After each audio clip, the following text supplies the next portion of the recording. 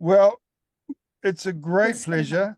It's a great pleasure to welcome Paul Mason to our screens once again. Uh, Well-known historian of Gurudev and Maharishi, raconteur, researcher, and author of several books. And feel free to shamelessly promote your books during the talk, Paul, Mm. because we're all interested in buying them. And with that, uh, the subject of today's talk is the what happened after Gurudev passed away and all the turmoil that happened there. And so we'd love to hear what you've uh, found out about all of that over the years. Mm. Yeah, do you want to put up a picture that Sure, colored picture of Gurudev? sure.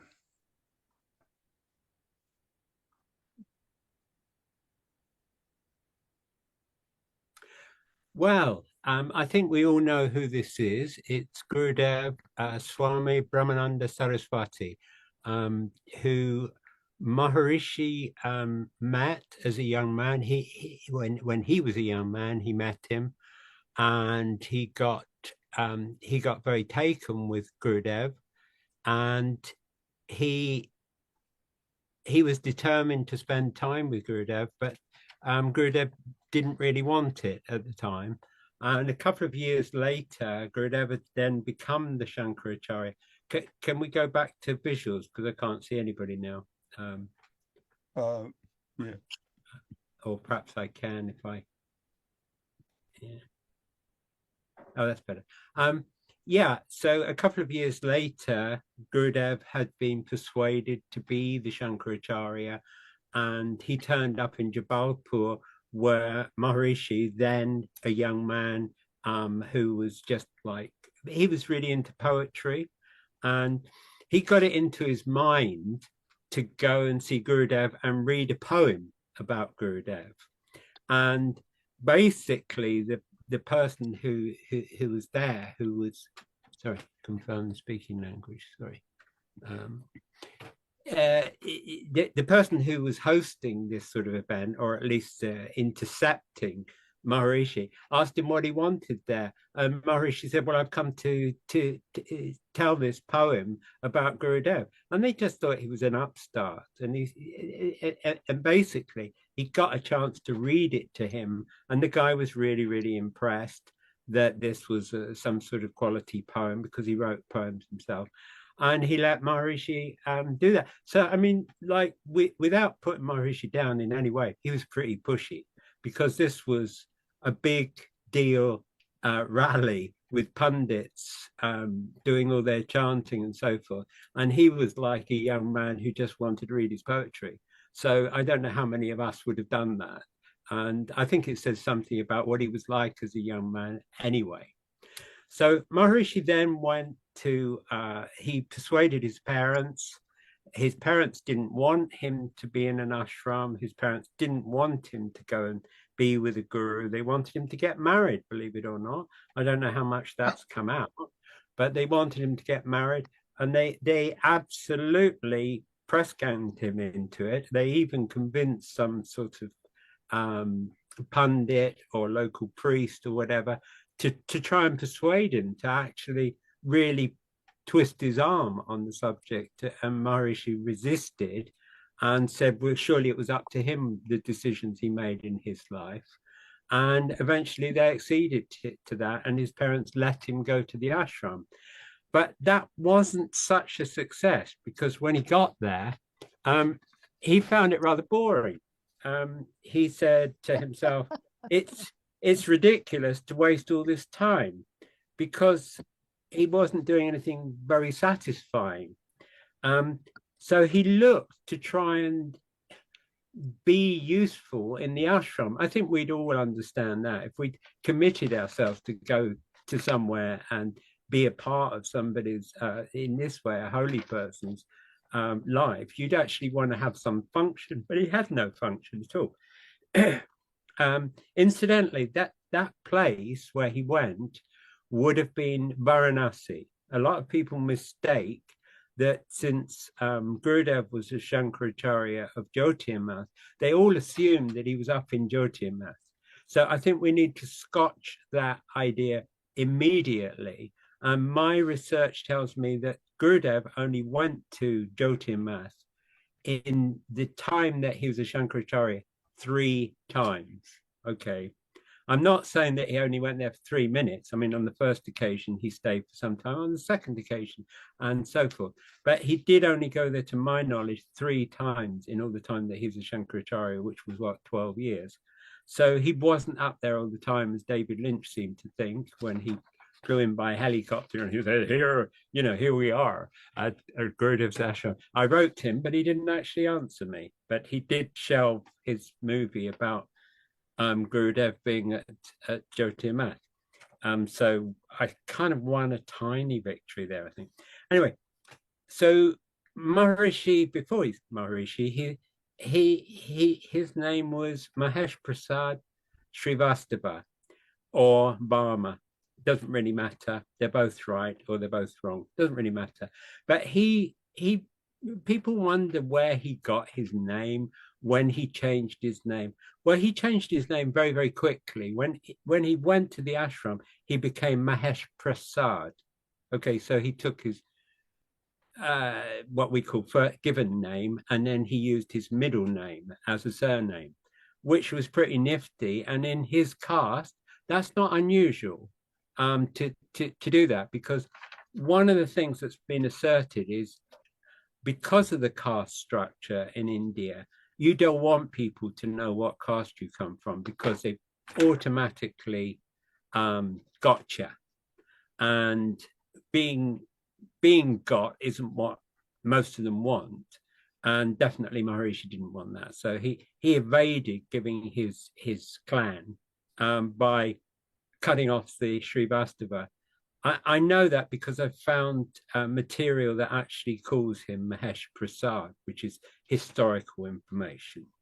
Okay, I think at this point I should say I get all this information from multiple sources, some of them more useful, some of them more dependable than others. So what you're going to hear in this chat is a hodgepodge of the lot, but I will not tell you anything that I don't believe. And you'll have to wait till I produce a book to actually see the citations and see whether I was quoting from somebody who was hostile to Maharishi or was friendly to him, like his brother or whatever. I mean, you'll have to wait for that, unfortunately. You can ask me if I say something contentious and you say, who the hell was saying that? Anyway, back to Maharishi going to the ashram and thinking that he was wasting his time. So what he did next, as Tom will know, is that he started to hassle the guy who tidied Gurudev's room, saying, oh, could you not take rest? You must be feeling very tired and something and something. And he said, I could. And the guy said, no, you can't. You can't come in this room and this and this. But I said, maybe when Gurudev is not here, when he is taking his bath, and I could come and clean or something. The guy is really pushy. There's no doubt about it. Whether you love him or not, he's really pushy. Well, that kind of worked. He got to, and he said, yes, at that time, he got to don't disturb things. And he got in there to do some cleaning of the floor and that. Okay, right. So he's now got a task. He can go and fiddle about in Gurudev's room and have a peep. And Tom just said that he was a nosy secretary. I can't see him now. Anyway, wherever he is he not on? He's on my screen. Oh, there you are. Yeah. You were saying that you're a bit of a nosy secretary. I think this guy is most definitely. Anyway, he got his break. There was a pundit. a pundit was looking after Gurudev's post, his incoming mail, and he had to go off on some family business or something. And guess who stepped into the breach and thought, oh, I'll open the post then. Okay, well, perhaps that was a good idea. Anyway, he saw a letter, and I quote, it came for his blessing from some state in India, asking that they're going to perform a big yagya and they want the blessings of Shankaracharya. And that letter was there, and that date was approaching. So he hassled Gurudev for an answer. He said, oh, the answer to this letter. And Gurudev wasn't interested. I mean, he was a recluse. He didn't care that people were writing him letters that they wanted his approval or whatever. It's like, so what? You know, really? But I thought it's a very great responsibility of the organization. And therefore he hassled him some more. And Gurudev said, okay, whatever, whatever you want to do. And so he, what did he say? He said that he imposed Shankaracharyaship on himself. Yeah, I just imposed Shankaracharyaship on myself. So not only did he get in as a cleaner, and now he's getting in opening the post, but now he's imposing Shankaracharyaship on himself and hassling the guru as to reply to these people. I don't know how it looks to you, but I think he was fairly forward and ambitious in his own way. May I ask a question? Yeah, sure, please. I heard Mahesh tell this story several times, and it always struck me, especially when he said he wanted to clean Gurudev's room, and then he said the most peculiar thing, and adjust his table. And at the time I thought, oh, wasn't that just wonderful?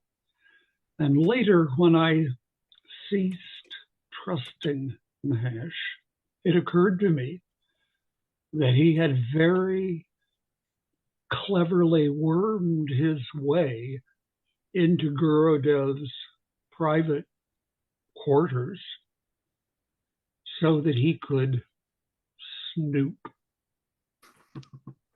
He wanted to snoop. And anybody who's been on a course with Mahesh, if you ask a question or said you had once been with a different guru, the first question Mahesh would say, oh, and what does he teach? Well, Mahesh must have known an awful lot about what other people taught. And I think we have to keep that in mind. Mahesh wasn't just this giggly, cuddly guru who incidentally tried to seduce his supporter's daughter, but he was very nosy, and everything he learned, he put to use under his own name, as if it were his own deep knowledge. Thanks, Paul. Okay, yeah, I think he certainly wormed his way into the good books of Gurudev, but I don't think that he was particularly powerful at that time. And in fact, he didn't become a brahmachari. I mean, I don't know how much people are aware or how much they're interested in the different sort of grades of being a disciple. But basically, the top draw thing is that you're a sannyasi and that you're close to Gurudev and that you're virtually on a level with him.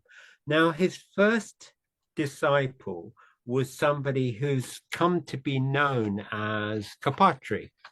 And he was born as Hari Narain Oja. And he met Gurudev at an early age. I'm trying to calculate, 19, okay? Like Gurudev, he'd been pressured into having a child marriage. I mean, I don't know if you're aware, but Gurudev left home because he was being pressurized to have a child marriage at about the age of 9. Well, indeed, Kapatri was hassled to have a child marriage as well. And he succumbed to it. And then he made a deal with his dad that he would have a child and then leave home. It's not something our culture can understand. I mean, we're going to judge that and say, oh, he left home leaving his young wife and their child. And there's a truth in that. But it's a two-sided truth. I mean, these guys weren't necessarily fit to live a householder's life. They got a very recluse attitude. In fact, Karpatri, you've probably heard his name, somebody here or there, he's actually the most well thought of Swami ever in India.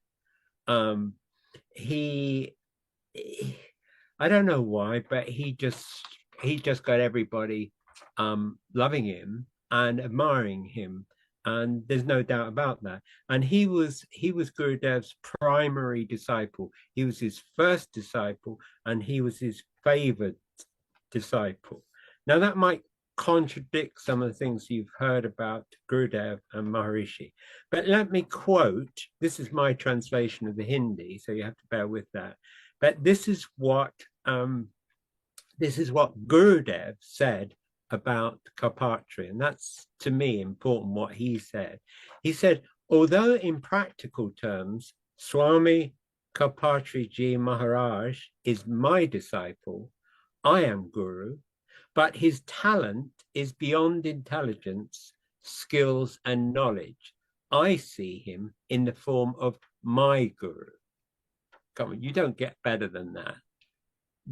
In fact, it's a little known fact that Karpatri actually passed up the position of being the Shankaracharya of Jyotirmath in favor of his guru.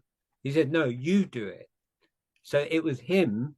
Other people had offered Gurudev to be the Shankaracharya, but it was actually Karpatri also doing it. And having said, no, I won't do it, I want you to do it. So we're kind of fast forwarding, really, I think, at this point. I don't know, I'm just busking, but you know, when Gurudev died, can we go to that? Gurudev's health was in decline. Can you put that little picture up? I can't remember what it's called now. Delhi, 1952, please, Brian. For what it's worth, it's just, no, not that one. Hey, that's it. Right, that's a newspaper cutting. It says His Holiness Jagat Guru Sri Shankaracharya of Jyotirmath, seated in a jewel-studded palanquin, listens to an address of welcome read by Mrs. Rameshwari Nehru, not the same Nehru, at a public reception, according to His Holiness, in Delhi on Thursday. Well, that was 6 months. We go back now. We don't need more of that. Yeah. Should we lose that? So that was 6 months before his death, and he had to cut short public speaking because he was ill. And he went and he was seen by this doctor and that doctor, and he was in poor shape. Okay. He met with the president of India. Somebody help me what his name is. Well, whatever it is. And he was staying in the president's son-in-law's home at Canning Lane in Delhi. Anyway, he had to stop doing the public speaking, even the private speaking. He was an ill man. And gradually, he was prevailed on, I think, I'm guessing, to make a will. I mean, that's what you do when you're not well and it looks like you're dying. You want a will made. But that's strange because he'd already made a will in 1943 in favor of Swami Karpatri and his assistant. So it's strange that anybody was suggesting, or was it Gurudev who was suggesting it? Let's keep an open mind. Anyway, it is said that he made a new will, and the claims about making the new will and the whole story of making the new will all come from Vasudevanand. He wrote a biography of Swami Shantanand, Shantanand having become the Shankaracharya of Jyotirmaya. Too many names, I know. Okay, but basically, my source of information about the writing of the will is only supported by the present Shankaracharya, if that's what he is now, and therefore it might be a bit biased. Anyway, and you will, I don't know quite where to take it. Gurudev went back to his ashram in Varanasi. That's where he was centered. That's where life went on. Varanasi has a particular connotation. It is where people go to die, where Hindu people go to die. It's what it's if they could die anywhere, it has to be in Varanasi. A lot of old people hang out in Varanasi, thinking that they might be dying, and their relatives will be only too happy to try and sweep them there because it's considered to be very, very good karma to do that. So bear in mind that Gurudev has been diagnosed and is being attended by a doctor, and he goes back to Varanasi. I mean, perhaps he'd get better, or perhaps he'd die. He wasn't a young man. I calculate he was about 82, but actually the newspaper, when it came out saying that, reporting his death, said it was 85. But what would they know? I mean, they're only, it's just a rumor, blah, blah, blah. So they didn't need any specific information. But he was in his early 80s. It's not unknown for people in their early 80s in India to die. I mean, it's normal enough. But why didn't he die in Varanasi? Why did he die in Calcutta? Well, the claim is that Maharishi, as we call him now, Brahmachari Mahesh, persuaded him to go to Calcutta. And again, his health failed. So he was being visited by doctors, or a doctor. I believe he was even living at a doctor's house in Calcutta, but that's neither here nor there. The thing is, he died, and therefore he wasn't in Varanasi, and he had to be ferried back to Varanasi for his funeral rites. It's interesting to say at this point that he wasn't on his own. He had the support of a brahmachari. He also had the support of a female cook. Now, one of the things about Gurudev is that he had nothing to do with women, absolutely zero. Since he was a young boy, he'd left his home. He had nothing to do with women because that was natural in those days. He was brought up by a Bal Brahmachari guru who never had anything to do with women either. And therefore he would have conveyed that not being with women to the young Gurudev. And he stuck with that right through his life. He, it's again weird for Westerners to hear about it, but there was a divide in his mind. He addressed his audiences of men. And a young woman of 17 wasn't tolerating that. She demanded that she get initiation from Gurudev, and she demanded it so strongly that she refused to eat. She went on a fast, and her parents got worried about her health and came back to Gurudev and said, look, our daughter's fasting to death if you won't teach her. And he capitulated, and eventually she became known as his first devotee as a woman, and she was also given leniency in terms of visiting him, and ended up, as I understand, as one TM woman who knew her well reports that she was with Gurudev when he died, well, at least in the house. So that makes it all the more. What was her name? Just for the record. Yeah, we're coming to that. Okay, we'll jump into that. Well, you're not going to believe it. You're really not going to believe it. Nor am I, because I can't find the notes. Panic. I'll get it. Right. Her name was Srimati Sita Devi Saraf. That ring any bells? No, I'll go on. I'll read it. Mataji was a very one-pointedly devoted soul. She met Sri Gurudev when she was about 17 years old. At that time, Gurudev was only dealing with sannyasis, and being himself a sannyasi, he had no contact with ladies, and so he did not even teach them. But Mataji wanted to be initiated into the spiritual life by Gurudev. When her request was turned down, she decided to fast till her wish was granted. Well, it's partly why I'm giving this talk, because I was talking to Brian and Delana the other day. We were doing an editing session, which is an unenviable task. It's just watching somebody talk and talk and talk and decide when to cut it and put another bit on. It's horrible, it's ghastly. But anyway, we were having a chat because to relieve our boredom. And I was asked that same question, who was this woman? And I said, well, it was Mataji. And I said, that it's, you know who that is. And Delana was quite shocked when I suggested that it was the Mataji that went to live with the Olsons in LA. And she couldn't believe it.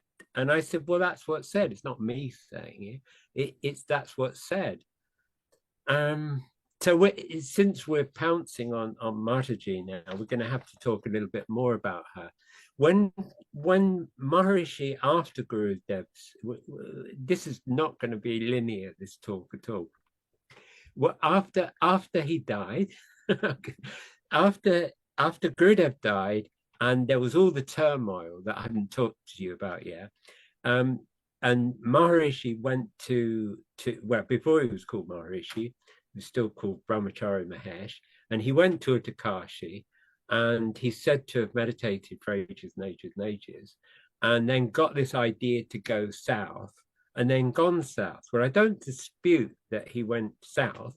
I don't dispute that he had the idea to go south. I don't dispute that he meditated a fair amount. I've actually been in that building and meditated in the same cave as underneath the bed that he used to be in. But the bit about this thought of going south needs a little bit of explaining. But of course, my paperwork's absolutely rubbish. So do bear with me a moment. I mean, I'll tell it to you anyway if I can't find it. But, no, I'm not going to find it. It's too much. Right. Well, he had an ailing aunt. This is what we were talking about the other day. He had an ailing aunt who needed health care in South India, in Bangalore. She actually needed to go to some health, like a hospital or whatever you call it. I really would, do you know, somebody's got to help me make notes before a talk like this, because it really would be so wonderful if I could just pick the stuff up and go, yeah, that's it. Anyway, without it, so the ailing aunt needed his company, and he went with the ailing aunt to Bangalore, which is where he was discovered by these other people. And oh yeah, I've got that bit. Oh yeah, I've got it. Look. Among the ardent devotees of Gurudev, there was one elderly lady in Kolkata. See the way they've made her elderly when she was like 17. I think that was kind of a way of fudging things. She too was impressed by Mahesh's devotion to the great Guru. We don't really need to say all that. She called Beta. Anyway, yeah, he found himself a tiny little room where they stored fuel, for the fire. And he cleared all the fuel out, put it in the corner, and found himself a very small place to stay. Mahesh saw a very small room next to the kitchen of the hotel and asked for permission to stay in it. Okay, and during the day he would be spending at the hospital to look after Mataji, and later in the evening he would come back to his corner of the town hotel. Okay, so it's the same Mataji. It's the same Mataji. She was fabulously wealthy. She came from a family of jewelers.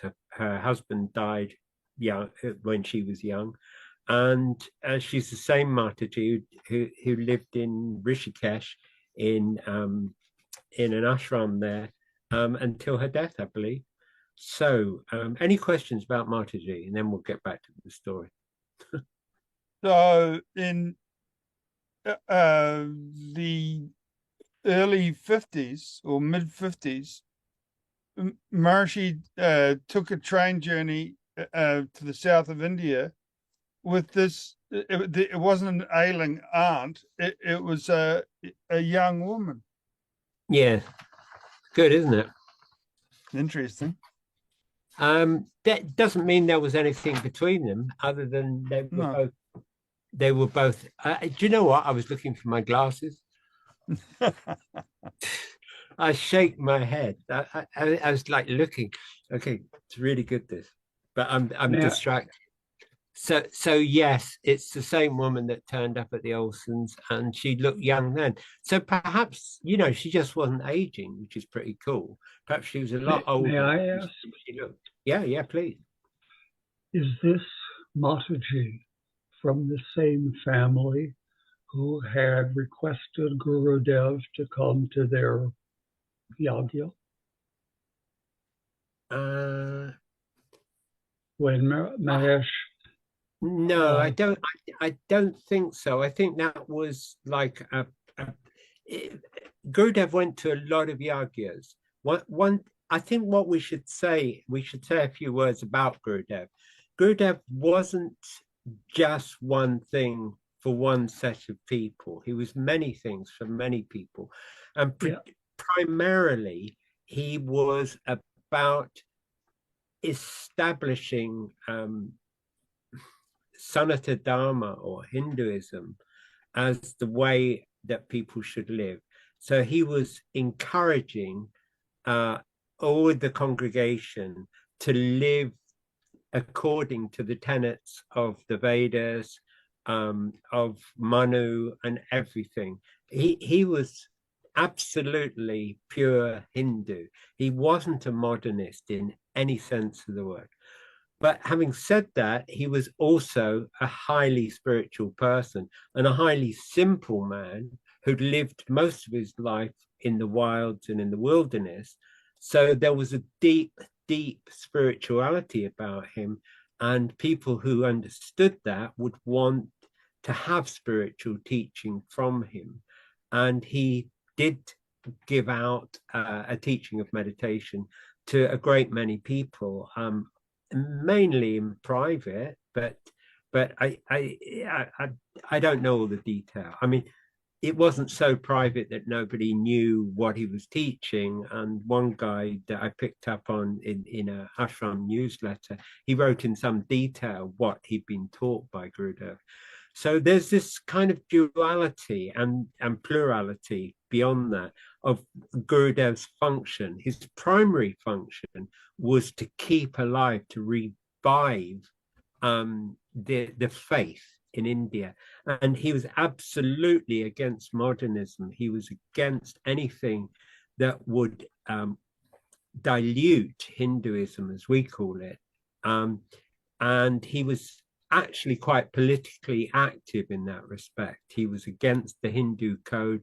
He sat in committee against it. He was totally against it. And his primary disciple, Karpatri, started the political party, which was all about pure Hinduism. And he did that in collusion, or at least within the understanding of Gurudev. People try and make out that the reason that there was that Karpatri wasn't given the role of Shankaracharya was because he was politicized. I can't buy that. Gurudev was totally understanding that he was politicized all along. He was not alone in being politicized, you know.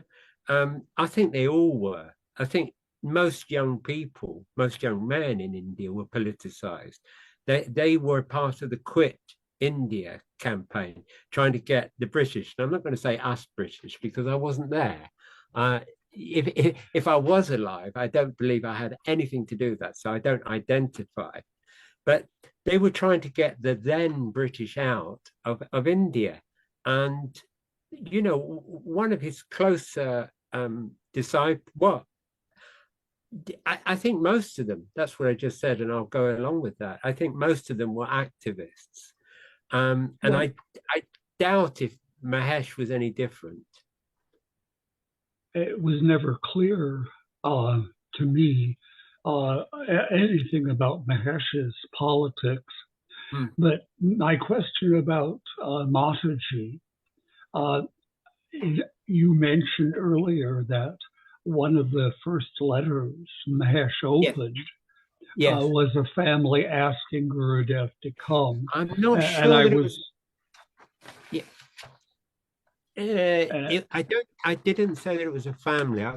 I'll read it.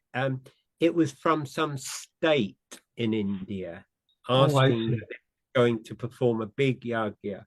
So although her family would have had yagyas, and I'm certain about that, and I think I've even got a photograph of one of them in my computer somewhere. It was his norm to attend yagyas. He was very yagya eccentric. That was his thing. You know, it's like, to me, music and rock and roll and blues and that is my thing. Well, Gurudev's thing was yagyas. Okay.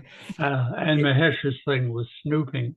But when Mahesh told the story, he said Gurudev didn't want to go to this particular yagya. So Mahesh said he imposed Shankaracharya on himself and wrote this letter accepting, and finally Gurudev went. And my question was related to that particular story of Mahesh's. Did this person, Mataji, come from that particular exchange? I very much doubt it, because it's a different time zone, really. I mean, I think there's a distance of some 10 years or so. So that would have made her an infant at that time. I think it's not possible. But it's good to raise questions like that, absolutely, and it's only by raising questions and double checking them that you actually get answers. You're absolutely right. So where were we? I think it'd be a good time to go back to Gurudev's death. Now, he died, and although there are several different reports, one of them saying that he was cremated, which he was not. Another one that he was flown back. Can we see that one? I think there's one of those pictures, Brian, is of the cutting. Sorry, I'm totally out of whack here. It's called 20th May 20. Yeah, that's the one. Right. Well, this is a very modest little cutting, isn't it? It's very, very small. Considering he was like the equivalent of the Pope of Northern India, he didn't get much of a mention that day in that particular newspaper, did he? But it's saying that he's being flown to Benares. And in fact, he wasn't being flown. He was on the railway train. So, but there it is. That's religious. That's newspaper confirmation of his passing. I would have expected half a page on the front page of the newspaper, but there you go. It didn't happen that way. So, should we take the picture back off? May Hi, I ask I a hear a question? voice. Yes. Who's us? So this is Susan Shumsky. Hi. So you said that the woman who went with Maharishi to South India was Mataji, and that she recovered. And in your book, Introduction to Life Story and Teachings of Gurudev, I referenced that in my book, Maharishi and Me, when I wrote that it was an elderly woman and that she died, actually. Yes. So yes. wondering, did you find it, you changed the story later when you found out more information? Yeah, I mean, there was no internet in those days, Susan, and I think that people had the information they did, and they did their best. And you've read that account, and that's a good account of what happened, but it's not perfect. There are bits, and I have to kind of take the best of all available sources, and so I chose to omit the idea that she died on the basis that she was very much alive. And it wasn't just me that thought that, it was Swami Swarupanand. Now, he's a bad name in the TM organization. People don't use his name. But in fact, he was the senior Swami, and he's lived to a grand old age of 99. And he wasn't stupid. And yeah, he was Karpatra's number one disciple. So you've got Gurudev's number one disciple. So for whatever the TM organization wants to say about Swarupanand, that's their opinion. You know, I would take his word for a lot of what he says, but again, not everything. Yeah, So, I met him a couple times, and right, he and always had something nasty to say about Maharishi. I met him a couple times, and he always had something nasty to say about Maharishi. He really didn't like Maharishi. Yes, I mean, they shared a lot of history, and that's what this talk's supposed to be about. But it's anybody could have seen this was going to happen. I'm just not keeping to a particular piece by piece. But it's fine, Paul. Everything's interesting. Oh, it's great. It's fascinating. Thank you. It's fantastic. Can I ask a question also, please? Yeah, sure. Yeah, I've been fiddling with microphones and headsets and stuff here, so I might have missed it. But Gurudev was not cremated, and why was that? Have you already talked about that? He was not cremated. Oh no, he wasn't cremated. Well, why? It's just normal for swamis not to. They're supposed to be dead already, believe it or not. Part of the act of becoming a Dandi Swami is to ritually undergo death. So as far as it's concerned, is they're already dead. I mean, that's weird to us, but it's fine by them. So swamis don't tend to get cremated. So anybody saying that he was going to get cremated, or that that swami is being cremated, isn't really knowing the order of things. I mean, Dandi Swami Narayanand, who I met with, and who I loved enormously as a fellow human being, lamentably, he also died. But he'd been 76 for a long time. I think either 72 or 76. You can only be a given age for so long, can't you? Do you know what I mean? Whenever he was asked, he was the same age, I think. Yeah, but he was put in the river. I think he was put in a cloth or whatever and put into the river. And the same with Gurudev. Gurudev was put in some sort of casket and lowered into the water. So it's really normal. It wasn't a right reserved for Gurudev. and it was, he told them what to do with his body, allegedly. So it wasn't odd that he wasn't cremated, and it wasn't preferential treatment because he was such a holy guy. I think one of the problems that us TMers have is that we revere Gurudev almost above, or we're encouraged to, almost above any other human being on the basis of his assumed highly spiritual worth.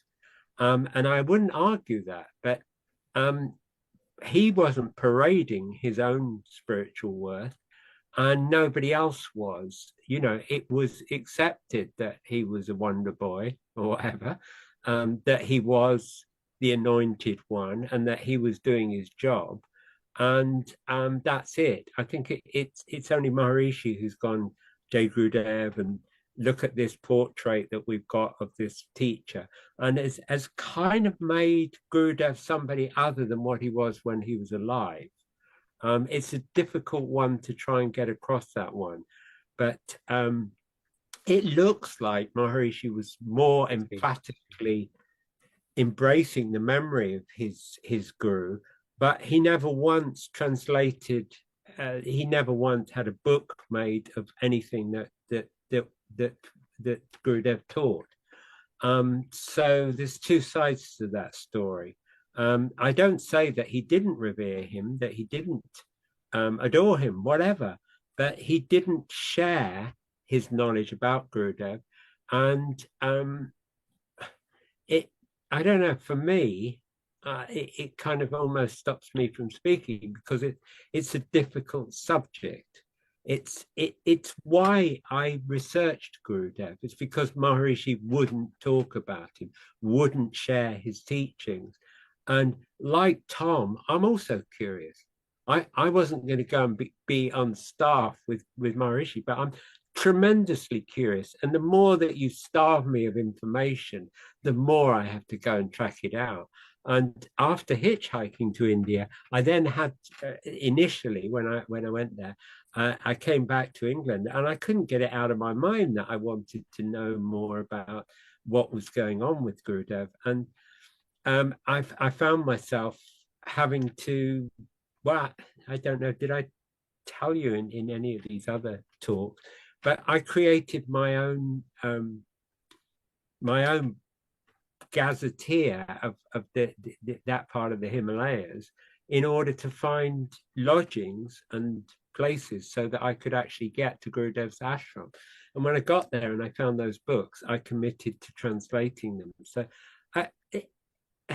it's not to elevate myself, but only me and Maharishi have been that vocal about what Gurudev was about.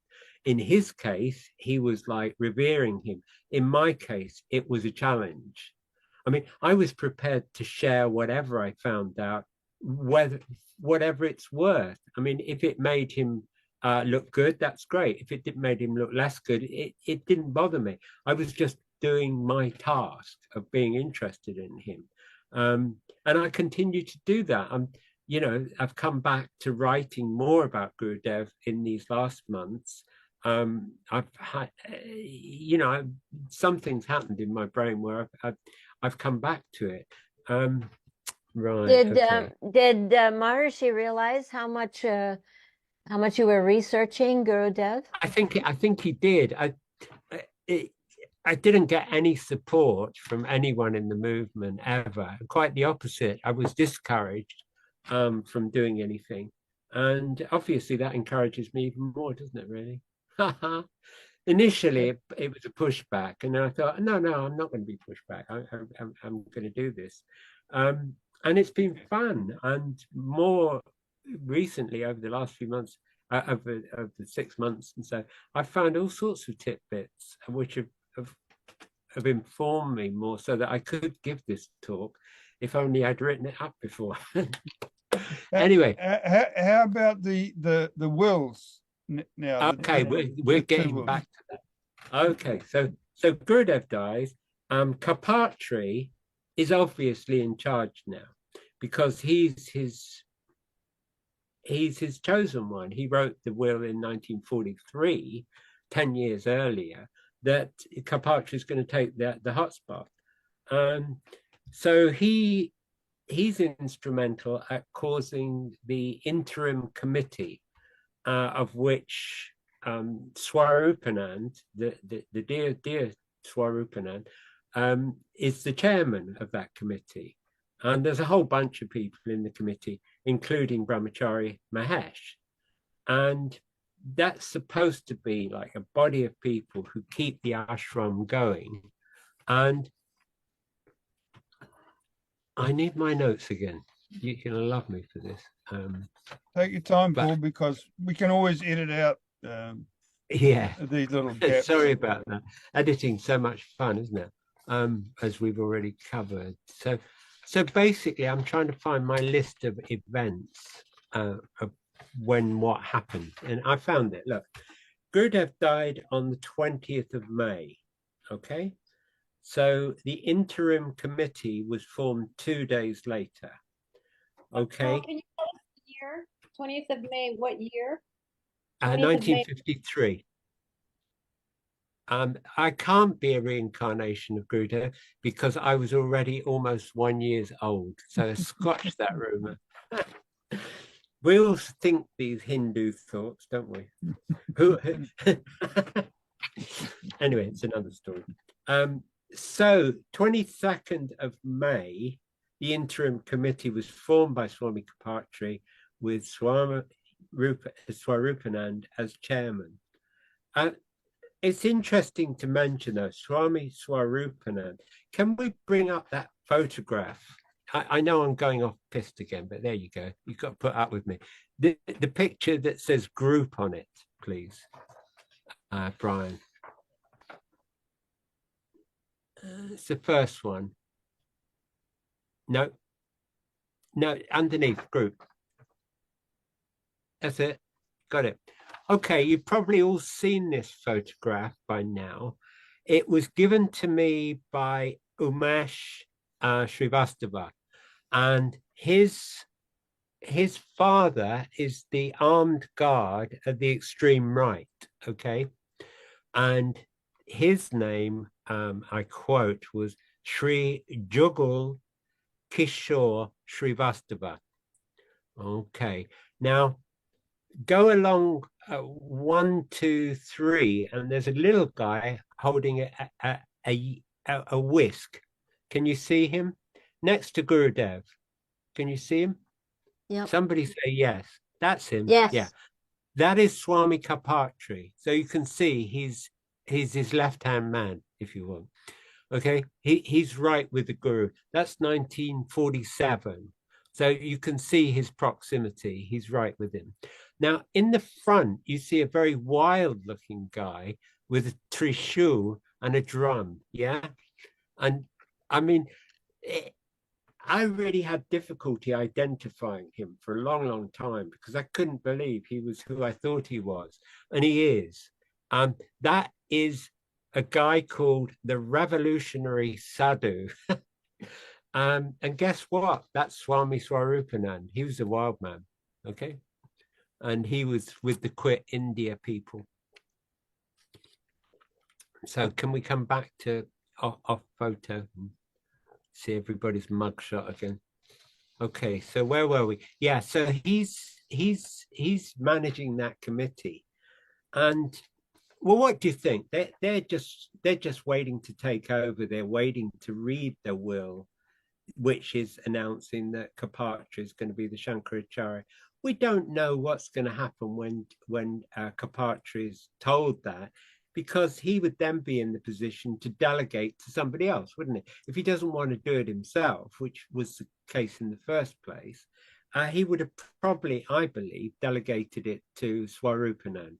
That's an assumption. Nobody's ever said it. I can't prove it, but I think that's what was going to happen, or something very similar. But what happened somewhat later, 2 weeks later, actually slightly more than 2 weeks later, was a second will was produced, one that did not name Kapatri, okay? And that would freak people out, okay? because it named somebody who'd only just joined the ashram, and it also named a pundit who wasn't even a Swami, so he couldn't become such a person. And right down the list was Swami Vishnu Devanand, who one's tempted to think was pals with Maharishi when he became called Maharishi, and somebody else called Paramand Saraswati. So quite why there's a list of 4 rather than 1 is anybody's guess. Oh, Paul, sorry. Hello. Can you go over that a little slower, Paul? I really want to get these names down. I'm sorry. Oh, okay, sorry. Swami Shantanand Saraswati, Pandit Dwarka Prasad Tripathi. I'll send you a copy of this later if you want. Swami Vishnu Devanand.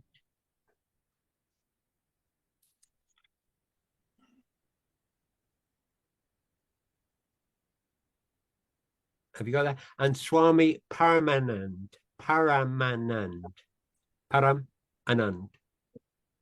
Saraswati, M.A.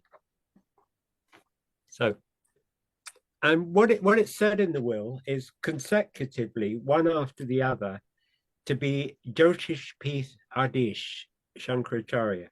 To the last 4th Acharya is given the right to choose the future successor. Afterwards, all acharyas will have the right to choose their successors.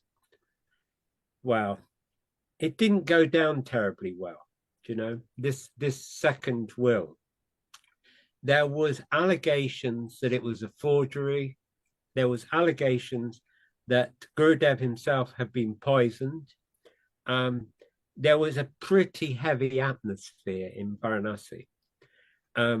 So much so that when it was announced that Swami Shantanand Saraswati was going to be installed as Shankaracharya, Karpatri's lot made efforts to get the police to make sure that the whole place was locked up so that nobody could enter into it and install Shantanand as a Shankaracharya. And the guy, the key holder, whose name was Swami Govindanand, I'm going to pause to let Delana write that down, Govind Anand,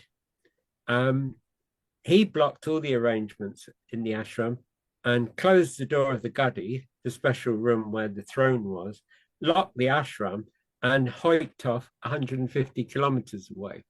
So you can feel the flavor of the ashram in Varanasi. Is none of the swamis there, not one of them was for Shantanand becoming the Shankaracharya. However nice Shantanand was, it was just generally assumed that Karpatri was the one, and that there was no way that Shantanand was going to prevail on anyone. In fact, he didn't want to be. You know, that's the story. He didn't want to do it. He even went to Karpatri and said, I don't want to do it. So he was a pawn in their game, by my reckoning. He was a pawn in somebody's game. And well, he got installed, and none of the swamis, none of Gurudev's swamis turned up. They did the rites. Can I read it or not? You know, with me with my notes. Anyway, they installed him. Sorry, there's a question from someone. No, I thought you were asking us whether you could read it. Yeah, but like somebody's going to have to teach me how to make notes that I can read off of. I didn't think it was going to work, and it didn't. So that there we have it. But as I said at the beginning, you don't need all the precise stuff. It will be in the book, or I'll tell any of you at any time. Just give me a bit of patience. But I think we can get to the nitty-gritty of it, regardless of specifics. So here's this team with legal people, with the police, trying to stop Shantanand being installed. But it seems like it was predominantly Brahmachari Mahesh, who you know as Maharishi, who was trying to get this to happen. And it did not go down well. Shantanu didn't want it by all accounts, but it happened. And shortly afterwards, well, he was unbelievably, he was installed on my birthday, on the 11th of June, 1953, my very first birthday. So I should remember that. Hey, so you think that's an end to the story, but it isn't. What then happened was that Karpatri was quite intent on ignoring what had just happened, this installation of Shantanu. And he got his own candidate. Can we have that picture, which is marked, whatever it's marked? You know the one. Anointing, you called it, Brian. No, anointing. That's the one. See what's going on here. The main figure who's leaning over, that is Swami Karpatri. This is a genuine picture, to the best of my knowledge, of him and this other Swami. This other Swami is called Swami Krishna Bodhashram, I believe. It's a bit of a mouthful. So there he is, being anointed Shankaracharya. But this time, tons of people turned up. You know, the Swamis came out in force. So it was as if it were more legitimized. And there is the beginning of this whole. Do you want to get back to off the picture now, Brian? So this is the beginning of this whole period of taking the whole thing to court endlessly and endlessly, between the so-called rival Shankaracharyas. And it was really hard on Shantanu, because I don't think he wanted to. He thought that it was Gurudev's wish, and that's why he did it. And I think he was a really cool dude. I really, really liked him. I like his philosophy. I like everything he ever did. But he was stuck in something that he couldn't win at. And towards the end of his time as Shankaracharya, he actually retired. And what he did when he retired was he was prevailed on by Maharishi to come and be supportive of the TM movement. And he traveled with him to China and to Africa. So I think he was cool. Where else did he go? Yeah, he went to Kenya, Hong Kong, China, Zambia. He trotted about with Maharishi in the jet. Amazing. You've probably seen loads of photographs of them together, or not. I don't know. So where am I? So really, basically, Brian called it turmoil. It was him who wrote that title. It was well written, The Tale of the Two Wills and the Turmoil. There was turmoil. I don't think Maharishi, then Brahmachari, had ever kind of like predicted the fallout. But it is said, and I think this is a good time to mention it, that Gurudev is said to have told him that he wouldn't give him Shankaracharyaship. Is that a good time to talk about that? Sure. I'm going to do this by elimination. It's not on that one. It's not on that. I do apologize. I didn't think I'd get this dodgy.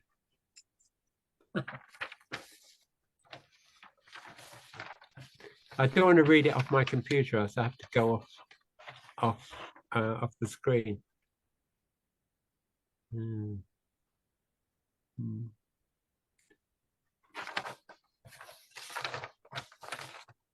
If you go to your computer, you don't go off the screen. If you're looking at a different screen, the camera can still see you. Oh, right. Yeah. Silly me. Okay, so so you can't see me, my document here, can you? No. Okay, so let me think. Has he kiosk? No. Can't remember a key word in what Gurudev said to him. Not accept, I think. Not accept.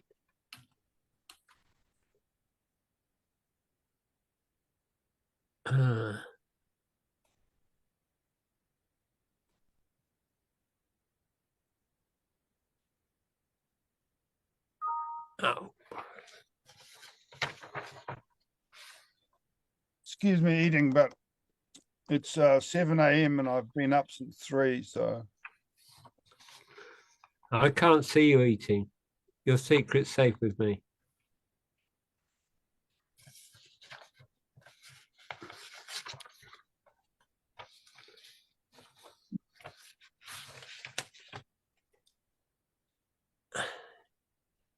Perhaps I didn't print it out.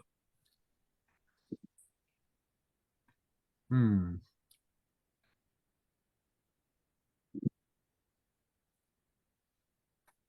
Boy Scouts.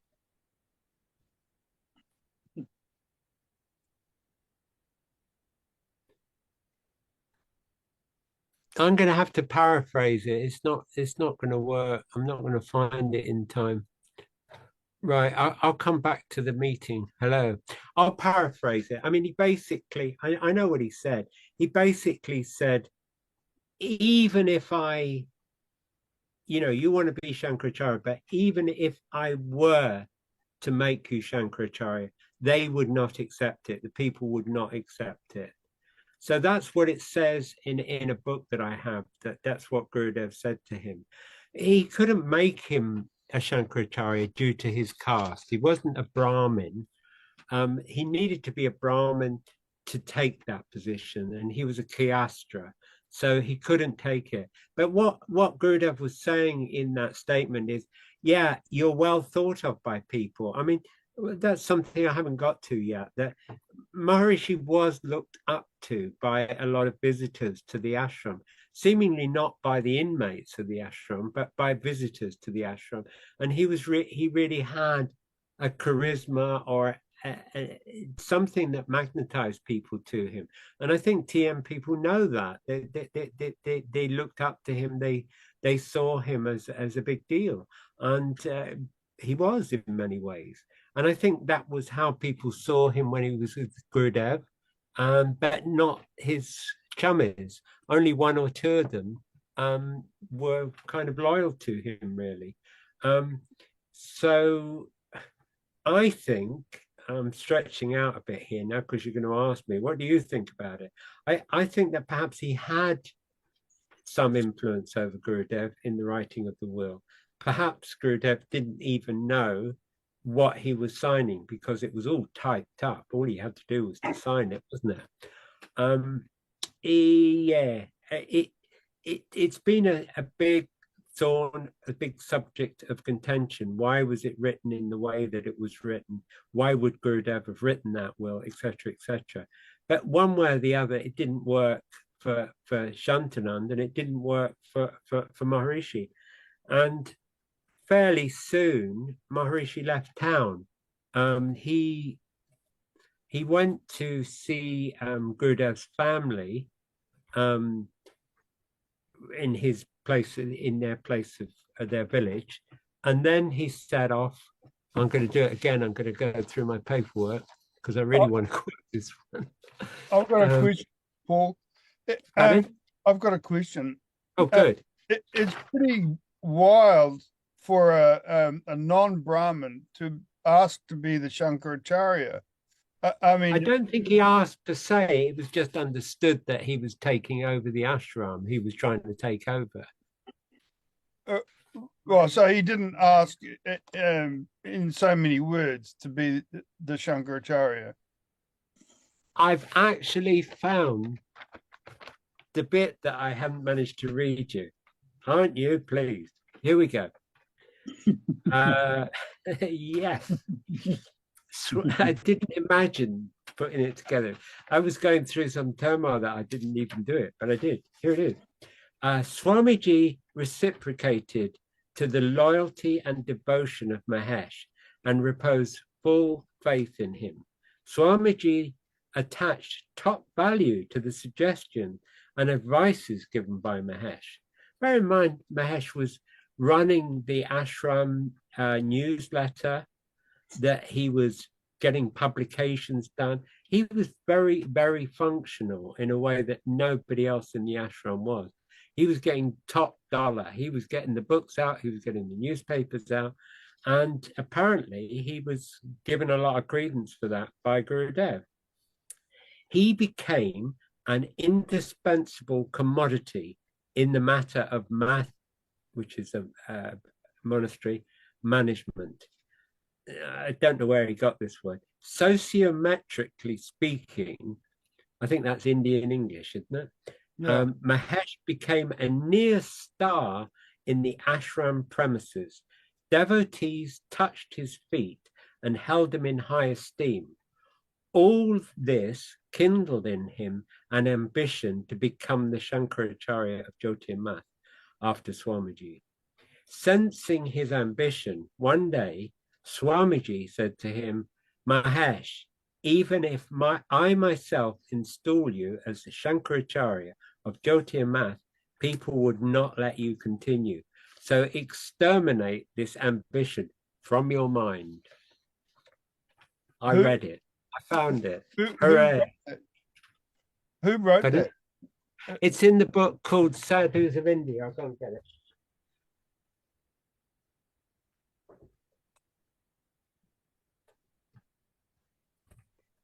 Thank you for asking that question, because I didn't make it up. It's in there. Paul, can I ask you a question? Please. We vaguely know the story. Maharishi came in and he was sweeping floors, and then he got into the office, and then he became more and more influential. But from the start, you talk about his unimaginable ambition. And this will have a few aspects to it, his unimaginable ambition. And at the same time, you mention his reverence for Gurudev. But he also didn't publish the books that he'd written on Gurudev. He didn't make a point of really showing what Gurudev's teachings were line by line. Not at all.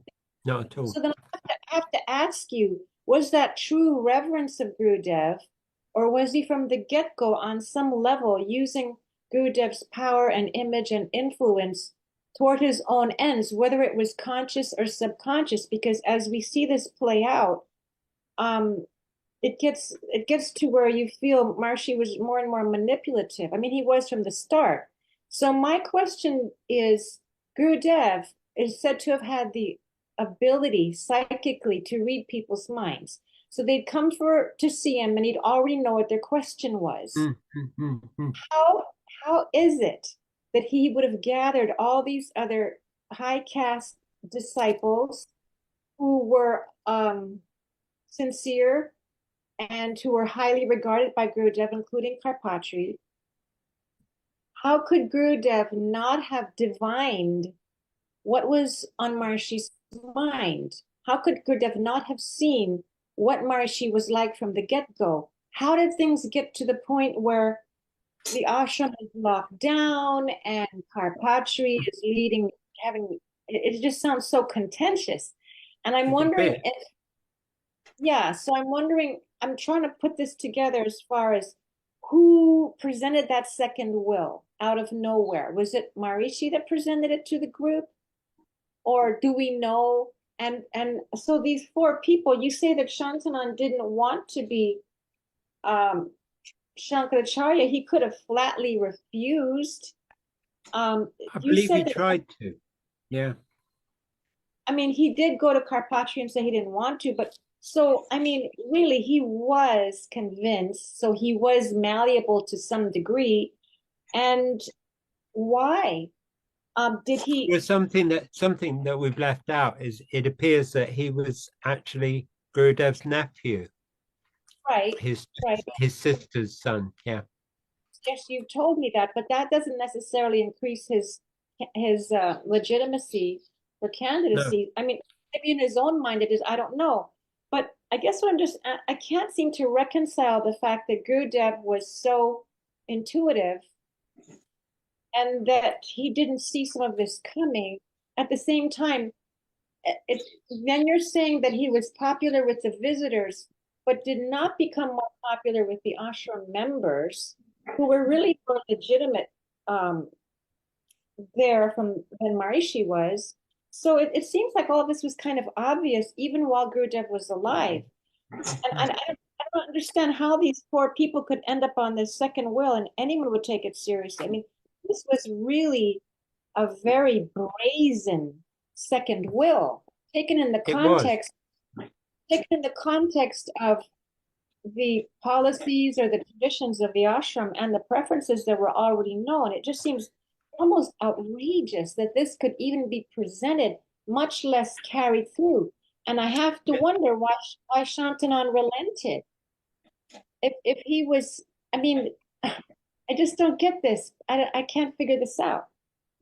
I think to actually cut back to what you were saying about Gurudev's ability to divine what was going on, he didn't actually make Maharishi his disciple. He didn't make him a chela. He didn't make him a brahmachari for many years. It wasn't the first mention that I can find in any printed paperwork of Maharishi being a brahmachari is 1950. So he would have already been with Gurudev for about 9 years before he was made a brahmachari. And being made a brahmachari isn't as big a deal as one might assume. It's a fancy word for most of us, but it's not. It's not a biggie. All it meant was that he could access Gurudev in terms of being taught something here and there, being given some spiritual sadhana. It wasn't a huge promotion. I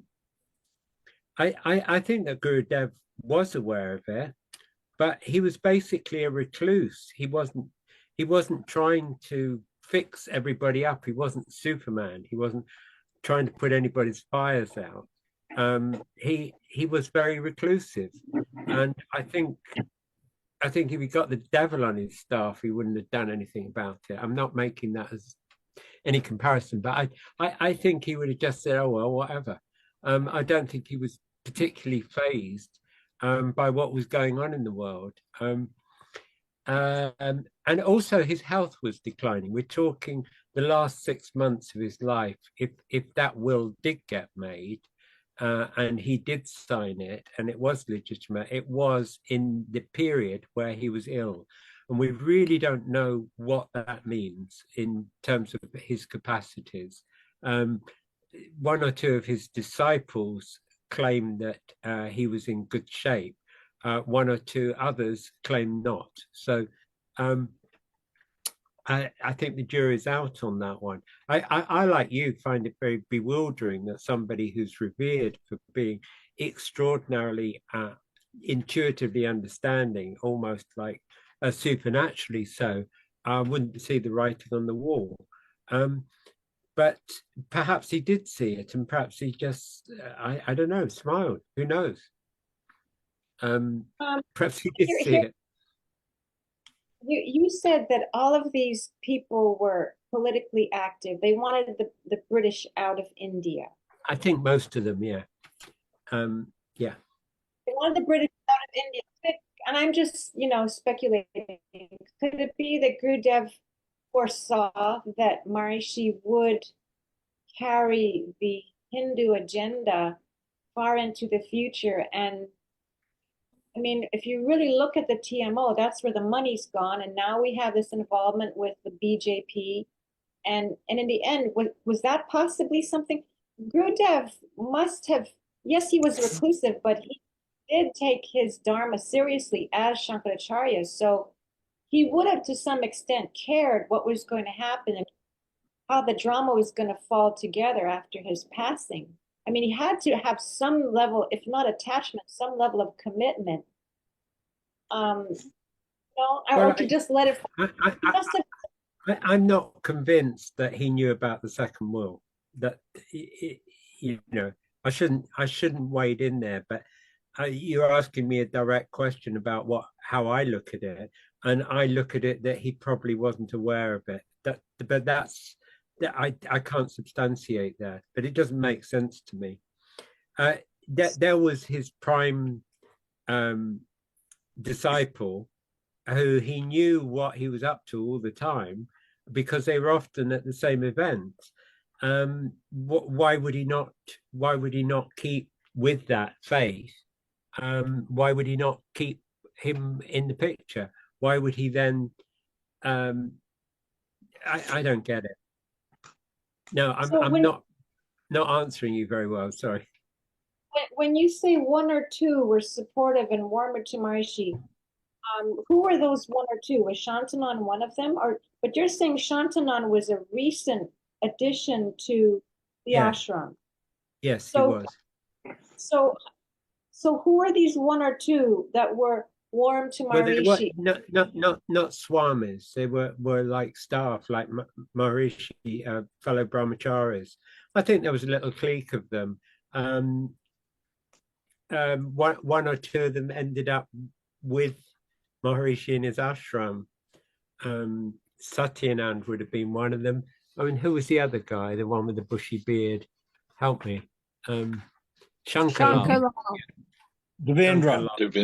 Devendra wasn't on the scene back in those days. No, he wasn't one of Gurudev's. Shankarlal was.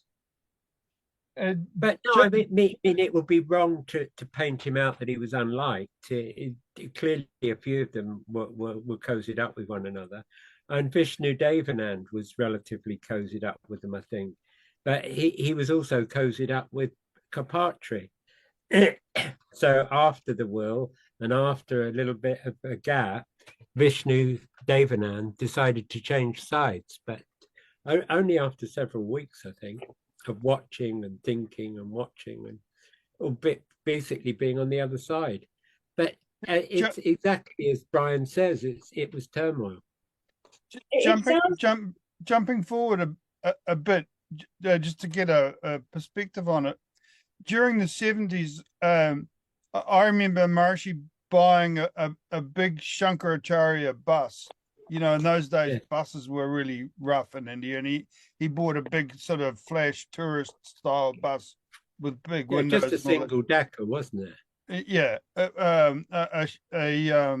Shankaracharya bus, and also an airplane to fly the Shankaracharya around. Which Shankaracharya was that in the 70s? That would have been Shantanand. Oh, okay.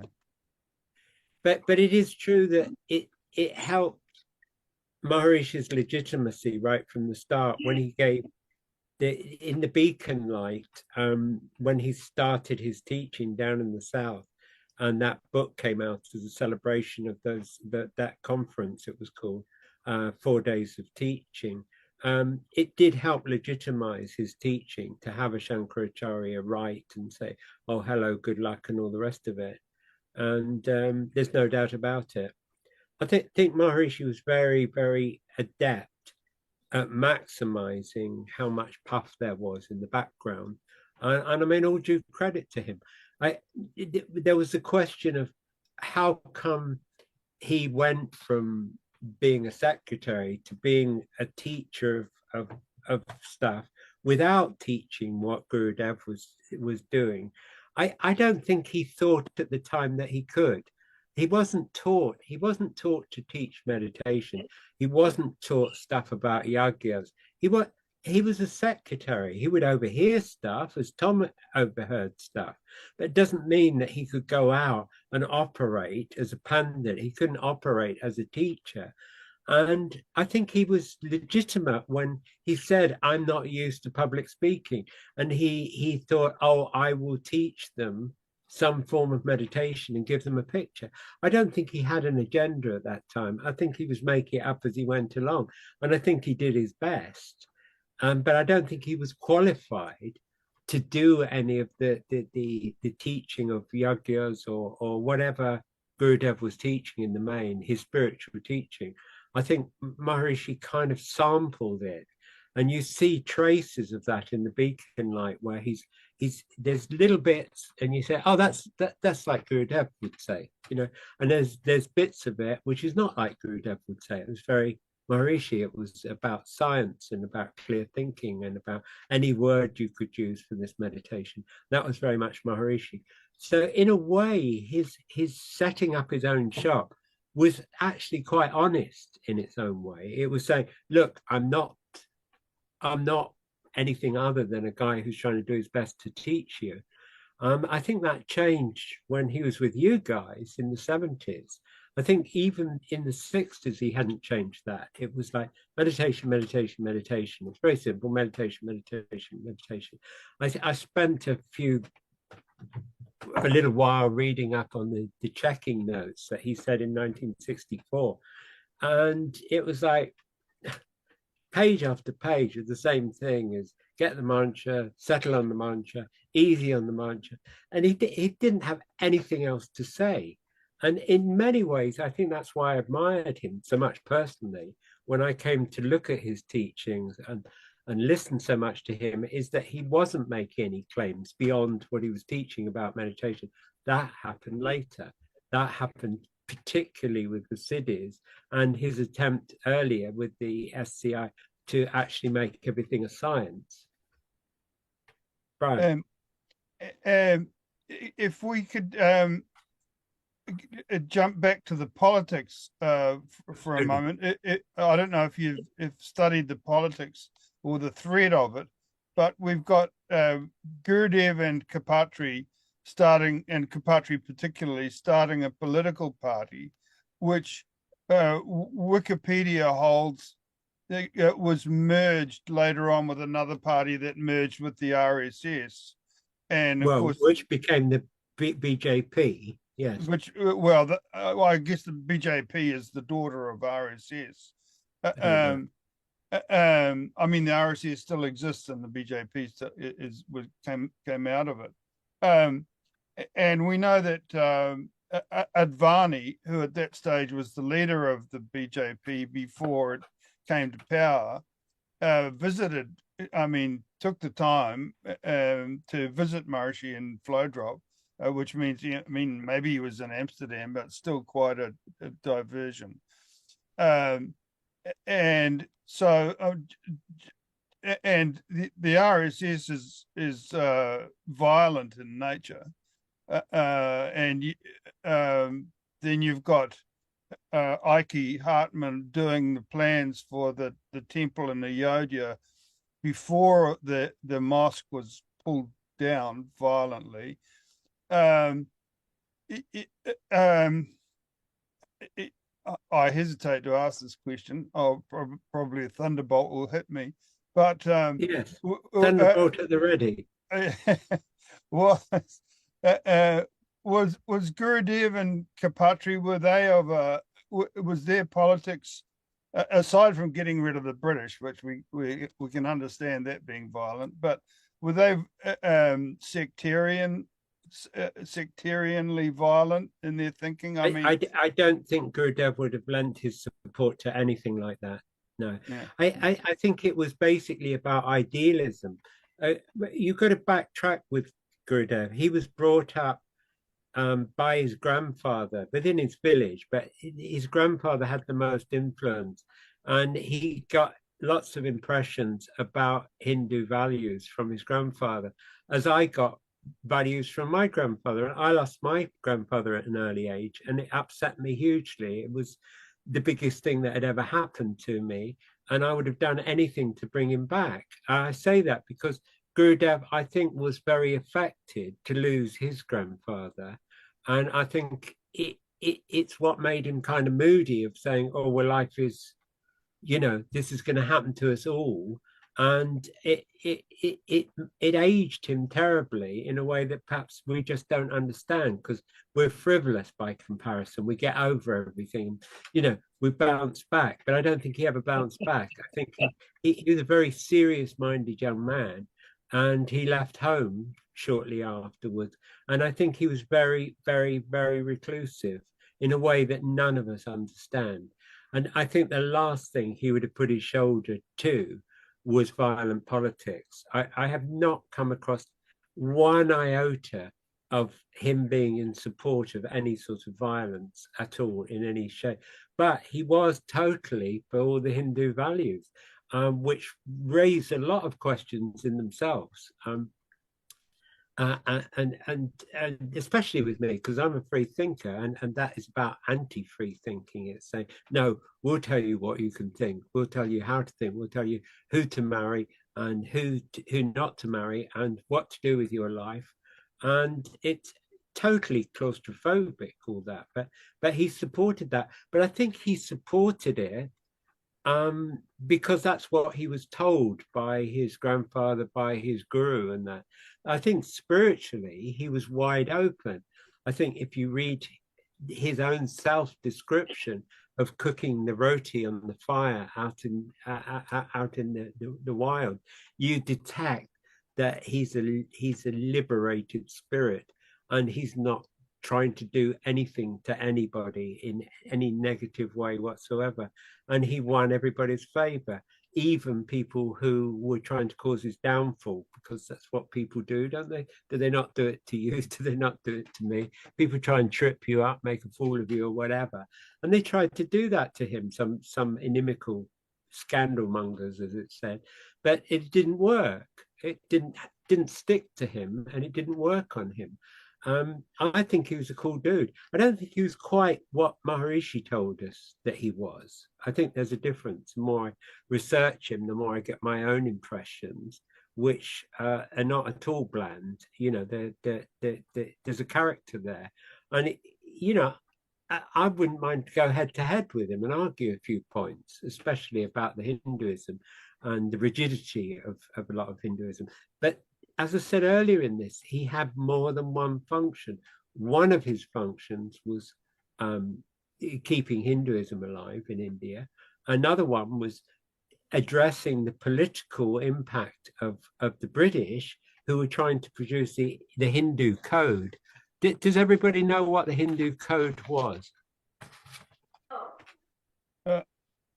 I'm going to have a go at this. Probably most people don't.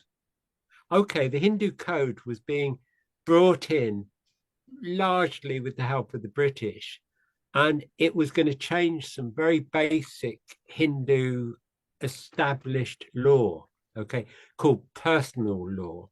And that is divorce, inheritance, property, dowry, okay? So if you didn't hear that properly, they're all things that totally affect Hindu women, okay? The British, for all the crap that's loaded on them for what they did in India, were trying to liberate the women in India. And that's why Gurudev and everybody else was against the Hindu Code, okay? Because it was giving the chance of divorce for a woman, it was giving her a chance to inherit, and it was giving her the chance to own her own property and to come to a marriage without having to bring dowry. That is the basis of Hindu Code. And everybody was flat against it, okay? And it was actually passed by an Indian government after the British left. So it was the Indians themselves who decided that they were for the Hindu Code.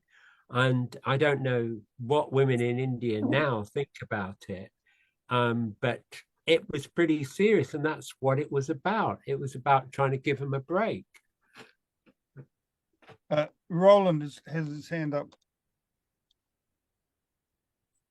Roland. Yeah, what I like to understand, try to get more understanding of all these complexities of these circumstances.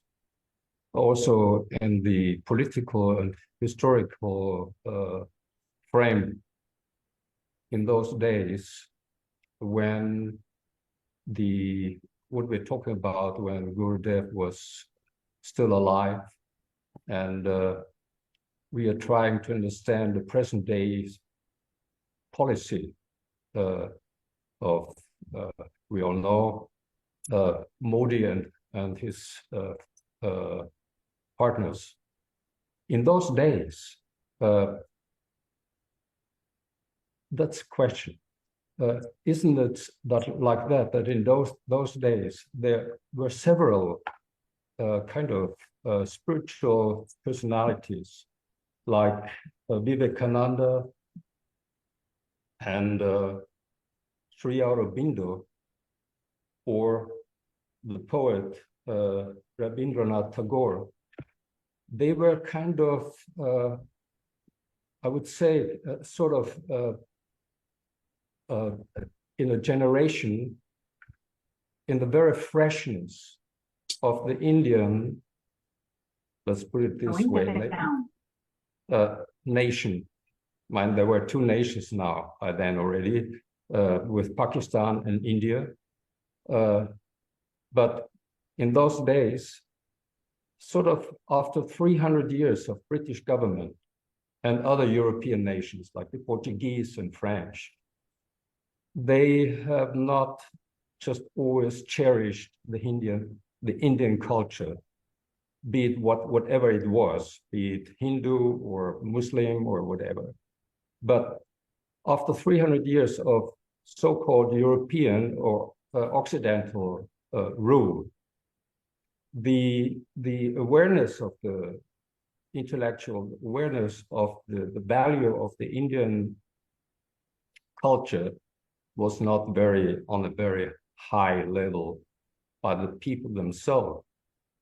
But somehow I understand, for example, at the person of Vivekananda, that he was considering himself not just a spiritual person, but also as a political person. And the people around him were valuing his position as that. In those days, when the political self-consciousness of India was not the strongest one, but still struggling to get into some sort of self-respect. What do you think about this, Paul? I'm not quite sure what the question is, to be honest. I mean, the question is, I don't know. Yeah. The question is now, we're trying to gauge Maharishi and Gurudev. Were they sort of politically correct in their behaving from our present day of understanding? Whereas in the 50s and in the 40s, I'm not able to gauge how they, and to justify their way of thinking and their philosophy. Okay. I'm not a politicized person. I just have an adverse reaction when I hear about people or politicians who are doing stuff that I consider wrong. So otherwise, I'm blissfully unaware of politics. I spend a lot of time doing things that I want to do because I've got a very limited life. I've never been a political activist. I never read newspapers if I can avoid them. I forever try and avoid the news. So I'm really the worst person to talk about politics. But that said, I think that Maharishi was also one of the worst people to talk about politics.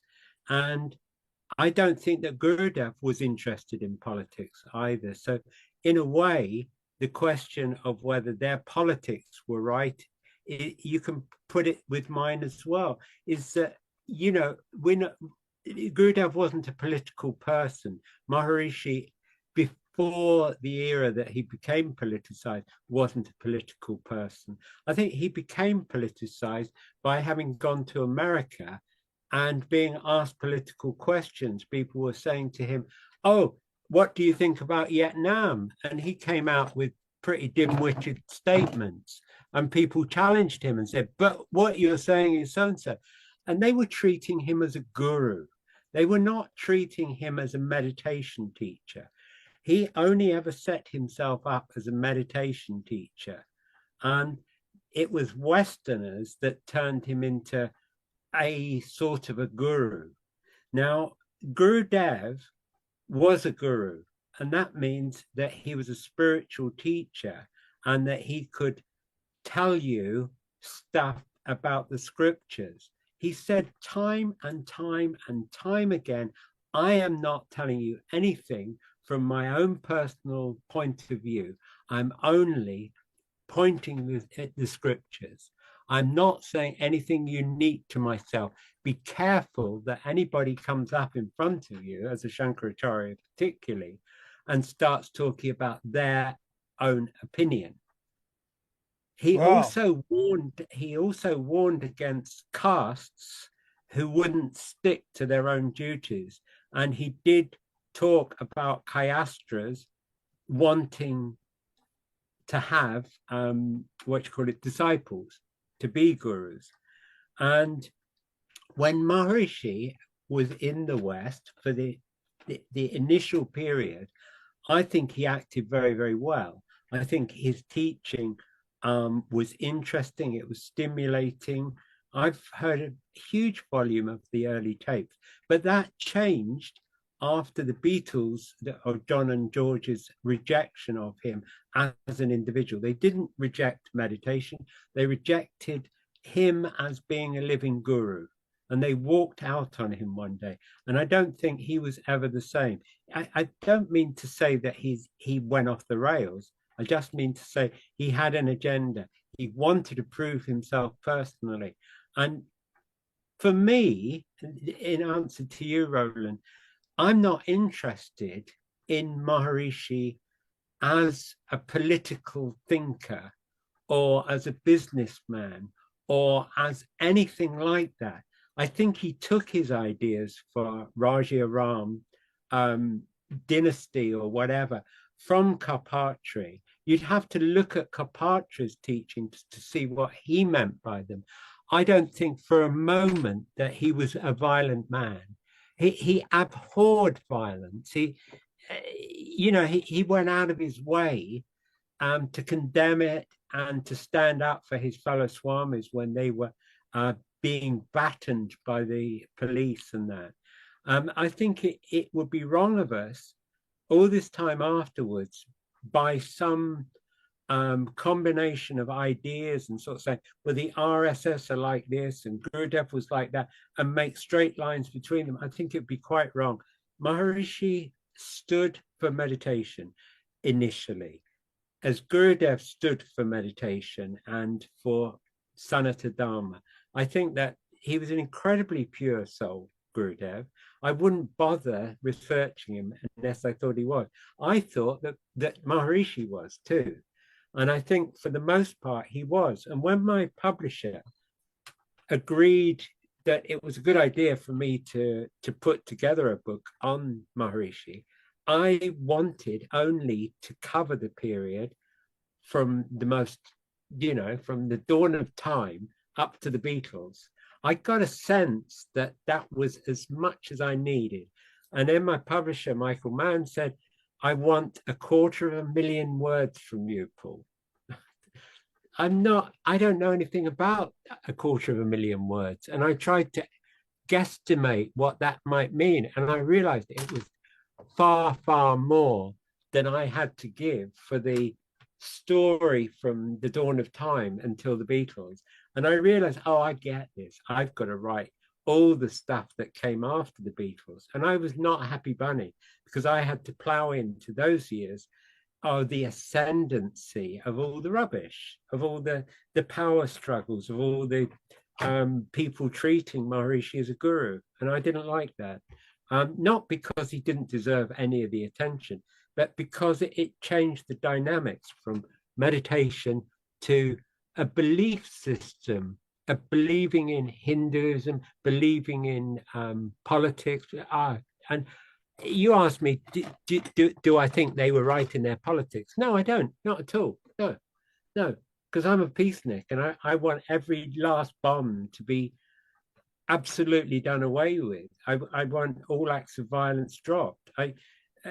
I don't think anybody who's really spiritual could ever condone any act of violence. They might have to put up with it, but they can't condone it. And I can't see that Gurudev in his time ever condoned any. And Maharishi, when he started out, he made a big speech about vegetarianism and how you must never kill a fellow man. So he would have had to have been a hypocrite if he'd said all that and then at a later time said, oh, well, it's all right so long as they're not Indians or something, whatever he might have thought. I don't know. Is that okay? Yeah, I've run out of gas for a moment. To me, it's quite a revelation when you say that Gurudev said that he was only ever speaking out what was in the scriptures, and that Yes. nothing was his own cognition. And he was also warning against other people coming out with their own cognitions. He did. Starting in the 70s, Maharishi was very clear that he was cognizing a whole bunch of stuff. He was the first person in history who could cognize the overall structure of the Vedas. I mean, which is gigantic. You know, he could understand how the 40 branches of the Veda and Vedic literature all hung together, and then the Aparashaya Vasya and this and that. I think we need to go to Professor Tom Anderson on this one, because I think he's got his own theories about how Maharishi came to his cognitions. If he kindly weigh in there, Tom, any chance? Well, it was on the Estes Park TTC that Mahesh began telling us about his cognitions, which he didn't define in any way. So I thought cognition meant that in deep meditation, he was telling us he could see things on a level that we couldn't understand, but he could. You know, all well and good, and Paul knows this story. So there we were, and of course I was, like the good secretary I've always been, writing everything down. And one night I couldn't sleep. And so I went for a walk in the woods. And it was December, and there was snow, and it was lovely. The moon was full, and I'm just walking along the path in the woods. And I came to a little cabin. And all the lights were on, and the doors and the windows were open. And Maharishi was sitting there. Of course, my eyes were like saucers. And I stood there leaning against a tree. And then I could see that the reason the doors and the windows were open was that the room was filled with all these men sitting there, men alone. And they were amateur Sanskritists. I don't know if that's a real word. And they were telling him what the Rig Veda said, because Maharishi, I don't like calling him that, Mahesh had over and over told us that he knew no Sanskrit. And by that time, we knew somebody else had translated the Gita for him to comment on. So there he was, being told what the Rig Veda said. He was asking questions, as I mentioned before. Oh, and what does that mean? he was hoovering up all the information he could get. And then at our next meeting, he was disclosing what had come to him. He was disclosing to us how lucky we were to hear the fruit of his cognition, his deep cognizing. In other words, he ripped off all these guys, stole their stuff, and published it as his own. It was at that point that I ceased to be an admirer of this guy. I thought TM had some value, but this guy was a fraud. And later, when he asked me to be part of the international staff, I refused. But he kept asking, so I relented. And I watched him very, very closely. And Paul, you mentioned that, you know, he overheard things as a secretary. So, yeah, what did he know? No. Secretaries are invisible. They don't hear a little. They hear everything. And they're secretaries. They quite often write it all down. So, yeah, when it comes to Mahesh cognizing the Vedas and all that, no. He was just, how shall I say, regurgitating what other people knew. And there are very well documented, I don't know if it's the right word, books, I guess, talking about the way the Vedas are constructed. Mahesh had nothing to do with that. He just passed off as his own whatever good ideas he could take from others. You mentioned that in the 60s, all he said was about meditation. He was a meditation teacher. And then I suspect finding out what the Beatles were all about, what he could have had, made a big difference. And he knew a lot. Mahesh was one of the smartest people I ever knew. He had an incredible mind, unbelievable. I suspect the Beatles showed him, like the ghosts of Christmas past, what was and what could have been. And that changed him. He didn't cognize anything. He was just a very clever guy. Thank you. Tom, can I ask you, in that cabin in the woods, he had some scholars in there. Did they just show up or were they on the course? Well, they didn't just show up. And they weren't on the course. I never saw any of them around anywhere. So he probably invited them. Estes Park is a pretty big place. He could very well have put them up in one part of the park, and all the course participants were in another. And Mahesh needed very little sleep.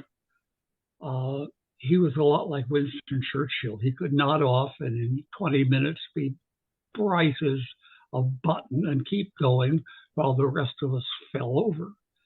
But I suspect he had invited all these guys to teach him. They may not have realized they were teaching him. They might have been highly honored to share their knowledge with him. They were there, but the course participants never saw them. If you could ask people like Phil Goldberg and Casey Coleman and I suddenly can't remember his last name. I'm very old. They might know, but I don't. So these were Indian scholars. Oh, These were no. These were American amateurs. And there were no Indians there that I saw. They were all, they were all Western. I shouldn't say American. They were all Westerners. They could look up words in the Monier-Williams dictionary faster than ordinary folk, I guess. And they knew some Sanskrit for sure. But they were telling him what the words meant because they looked up the words in the dictionary.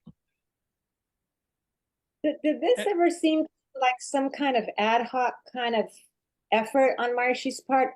And yet, would Karpatri, just say hypothetically, have ever taken on what Maharishi took on?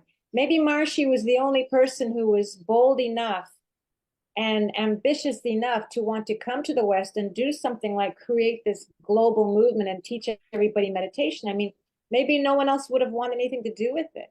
I'm not condoning the way he did it, but I'm just saying that perhaps he was the only candidate out of that ashram that would have taken on something like that.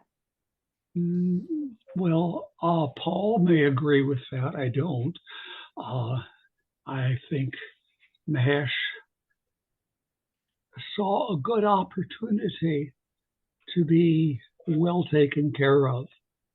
This is why I had asked earlier about the letter that he answered in the name of the Shankaracharya for Gurudev to go to their yagya. I think Mahesh was looking for people who owed him. I mean, come on, I got the Shankaracharya to come to your yagya. Isn't that meaningful to you? Mahesh had a lot of support. I'm told, I don't know the accuracy of this, so it's a rumor, but I'm told that all of his silk dhotis were the very finest Benares silk, and they were supplied by a devotee who admired him. Well, I don't want to say this, and yet I think I have to say this. There's a certain former American president who is so much like the Mahesh I knew that it's quite disturbing. This guy is in the news every day. He criticizes judges. He has no problem telling the world how awful certain people are who oppose him. If you put a dhoti on Donald Trump, you couldn't tell the two apart. Sorry. That's the Mahesh I knew. It's quite some statement. Yeah. Judith, you are muted. Okay. Now I'm on. I'm sorry. Go ahead. Well, let's go back to you, Tom, if you've got something to add, and then back to Judith. Yeah. Okay, Judith. Okay. Paul, you were saying that that Gurudev was not a political person, and then you said that Mahesh was not a political person. But then you said also that Gurudev, the establishment of traditional Hindu values was very important to him. And then I think I just missed the whole thing about a political party. Did he want a political party started that would spread traditional Hindu values? Or okay. It was Karpatri, his disciple, that was setting up the party, not Gurudev. But was that through Gurudev's encouragement, or what do we know about that? I don't think we know. It was with his awareness. I think Kapatri tried to get him to go along to one of his meetings one time, and I think they didn't come to blows, but it was like, you're my disciple. I decide whether I go do things. You know, I'm not going to be told by you to. Okay. That doesn't help you. It doesn't answer your question. But I don't Well, think that don't think that Gurudev was involved in the political arena, to the exception about this Hindu code bill, because that was okay. really an erosion of the values of everyday society. And whilst modern people welcome it totally, especially women, they're welcoming it from a Western-minded point of view, which Gurudev was as far from as one could imagine. But I personally don't hold that against him, and I'm not making any apology. He was just brought up the way he was brought up, and he had the values of his grandparents, and he had the values of his great grandparents, and all the way back to the rishis. So he was, as I've said, merely a conductor for all the scriptures. And I think without sort of saying, look, I don't want to hear this, I think the more we talk about politics in relation to Gurudev, the more I've got to come back and say, well, yeah, but that wasn't his thing. He actually had been offered to be a Shankaracharya way back. I'm feverishly trying to find my notes now, and as usual, failing. But While he'd you been offered while you're looking for your notes, I'm not really quite finished. Can I finish, okay. Brian? yeah. Okay. I'm just reflecting over, that the question that I wrote about in my book when I'm with Maharishi and we're alone. And he asks me, do you think I should remain a spiritual leader, or should I become the Prime Minister of India? Yes.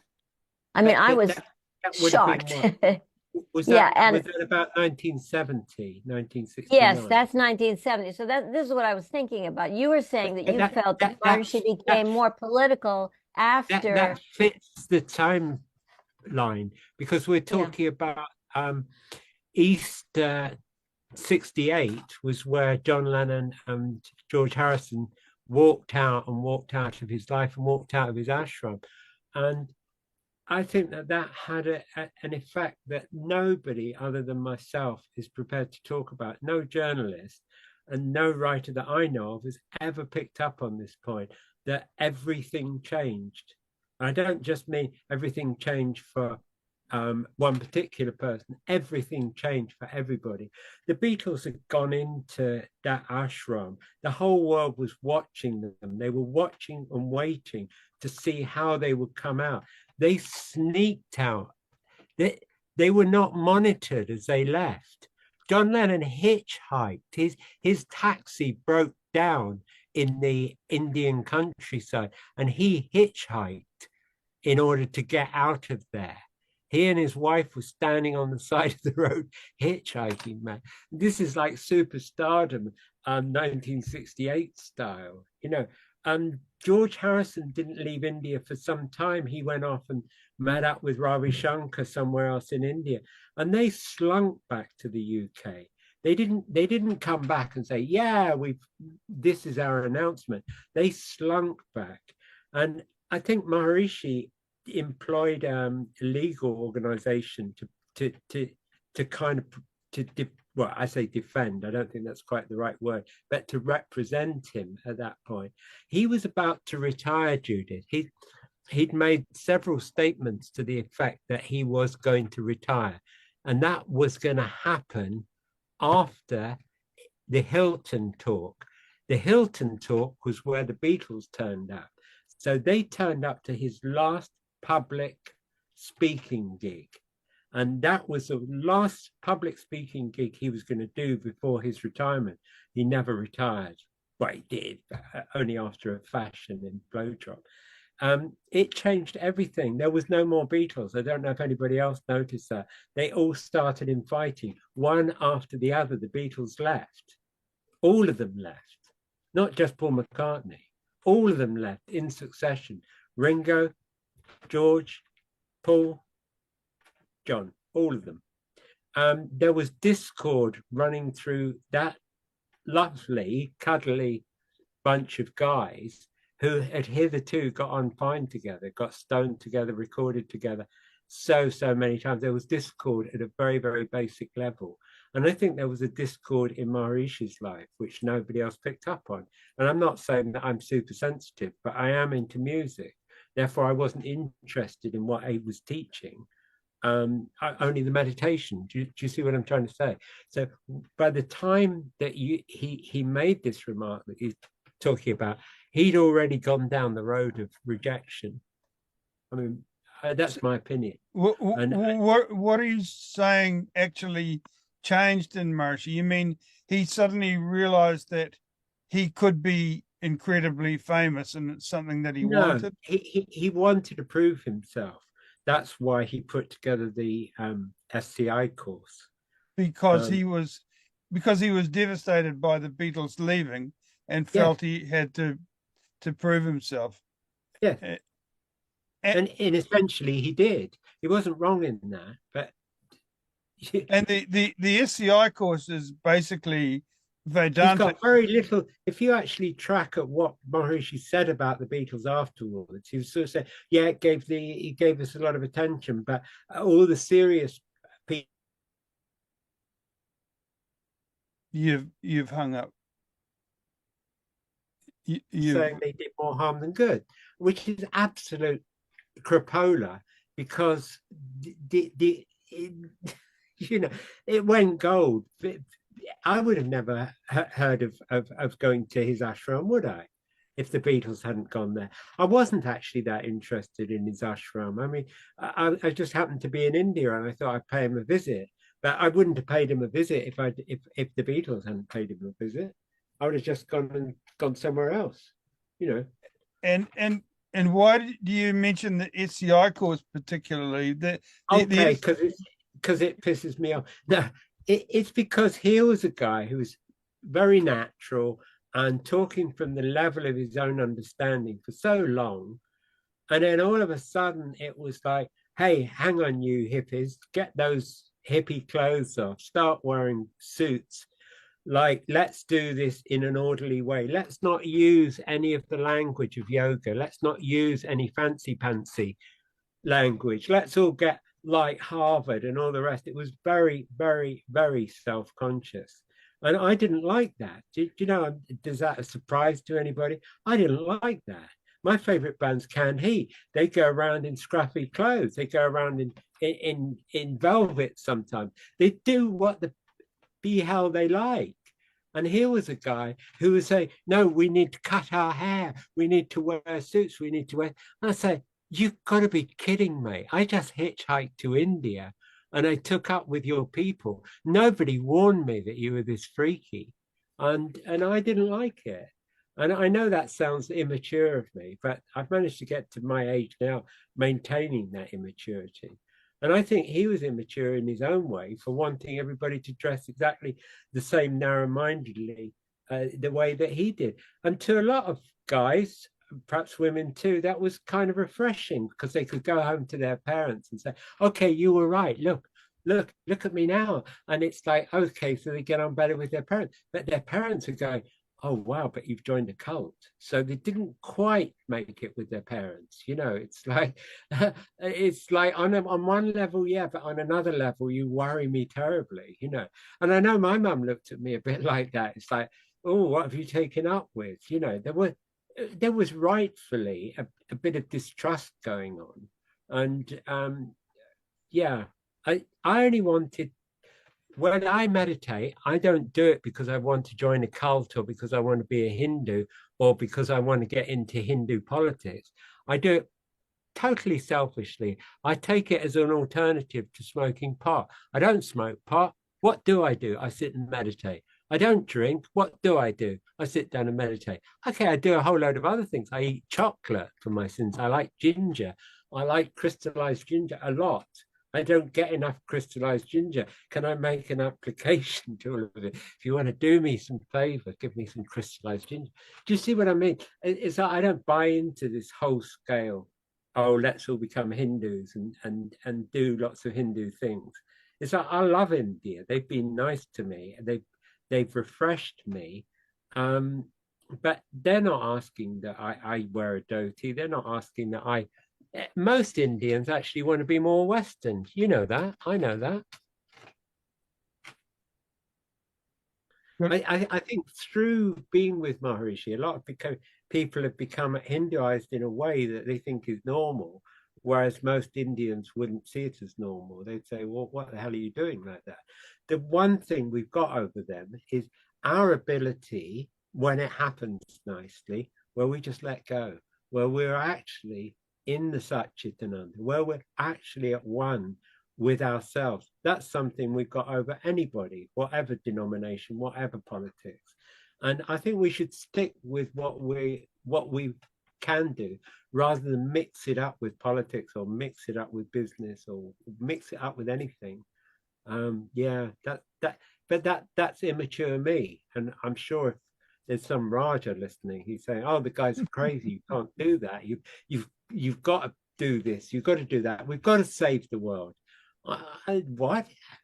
I think you'd save the world by not dropping bombs, by feeding people who need feeding, by embracing people who are suffering.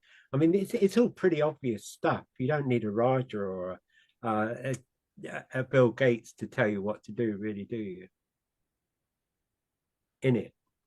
Do I get carried away? I do sometimes. No. It's great, Paul. It's really great. All sorts of things are coming out. You know, you don't realize how much knowledge you've got. I don't know. I wouldn't call it knowledge. So it's opinion. One thing we're all interested in is more about Maharishi's family and background and childhood. Good. Well, I can't tell you anything. I can only tell you a little. But what I would like to tell you, because I thought you were going to just remind me, is that I didn't say what happened to him after all the turmoil. And I'd like to, because it's quite short, really. You know, the bit between the reading of the second will and him starting up in South India on account of his ailing aunt. Okay. He actually, and I'm going to quote, I think. His 19-year-old ailing aunt. No, I can. Pardon? His 19-year-old ailing aunt. So,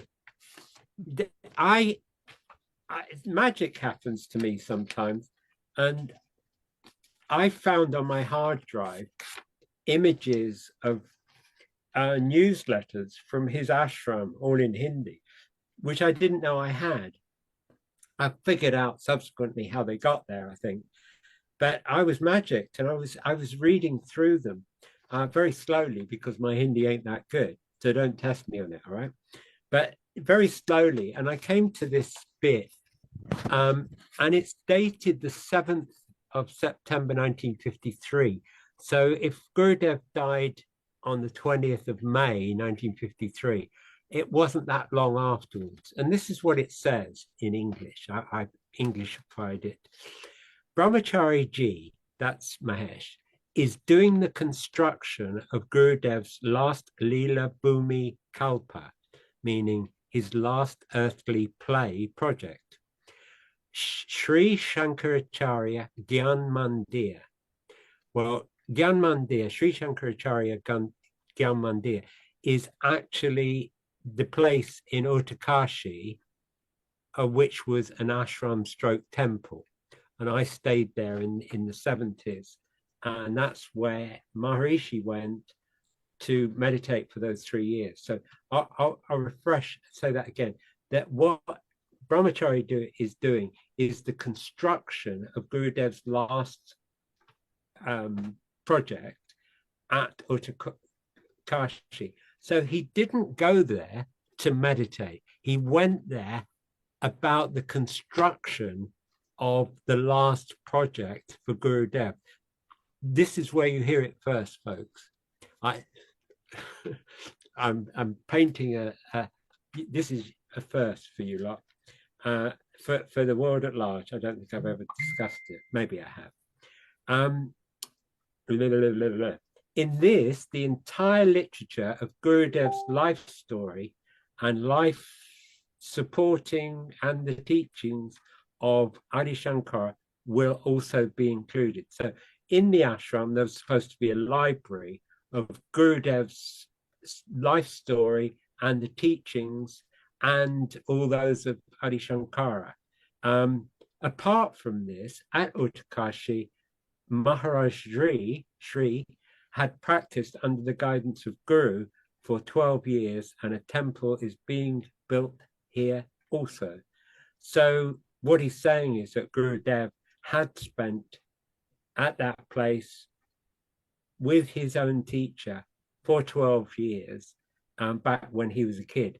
So, and that's what I'd suspected, that the actuality was that this place was his own guru's property, but that there wasn't any ashram there. So Maharishi, as his brahmachari, had nipped up there and got all that construction going. So bear with me for a moment. If he was going to meditate for 3 years, he would have had quite a din going on with an ashram going up around him. I don't know if any of you have ever been to India when they're constructing, because it goes on all the time, and they're singing and they're honestly, it's bedlam. But if he wanted to meditate all that time, that's up to him. And I'm sure he meditated some of the time, but that's what he went up to. He was a manager of a construction project. Okay, do you get it? Yeah. So coming back to his family, yeah, he had family. I mean, what do you want to know about them? Had an older brother, JP, which Tom met JP. Judith and I also were with JP. We rode with him in the back of Maharishi's car from Rishikesh to Delhi. Wow. And did you get on with him all right? Yeah, I mean, he was okay. He slept on my shoulder, unfortunately, the whole way, and he was very heavy, so it was quite uncomfortable. Yeah. Well, that's one way of remembering somebody. They're heavy and uncomfortable. Well, my question is another one where I'm liable to get struck by lightning, but well, you never got it last time. Yeah, there's always a first time. Yeah, I'm ready. There's I've got scissors anyway. All of these hundreds of millions of dollars, according to all the newspaper reports, some say 2 billion, went to India, and apparently to the family, Right. although maybe got passed to the RSS or what, we don't know, but the family. I can't talk about all that. You asked me about his family as in when he was a kid, so I'll try and do that. Well, no, I mean, what's given that, a lot of money changed hands, what sort of people were they? Like, I mean, his nephews have a reputation of being able to get done what they want to get done. But that's another generation. I can't comment. That's out of my remit today. Okay. You asked me about the turmoil at the time of that, and you mustn't railroad me. Okay. Look, when he was a young man, I think that he fell out with his brother JP, and I think he went to live with his uncle Raj Varma, and I think that's why he was quite close to Raj, and why Raj turned up on courses, and Raj started to paint those paintings and insinuate himself all over the place. Again, Tom knows quite a lot because he was with Raj. But before going over to Tom, I would say I think he fell out with his brother. and I don't think he's spent his time living with his family at home. I think he went to a college called the Kayastra Pathshala, and I think that he did a university course. That means, like, when I was at school, I did a Cambridge course, but I didn't have to go to Cambridge. I did it in central London, and it was just normal. Everything gets accredited by an examining body, and I think in that case he was being his KP Intermediate College, KP that is, Kayastra Pathshala, was probably under Allahabad. I don't know. I found no evidence that he got any great shakes of degrees, but he might have done. But at some time he worked for the gun carriage factory in Jabalpur. The gun carriage factory being the British way of getting gun carriages, strangely enough, and more gun carriages. I've got a photograph of it. I can't show it because it might be copyright. I should have done, shouldn't I? It's a great picture, lots of people. I don't know if it's got Maharishi in it, but his family generally, the Srivastava clan, worked at the gun carriage factory, so it was like a family gig. Yeah, good, isn't it? Yeah. And apparently he didn't like the radio. Somebody at the London office of the TM told me that he sought to try and stop the radio. So they must have loved him, his workmates, for him trying to stop them listening to the radio. Because as somebody who's had to work in factories, I know how much that relieves you, hearing a bit of music. I remember my favorite piece of music when I worked in a factory was Hawaii 5-0, and it was the only piece that I liked. So I had to wait like an hour or whatever to hear it again, because the rest was just total crap. And it was like, it's going to come back, you know. And I'd wait and I'd wait, and it was just that wonderful song, you know. God, give it to me. This brings up another question, which relates to his youth. But in the last few days of his life, when he was, he was dying, and everybody knew he was dying, and suddenly, out of the blue, he had a bagpipe band, like 4 or 5 pipers, come and stand under his window and play the bagpipes for a number of days. And well, it's good to know he was a bit quirky then, isn't it? Well, like, I mean, this is British military music. And I think they have bagpipes in North Africa. Don't blame us. I've got nothing to do with bagpipes. I just thought there's you just came up with a connection with British military India, and so I've always wondered. I mean, there had to be something nostalgic. When I was saying how much his Gurudev's disciples were into the quit India, I didn't say that Maharishi was. I think he was totally sold on the British. Totally. Really? I don't think he was against Britishism at all. That's not very strange, not until he met me. Because later on he was absolutely scathing about the British. He said, "Oh, I know, he did a turnabout," but then people do, don't they? And I hate that, because I think you ought to keep loyal to whatever you first said. And like, that's a crazy thing, I know, but that's a part of my craziness. So I mean, I used to turn on to hash. I haven't turned on to hash for years, but I still think, well, yeah, I'm still for it, because it served me then. Do you see my reasoning? Yeah. For what value it is, I don't know. So tell us more about the working. I mean, that's astonishing. The idea of Maharishi working in a foundry, pouring steel, and well, he would have been clerical. Yeah, he would have. I see. He would have been sauntering around doing the books and fluffing about like that.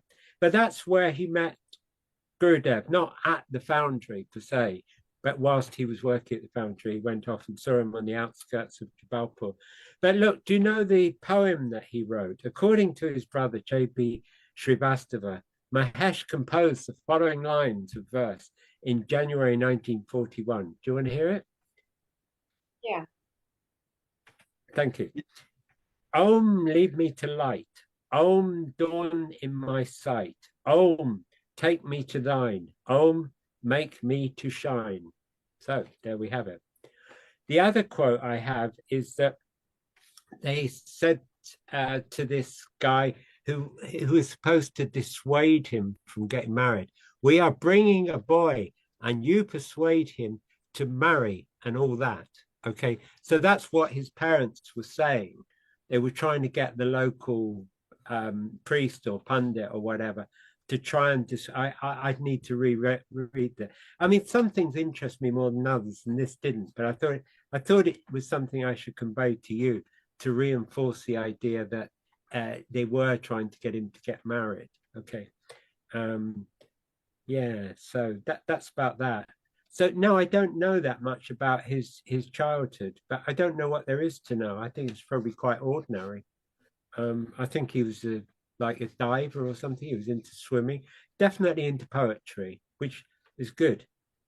Yeah, and I think he was quite competent, and I think he read a lot. You know, Talking I about haven't got anything bad to say about that. talking about swimming, there was this story that he had when after Gurudev passed away, he had Yes, it's a recurrent story that he dived and yeah stayed under the water so that people were going, oh my God, he's going to die, and all this. I think it might be an apocryphal story, but he also, I mean, Delana put over to the idea that I should maybe watch this documentary about octopuses, and the diver actually holds his breath for huge amounts of time as he swims around with his favorite octopus. He forms a very strong bonding with his octopus. And it's just staggering how long the guy actually stayed underwater. And it informs me that, yeah, it's possible. And I don't think there was anything freaky about it. If Maharishi did do it, then we get into the realms of people saying, oh, and Gurudev's Jiva transferred to Maharishi, and then it's like, oh dear, it's all getting a bit funny, isn't it?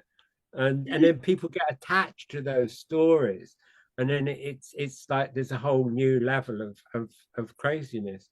I think it's very likely that he died because Gurudev's box, was chucked off the boat, and if he's a strong swimmer, why not? It's not. I think it would have freaked them out if he didn't come up that quickly, but they didn't know how good he was at being underwater. But I don't attribute any supernatural to that, no more than I would to the guy in the octopus documentary. If he's not claiming supernatural, and my recollection was he was not, it was something he just built up an ability, then I would say that Maharishi could, and all credit to him, because that's brilliant, isn't it? Great. Along those lines, when you talk about transferring jiva or whatever the mystique has been, this is a question. I know what you're going to probably say, but could you have imagined Gurudev being affected had he been sent to the West on a similar quest as Maharishi took on? You can't imagine him carrying on or becoming what he did, what Maharishi became. In other words, when you talk about the Beatles, it sounds as if you're saying that they maybe stirred up Maharishi's ambition to expand his reputation in a very regal way, rather than to be forgotten and shamed because the Beatles had left him. And it was embarrassing what had happened. He couldn't leave it like that. He had to now do something that would outdo what the Beatles had done to his reputation. But I guess I'm really asking, it just sounds like a free-for-all. Like there's all these really evolved people in the ashram, And I keep thinking that there's orderliness and sequence, and there's a careful control, and it's elegant and disciplined. But it sounds like anything goes. There's these 44 disciples. I don't know how much can be known about the other swamis that were there, but it's. I produced some sort of list of the ones that I knew of, but it's not going to be very helpful at this point. I think what should be said about Gurudev is that one of the limitations on taking a position like that is that he wouldn't be able to travel across the water. So, Right. so it would be discounted anyway. And the idea that even if he were, that he would have become like whatever Maharishi is not possible. He was very, very rigidly, if you want, fixed to being Shankaracharya. And what that means is that he, to all intents and purposes, was the living teaching of Adi Shankara. Adi Shankara was the one who started the Shankaracharya discipline of Dandi Swamis, and he took that job when he was about in his early 70s. It was the first job he'd had in his life, and he took it very, very, very seriously. And he wasn't messing about. He was, to everybody who came on him, he was the living conduit of Adi Shankara. And he was specific in singing Shankara songs. You know, the few surviving recordings are basically him chanting, singing Adi Shankara compositions.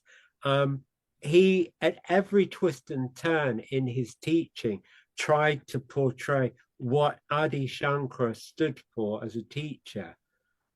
He never put his own thing. In all that I've read, the only thing that he ever said that was from him was about cooking the roti. It's my favorite piece of all the research I've done on Gurudev, is that tiny little bit of him talking about the stone cracking when he was cooking a roti. And it's strange that the other people who tried to translate his life story omitted that very, very little nugget. I don't know. What is it? What is the story about the stone? It's terribly, terribly short. I don't know. You don't want me going off and looking. You do. Okay. Yes, right. we do. I'll be back. Talk amongst yourselves. It is in one of my books. You told me to shamelessly promote my books. Yes.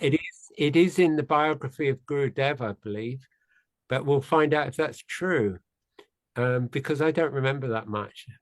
I'm just an old hippie, or a young hippie who didn't get old. One of the two. While you're looking for that, I just want to say thank you to Tom Anderson for showing up today. You know, speaking with, telling us so much of interest and authoritatively. I just want to say that in case you disappear, I want to get it in before the end, because we tend to carry on until we're finished. So it's been a real pleasure. I'm particularly glad that he's turned up, because in all the years that I've known him, which must be about 200, I've never seen him face to face on a Zoom call. So it's really nice. For some reason, my computer is just hanging on that document. I'll try and look at the real book. Maharishi sent Tom Anderson and me, on a trip through Italy with a group of what was called heavy unstressors.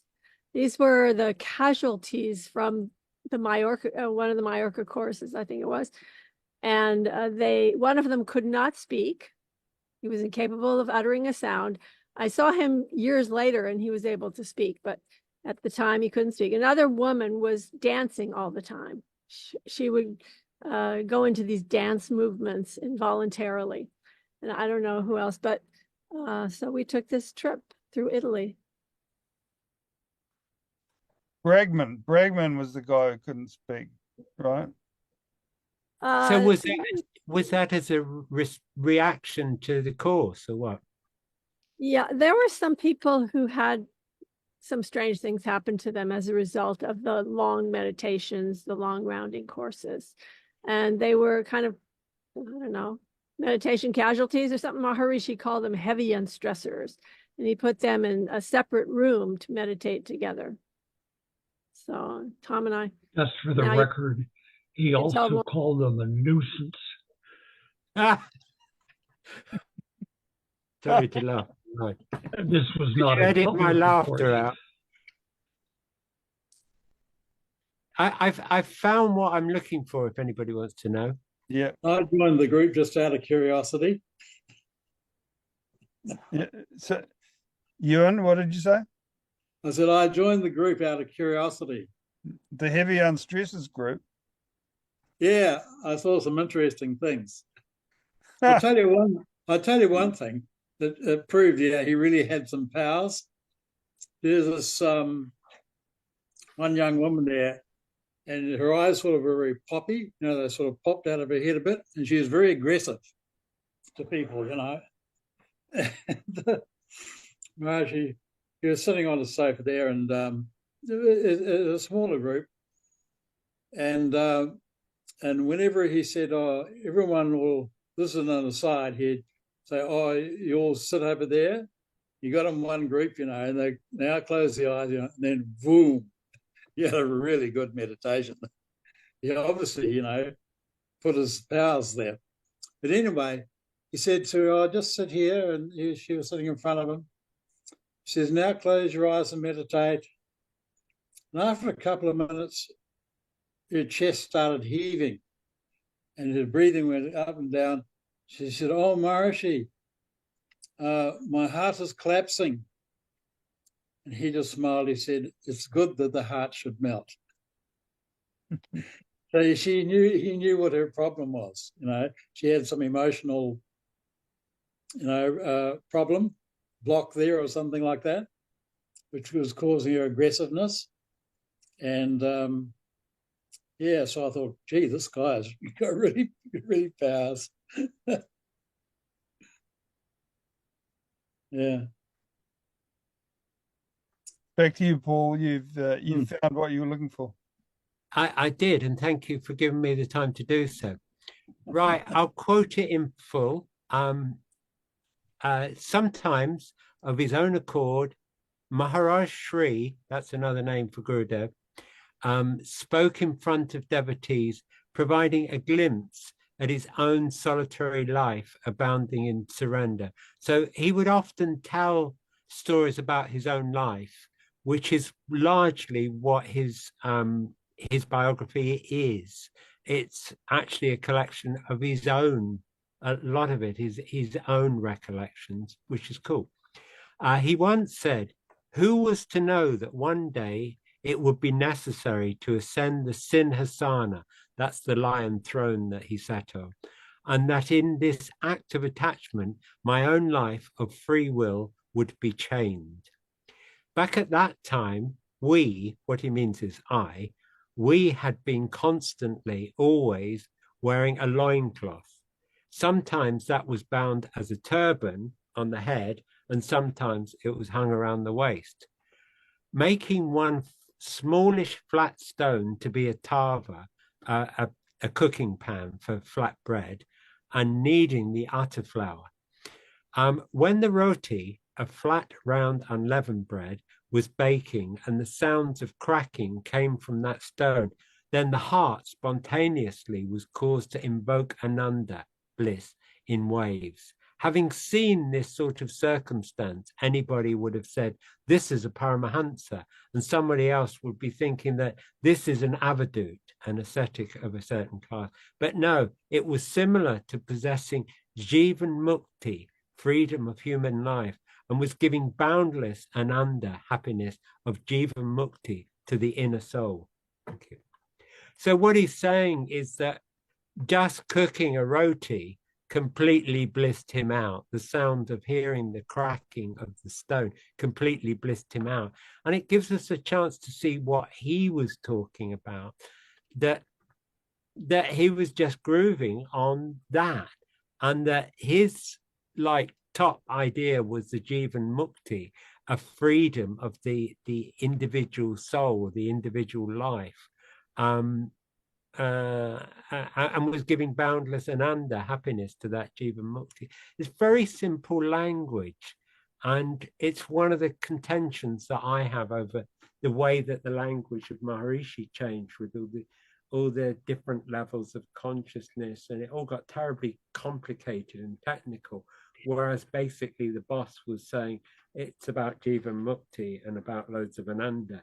And that I can understand. It's like, yeah, right, I can understand that. I can't understand the other stuff. It's just too technical. And it sounds like a ladder. It sounds like I'm being asked to get in on a low level and see Maharishi up there in an exalted, he's up there in his air balloon, and I'm standing on the first rung of the ladder, and I'm going to spend a hell of a lot of time climbing that ladder and having to go to Maharishi for verification. What rung am I on the ladder, I must ask? Because that's what people were doing. They were going off to see Maharishi to get verification of whatever state of consciousness they thought they'd gotten. I think, I'm so excited. I think I'm cosmically conscious. It's like, well, you ought to bloody well know. If you don't know, then you're not. I mean, I can't really see that I'd have to go and ask somebody else something that was about my own consciousness. I mean, perhaps I'm wrong. I come on and I try and give these talks and I end up blathering, but really, to me, it's one area I wouldn't have to go and ask somebody. I could ask somebody whether they thought I'd drawn something accurately, or whether I'd mended a pump properly, or an engine or something. But when it comes to my own consciousness, I would know, wouldn't I? Or I wouldn't know. And that's been my life. I've always known when I was up or down in consciousness. I can remember when I've been really down in consciousness, where I inadvertently took some tablets that lowered my consciousness way, way down. And it was frightening. And I value that experience because I never want to go back down there. And I've gone into exalted state of consciousness where I say, hey, this is fun. But basically, the target surely would be what Gurudev's talking about, being a Jiva Mukti, being free of it all. And I think that brings us back to this whole political thing. I think that's what he was really about, but he was also the conduit for all those millions of Hindus of the voice of Adi Shankara. So he kept within himself, in the shrine of his own heart, in the shrine of his own temple, the beatific state, and he tried to help people to translate their lives into something of meaning. And he was always telling people things like, you don't need to be a sadhu, you can be a Mahatma at home. You can have all this richness of spiritual experience whilst getting on with your own life, with your own family around you. He very much wasn't selling anybody recluse life. And I think he was trying to do a good job of being Adi Shankara, and I think that one has to understand Gurudev in that way rather than see him as perhaps an oppressor. And that is what another way of decoding it, and say, well, if he was supporting Manu and Manu Smriti, well, that's dodgy stuff. Yeah, automatically he goes down in my estimation. But that's not all he was doing, and he wasn't doing that in an unpleasant way. So I have a big soft spot for Gurudev. I have to say that, and that's not just because you're the audience who's listening to me. I do. I wouldn't continue to translate his books. I do have a problem with the Hindu orthodoxy. I have a massive problem with it. But there's something about Gurudev that shines through that says, don't get sidetracked. Don't worry about all this. Just pay attention to what he's really saying underneath it all. And that saved me.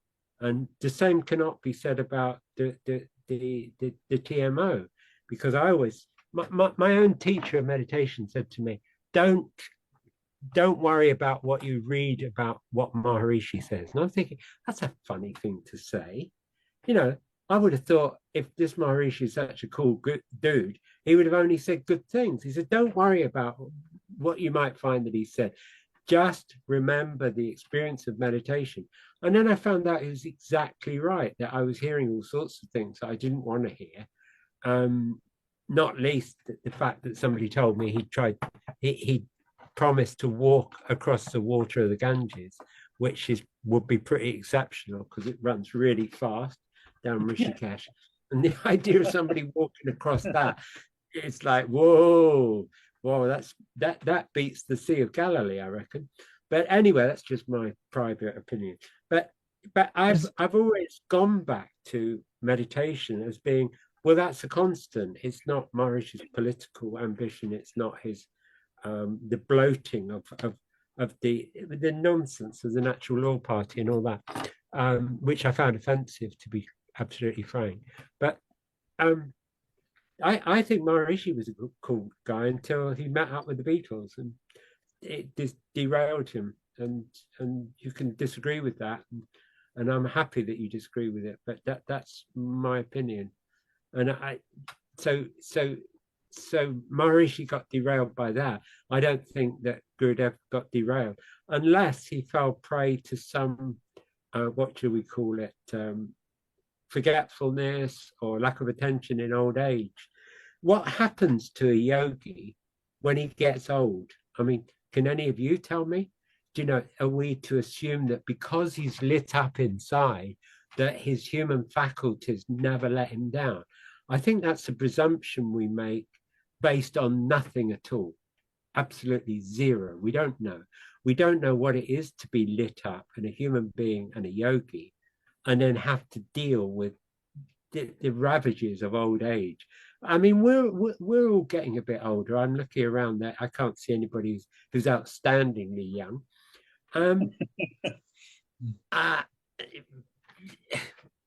So, you know, we have to face nonsense. And why should we think that Gurudev must be tried for whether or not in his old age that in some way his body let him down, his mind let him down? I don't know. I think, you know, I was about to say the jury's out. I don't think there should be a jury. I think we need to get mature and realize we're really talking about our own fate, and it could be good to us or not good to us. It's not a self-evaluation. I think a lot of what's gone on with the TMO organization is its self-analysis all the time. It's like, how well am I doing evolutionary wise? How well am I doing evolutionary wise? Am I at CC? Am I at GC? Am I at UC? Oh, is there another one? Oh my God, I've got to get that CC or BC. Is there, and then it's like, no, you're going to die any moment, and you're absolutely effed. And it's like, oh, I didn't see that coming. I thought it was just one big evolutionary like wonder. And it's like, it's so immature. And it's like we have to face it in our families and in ourselves that we might at any time become derailed, and we've got to accept that. And I can't say for one that Gurudev wasn't. I have my suspicions. And that answers, I think, Delena when she was saying, how can somebody so intuitive or allegedly so intuitive not see something coming? Well, he might have seen something coming, and he might have got a bit less able to deal with stuff, and he might have just got past caring. Because I don't know, if I was in a situation of power like that, and I've been running the spiritual affairs of millions of people for a decade and more, I think I feel quite entitled to pop my socks whenever I felt like it, and not take responsibility for every Tom, Dick and Harry. And if Maharishi is going to go and do stuff, well, let him see what happens. Because part of the Hindu thing is this massive thing about karma. Whatever's going to happen to him is going to come right back on him. And a big thing about what Gurudev said is that if somebody is ill-equipped to be a guru, then it will become apparent, and they will attract people who get the rub on that. You know, they'll fall too. And if anybody did fall as a result of a bad teacher, then it's also their fault, not just the teacher. But then that's a huge can of worms, and I'm sorry to have opened it. Bye bye. Oh, one question really quick, and that's your reference to the walking on water thing. Where did you hear about that? Is there any newspaper article where I was in Rishikesh just after I'd learned to meditate, and you know, you just wander off down the path, and everything's wonderful, everything's blissful. You're in India, you're in a yogic community, everybody's vegetarian, even the flies are talking to each other and sort of saying namaste to one each other. And then somebody comes up to me and sort of says, "Oh, what you doing here?" And I say, "Well, I've just got taught meditation up at Down Video PT." And it's like, "Oh, you with Maharishi?" And I said, "No, I mean, whatever. What have you got to say?" "Oh yeah, did you hear? He announced he was going to walk over the water and he didn't turn up." And it's like, oh, so this is what they're saying about him locally. This is not good. So it was just a local guy telling me. I got no reason to doubt him. There was a story that he raised money that way. He collected a bunch of money from people who could afford it because he was going to demonstrate he would walk on water. That was when, Brian? Before he first came out of India. He was raising money for his airfare, and then now who told us that? Oh, I can't remember. Never heard that.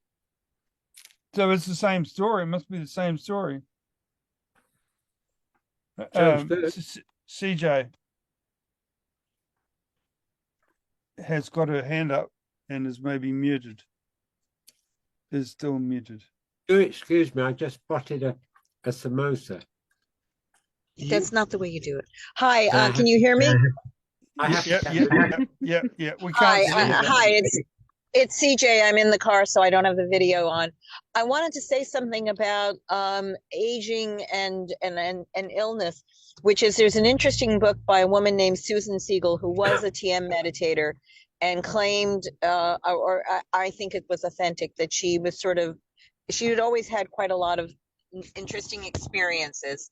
And she seemed to go into a much higher state of consciousness, which was very disorienting for many years. But what I'm actually addressing is she had, I believe, a brain tumor that eventually killed her.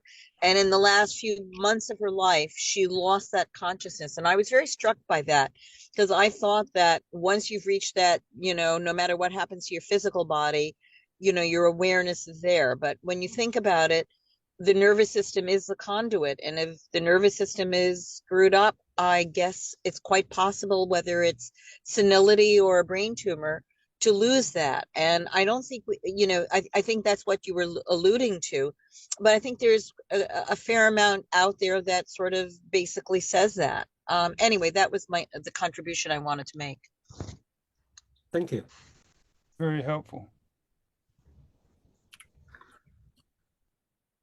Well, since no one's saying again, I've talked for so long. Oh, we all have. Susan has a question or a comment. Yeah, I'm somewhat familiar with the Susan Siegel. CJ. No, Susan, the woman, Susan, who had the and my understanding is that she may have been quite mistaken about her experiences as being higher consciousness, that they may have been the result of the brain tumor. That my little 2 cents about that.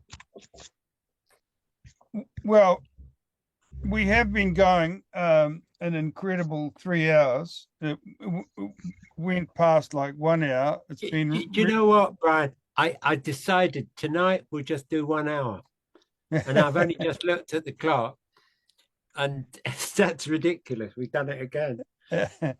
Yeah, it's amazing. I mean, feel that I've even started to tell you the story yet. It's ridiculous. It's we'll have to have a phase 2.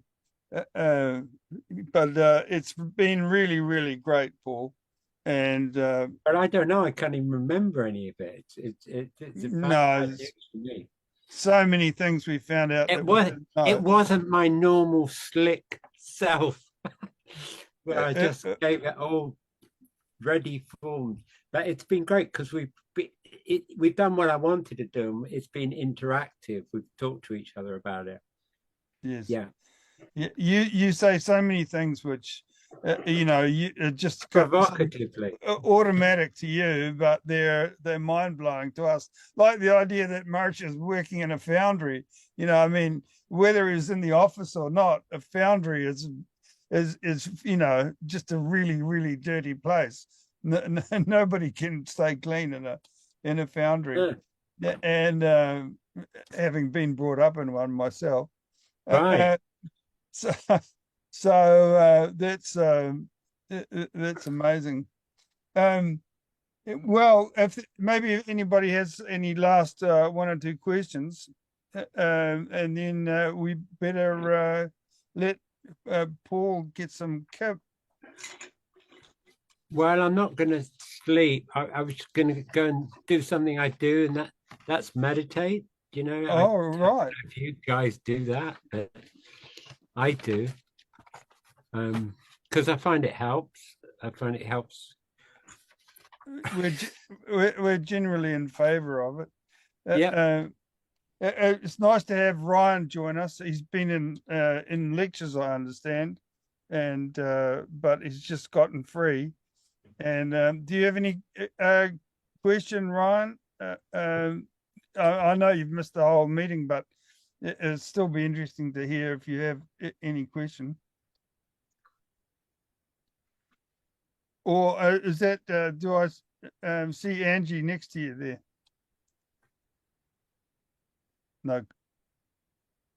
No questions.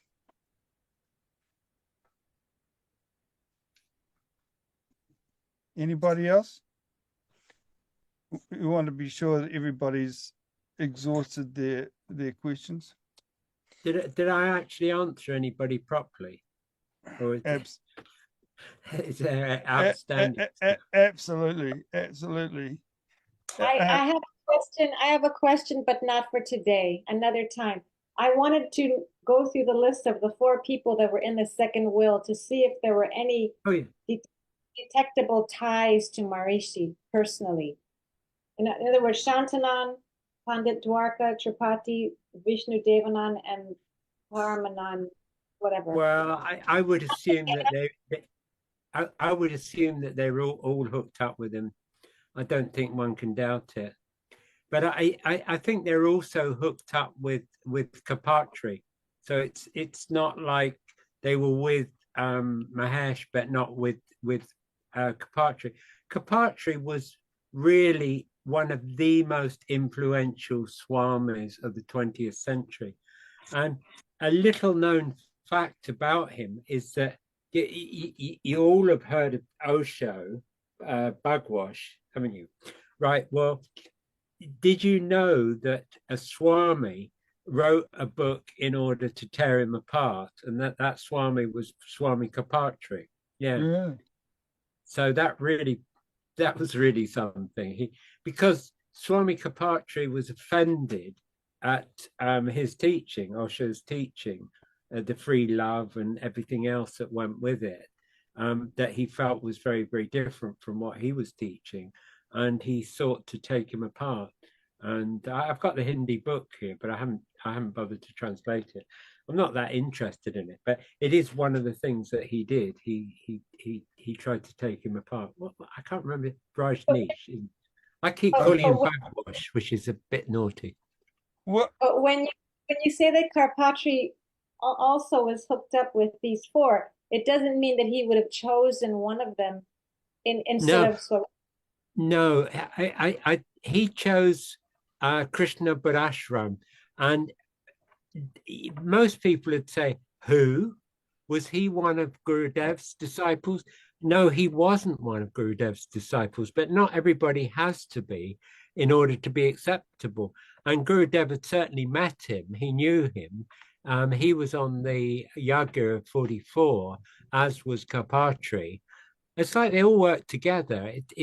It's not like there was one little fan club for Gurudev. I don't think Gurudev was building up any personality cult. I mean, basically, he was teaching people who wanted to be taught. He wasn't teaching people because he needed to teach people. He wasn't teaching them so he would get extra numbers of people coming to his ashram. Nothing further from the truth. He was sending people away. If people came to him asking for teaching, he would say, go to a Sadguru. He wasn't saying, come to me. He was saying, go. No, he was telling them to go to other gurus. He wasn't saying that other gurus didn't exist, other good gurus didn't exist. Quite the opposite. I think he was trying to get a situation where many good teachers were about. And I don't think he was trying to carve out any of that action for himself. Very far from that.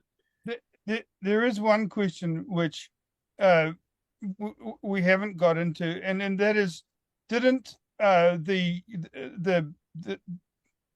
other guy who Kapatri would have chosen, somebody ashram, didn't they set up a separate Shankaracharya-hood, a separate ashram? Oh yeah, he was a Shankaracharya too. There was the two Shankaracharyas for ages. But somehow that's come to an end now. Well, he died. That's how it came to a kind of natural end. And then Swami Swarupanand was his successor. So Swarupanand, after all those years, suddenly became a Shankaracharya, but he didn't become one Shankaracharya. He became Shankaracharya of two seats. He's the only person in history who's ever been Shankaracharya of two places at the same time. So he got what he wanted. So the current Shankaracharya there's only one now. I don't know. I gave up. I retired because it was never of particular interest to me. I mean, I don't think it's even interesting to Indian people. Do you know the only people that are bothered by it are TMers? Because they see it as a legitimacy, not just TMers, but people like the TMers, offshoots, people who had anything like that experience, like the London School of Meditation and that, because they're desperate for that legitimacy. Now, the guy that I met, what's his name? Dandi Swami Narayananda Saraswati was he was said to have been asked to be Shankaracharya, and he turned it down in favor of running his own life and sitting around and reading the newspaper and befriending the likes of me. And I'm glad that's the road he took, because why would you want to be a Shankaracharya, to be pushed around by the TMers and have them buy you a bus and an airplane and that? It's pitiful, isn't it? I mean, but basically the guy was happy. When I saw him, I'll tell you the story of meeting him. I was walking across the sand and I see this Swami, and I look into his face and there's actual light coming out of his face. And I'm not hallucinating. I was not in that phase of my life. And I was just totally blown away. And he looked like one of those ancient rishis, with his hair all piled on his head. And I was just completely staggered because I'd never met one like that. I've met numerous ones. I'd never met somebody who was like a pillar of light. It's like, this is extraordinary. So I dance up to him and I go right into his face because I'm staring at this light coming out of his face. And I say, oh, Gurudev, Swami Brahmananda Saraswati. And he's like wiggling his head and grinning even more. And he waves to me to come up to his kutir. That's where he stays. And like for a guy well older than me, twice as old, 3 times as old, he completely outpaced me up the hill. Right? It's like, shame on me. okay, completely out of condition. And he took me to his kutir, and he opens it up, and he opens a drawer with pictures, and one of them's like Gurudev, and the other one is Shantanand, and right sitting next to Shantanand is him, right?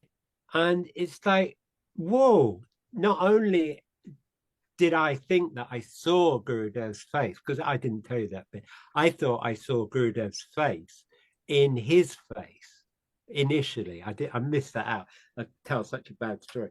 I saw Gurudev's face in his face, and that totally spun me out. And there he is showing me a picture of Gurudev. So it was wonderful. And this guy was supposed to have been the Shankaracharya. And you know, the London School of Meditation and all that, they were sending people out to India to try and track down a legitimate person so that they could have their Shankaracharya. It was a biggie for them. They really did try very hard. And they even tracked down whatever I was saying, Narayanan. And he wouldn't have anything to do with it. He sent him away. You know, this guy wanted him to be his guru, and he didn't want to do it. And I wanted him to be my guru, because I've never taken a guru out of anyone. I think it's a misunderstanding, it's horrible. But for him, I was prepared to make an exception, because he was so light and so pleasant and so healthy, and he laughed so much, and he intrigued me so much. It's like, no, if I was to surrender, which is what you're supposed to do, isn't it, with Guru? You're surrendering your ego. I'll do it for this guy because he means me no ill. And I thought that thought, and he was looking at me frowning. I'd never seen him frown before. And I thought, oh God, what have I done now? Whatever I just thought has made him frown. And then he waved me to come and sit next to him. And I sat next to him, and I realized what he was doing was inviting me to sit on a level with him. And that's one of the most touching things that's ever happened to me, that somebody of his spiritual magnitude had actually just leveled with me and wasn't trying to put me down, and wasn't saying, well, you sit down there and you sit down there for 20 years and you give me X amount of rupees or anything. He was just being on the level, and it was so wonderful.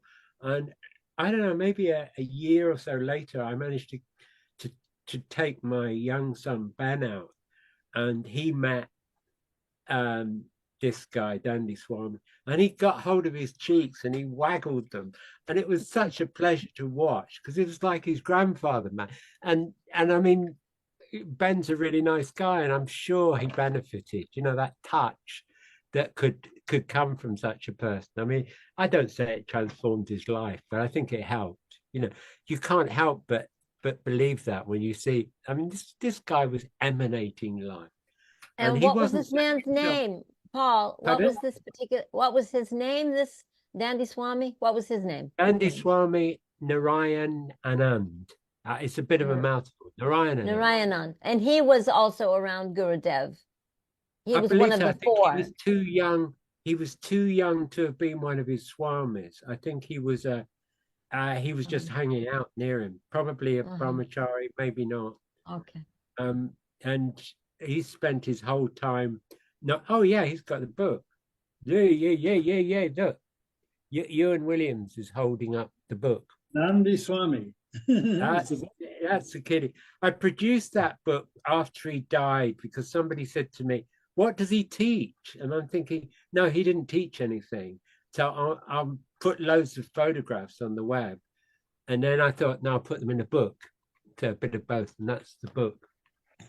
But it's a bit more than that. It's not just a photo book, is it, Ewan?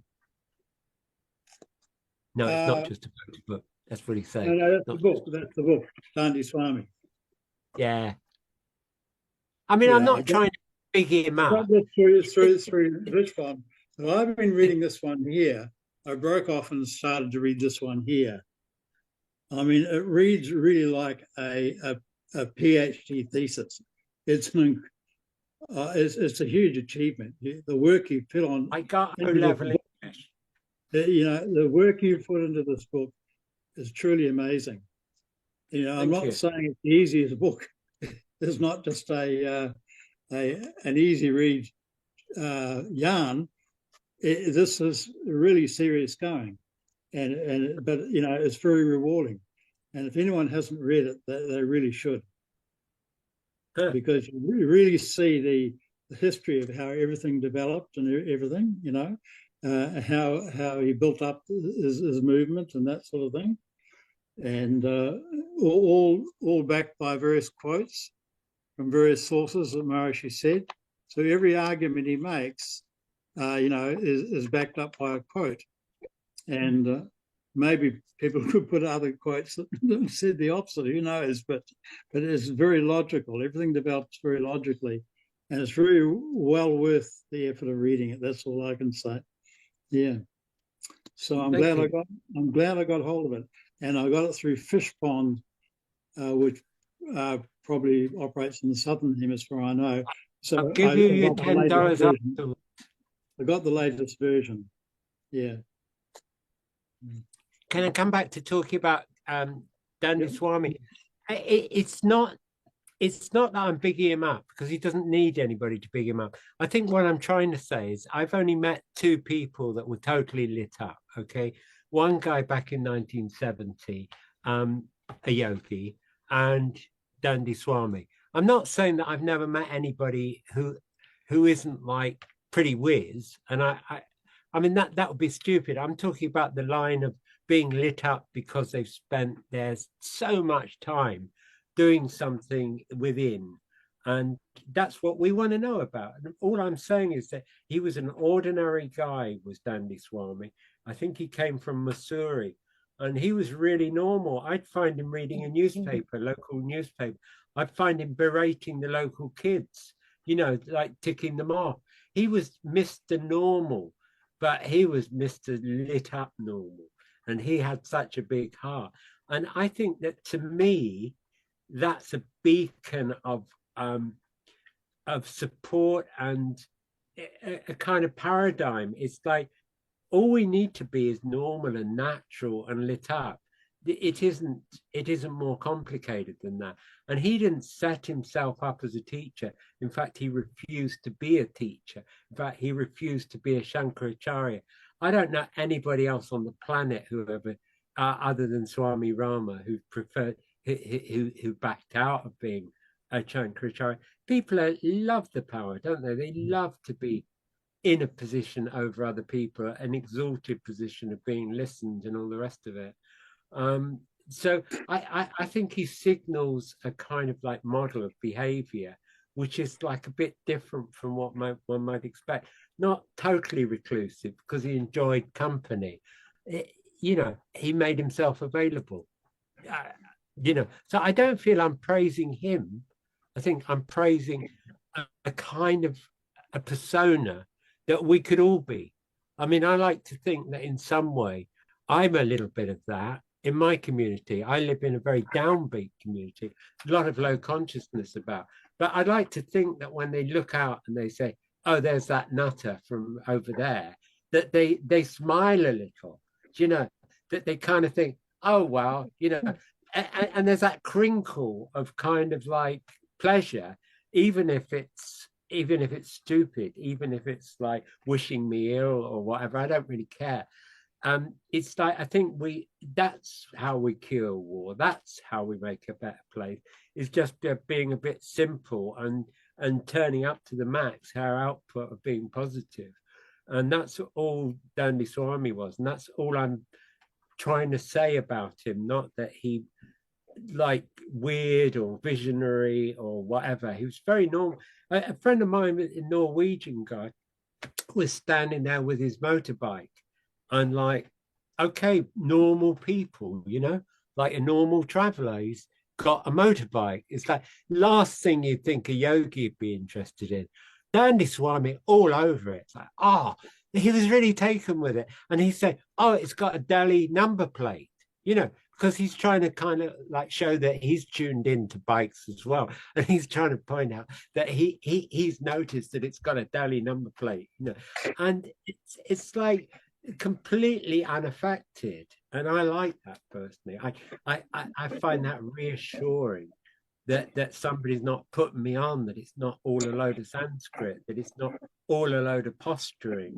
And I think some of you guys, oh, perhaps not, because we've got diminished now. One or two people I introduced to Dandy Swami, amongst whom was Dana, actually. Dana Sawyer, I introduced him to Dandy Swami, and a few other people.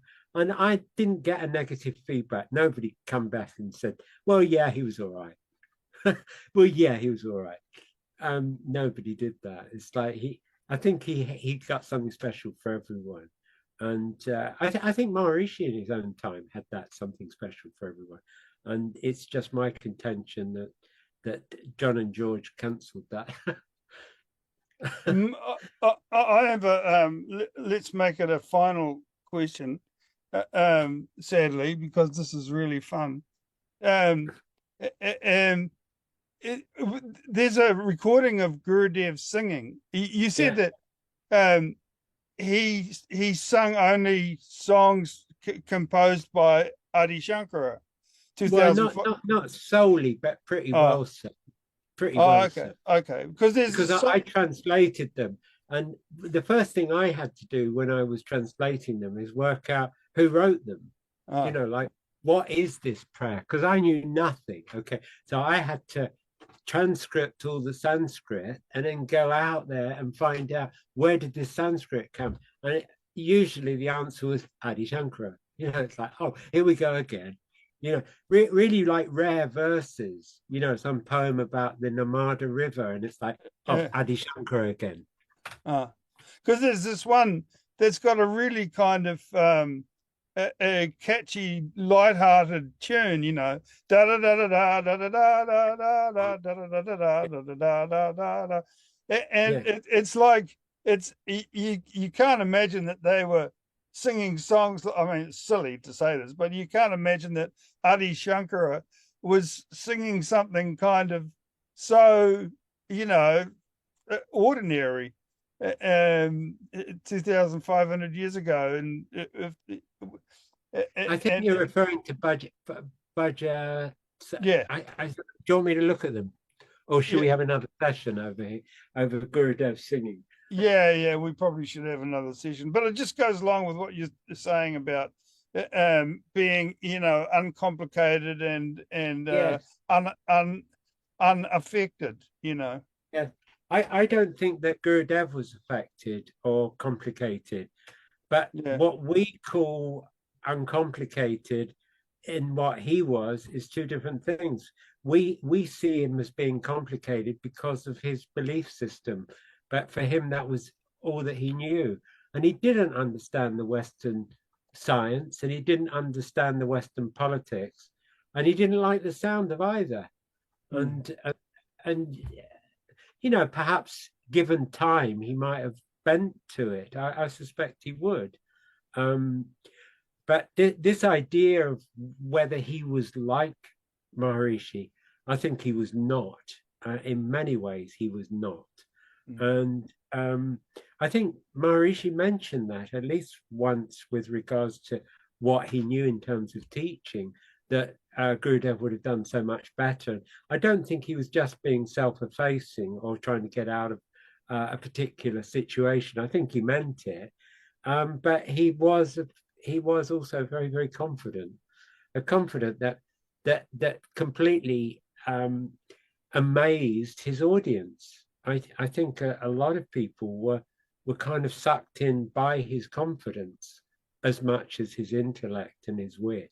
But he had them in bucket loads, didn't he? He had wit, he had cleverness, he had wordplay. It's just it all went a bit odd that you know it wasn't simply about meditation anymore. In fact, he didn't seem to care about meditation anymore. He transferred, but in a way, I can't blame him. I mean, like, whoa, how long can you keep telling people about meditation? Yeah, I think his audience found it a little bit more hard to take, and that's why they wanted more tricks of the trade. And it's like, oh yeah, we know all about meditation now. Can you tell us anything else? And then he switched, didn't he, to the cities in politics. Well, on that note, thank you so much, Paul. This has just been really fabulous. And we can see there's enough material for another 2 sessions at least. I said I was going to live forever. So this could go on forever. No, it's bad, isn't it? It's stupid. We should be able to say we'll have 6 of these and that's it. And the truth is that we'll still be talking in 20 years. It's so great, and we'll have fun editing this one. Well, wow, you've got a lot more to cut out. I think a lot of breaks where I go off looking for notes again.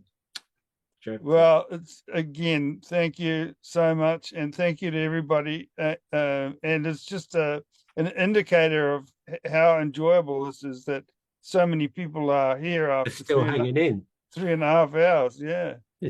But as my parents, particularly my mother, always encouraged me to say, thank you for having me. Oh, well, it's been so much of a pleasure. Okay, very good. Well, on this occasion, I'm going to press the end button because, well, anyway, I'm going to duck out, and anybody who wants to stay and chat, they can chat amongst themselves. I just want to say hello. Thank you. That's a great meeting. Thank you. Thank you, everybody, for putting up with me all this time. Okay. Thank you. Nice to see your face, Pamela. We see your writing all the time, but we seldom see your voice or see your face. It's great. And Jan, the same. Okay, I'm going to go and do some carpentry.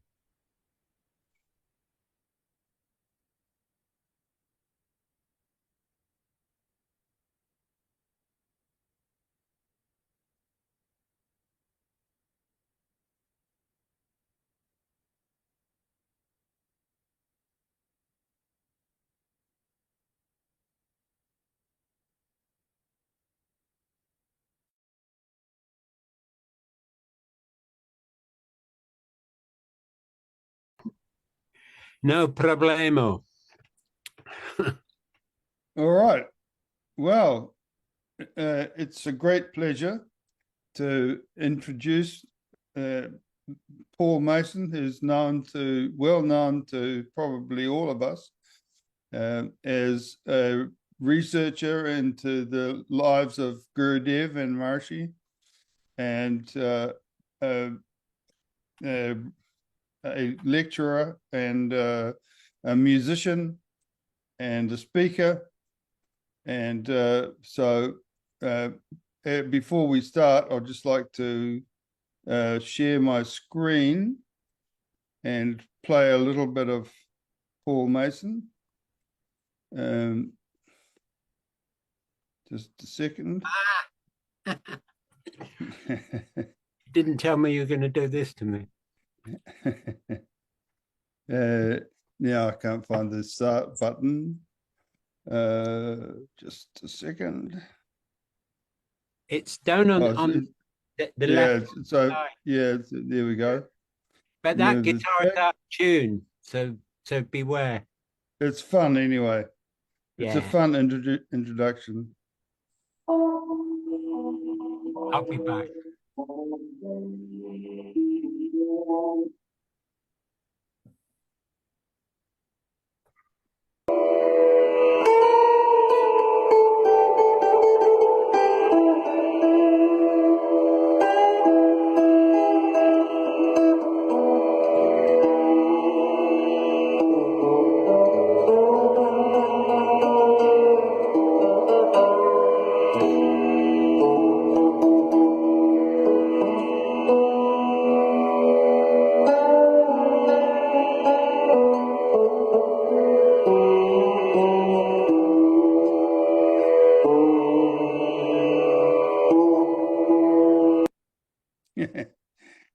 And now I'd like to introduce everybody to, if my computer will work, some of Paul's books. This is a commercial break. And here we have Via Rishikesh, en route to Chittavritti Nirodha, the real life chronicle of a crazy quest. And one of Paul's most famous books, Maharishi Mahesh Yogi, the biography of the man who gave transcendental meditation to the world. And Mala, a string of unexpected meetings, an account of an inspirational visit to Rishikesh, India. And that's not a book. We'll skip over that one, more complicated. And in particular, the life and teachings of Shankaracharya Swami Brahmananda Saraswati, which we're all very fascinated by. And the knack of meditation, no nonsense guide to successful meditation. Dandi Swami, tales of meetings with Dandi Swami, Narayan and Saraswati, and Roots of TM.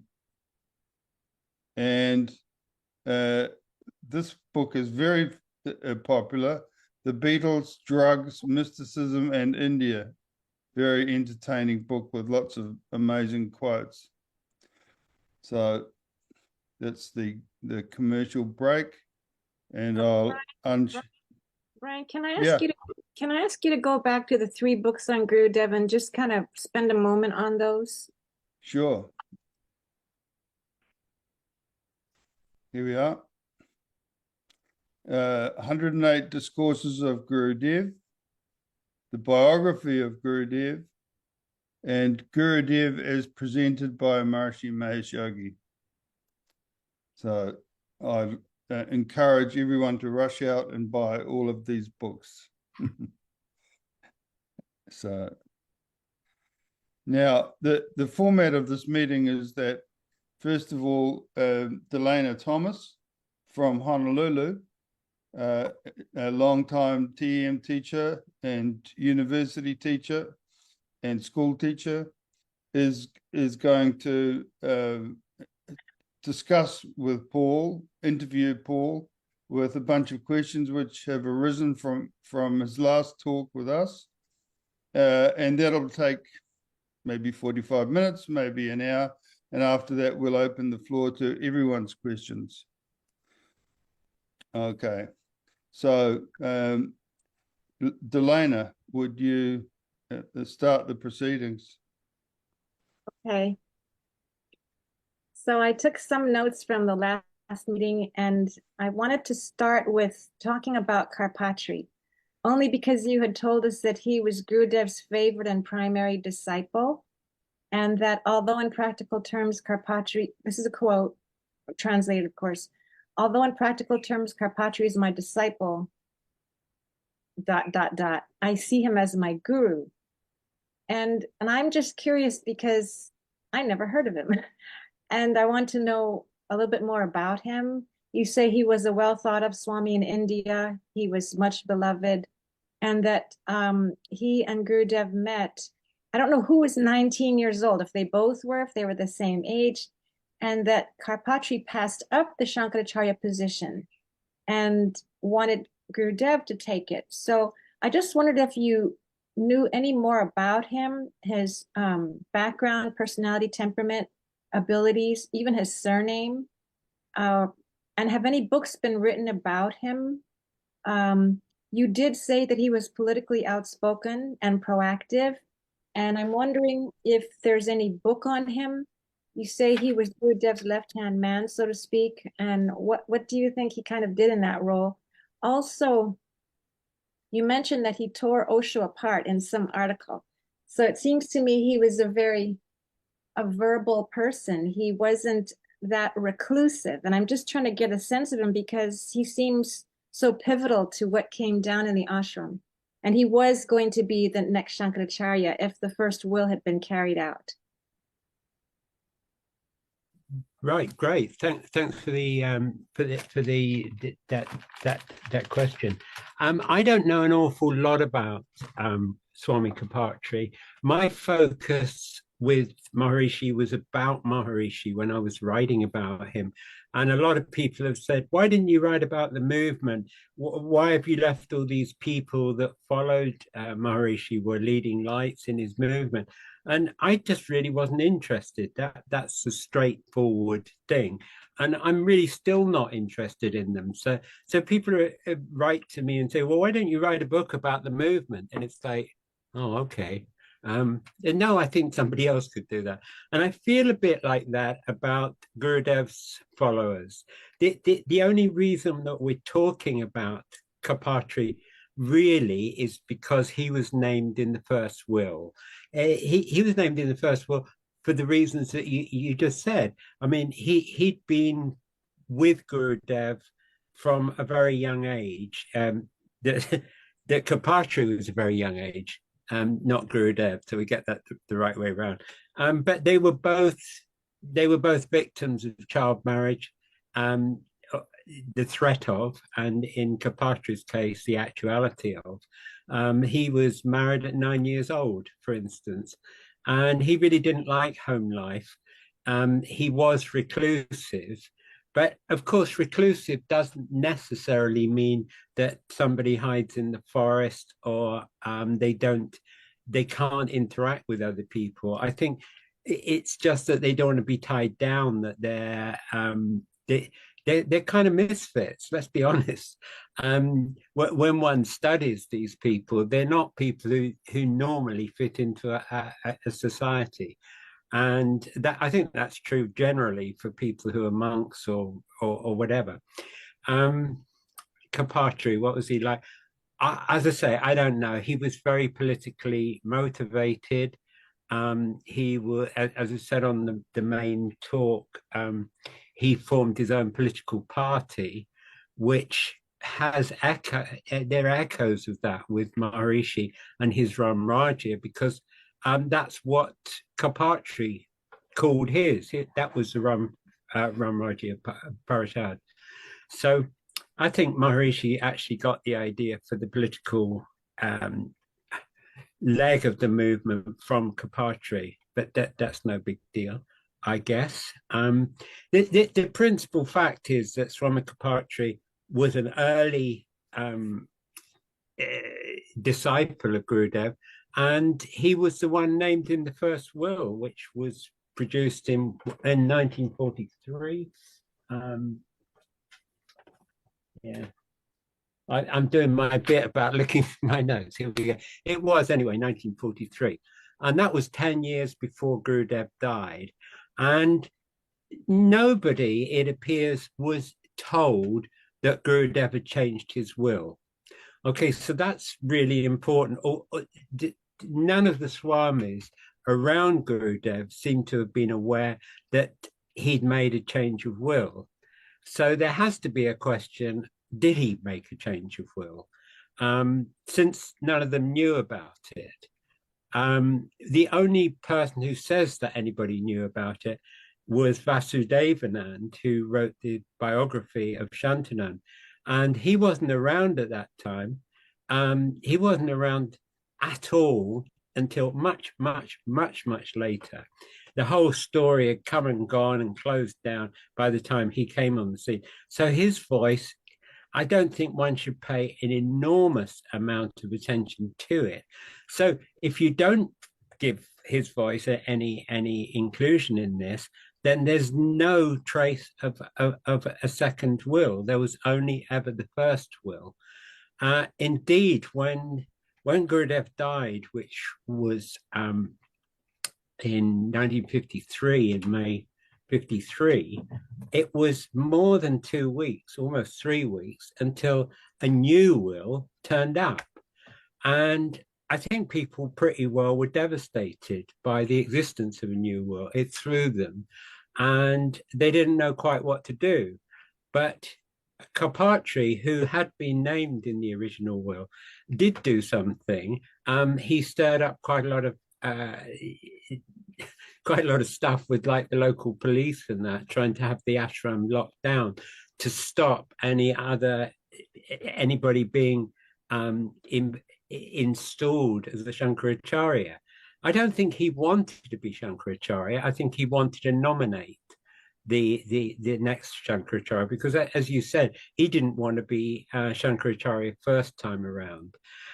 Coupled with that is not only did they think that the will was a forgery, there was also talk of Gurudev having been poisoned. And I've been thinking about this today, and I've been thinking, look, I've got a reputation apparently for sitting on the wall, sitting on the fence, whatever you say. And I've had to do that because my research has to be balanced. I have to present a body of information that doesn't have a bias, which is saying, well, this is the information, you make up your mind. And when I wrote the Maharishi biography, I really enjoyed doing that because it was almost a way of teasing people into having to think.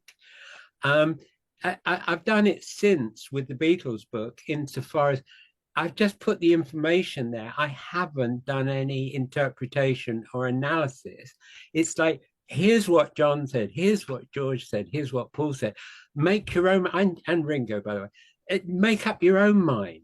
And it's fascinating to see those guys, what they said, and then make up your own mind. I didn't want to do that interpretive thing, although there is a lot of kind of temptation to do it. And there is a lot of temptation now, all these years on from doing these various projects, for me to do that.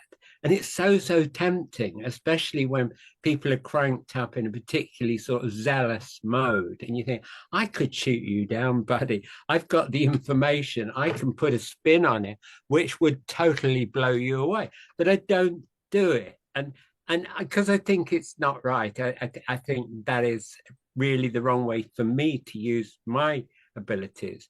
But today, I kind of thought, yeah, but there never was the court cases over the Karpatri will. Nobody ever went to court saying who destroyed the original will. And is it true that Gurudev was poisoned? Here is a guy who lit up the people who he talked to. He had a reputation of being psychic, of having an incredible inner spiritual power.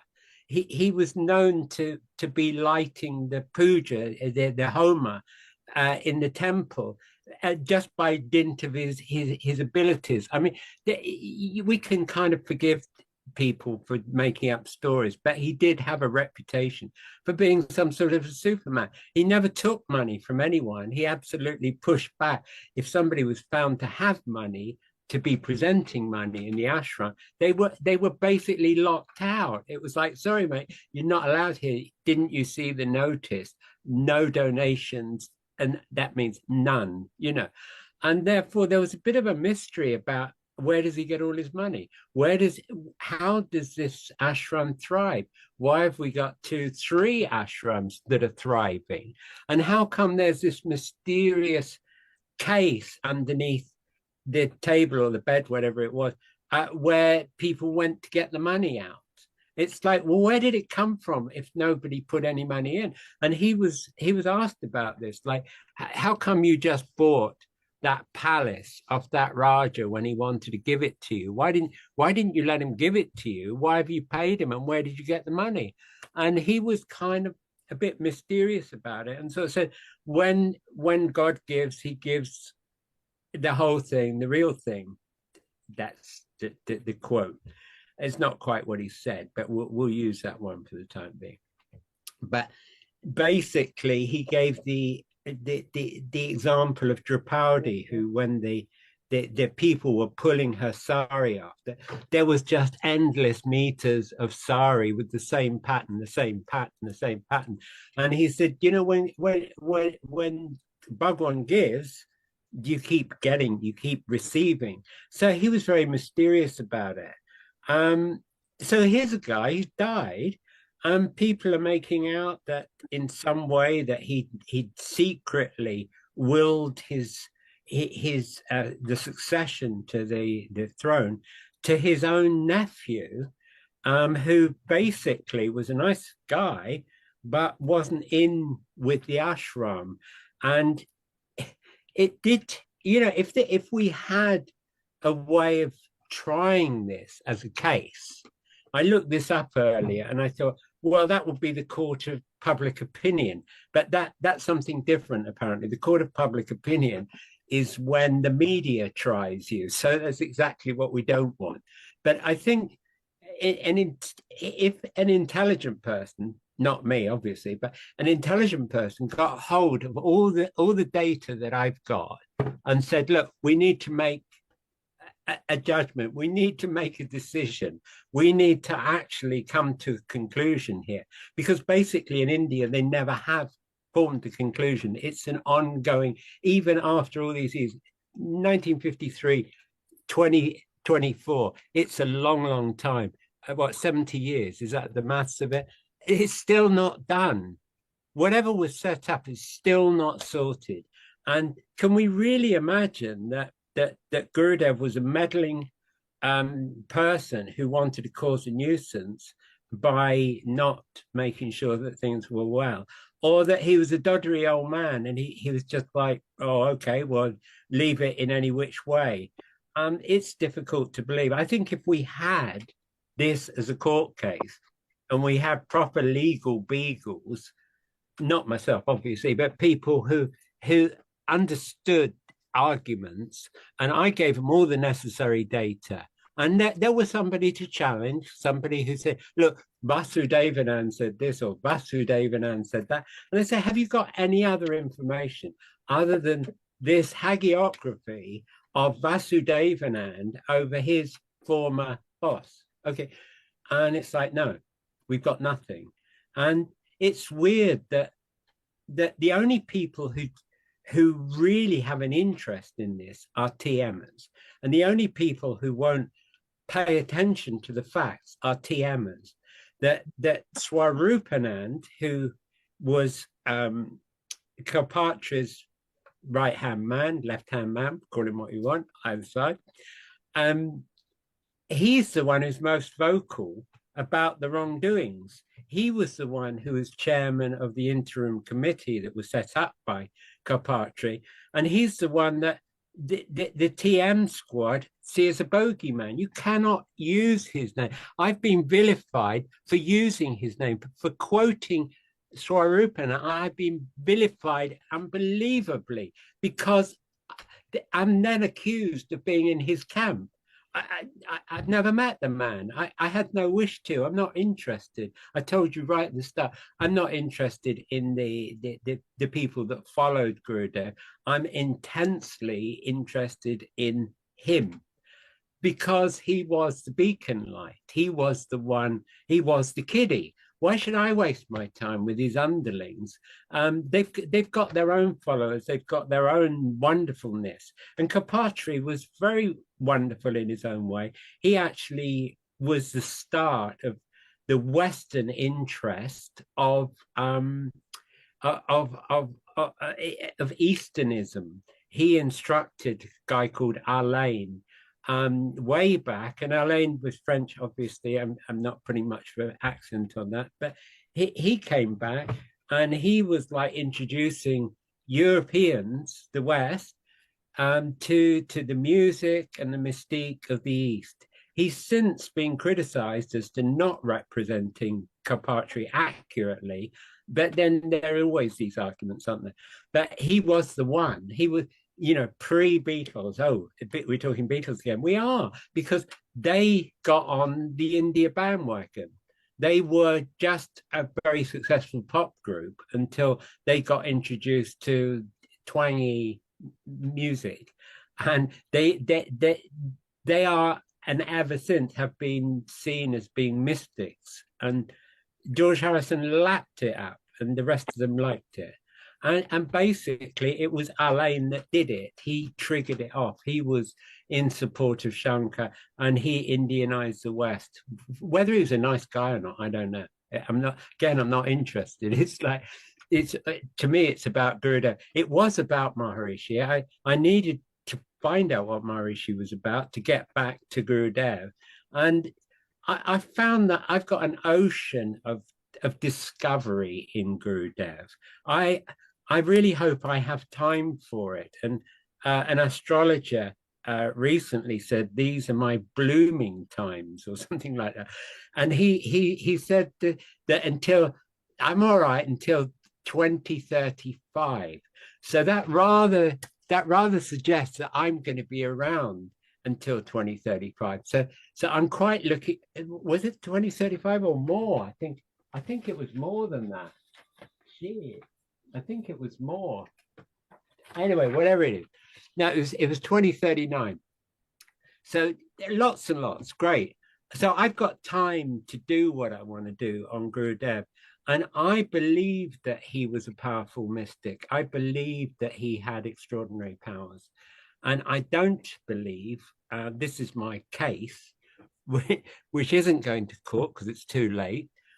My case will be that there was some dodgy, very, very dodgy stuff went down, that it probably was a fake will. And it's very likely that Gurudev was poisoned. I know it sounds heinous, but it's not inconceivable. These things happen in India. And Maharishi himself, the allegation is that he was poisoned. They say it was a Westerner.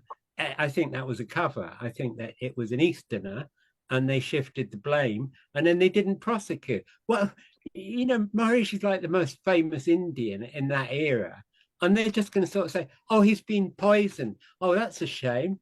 And it's like, no, I think they would get on and find out who the hell, and look at all the video records and check who's in what hotel and see if there's any traces.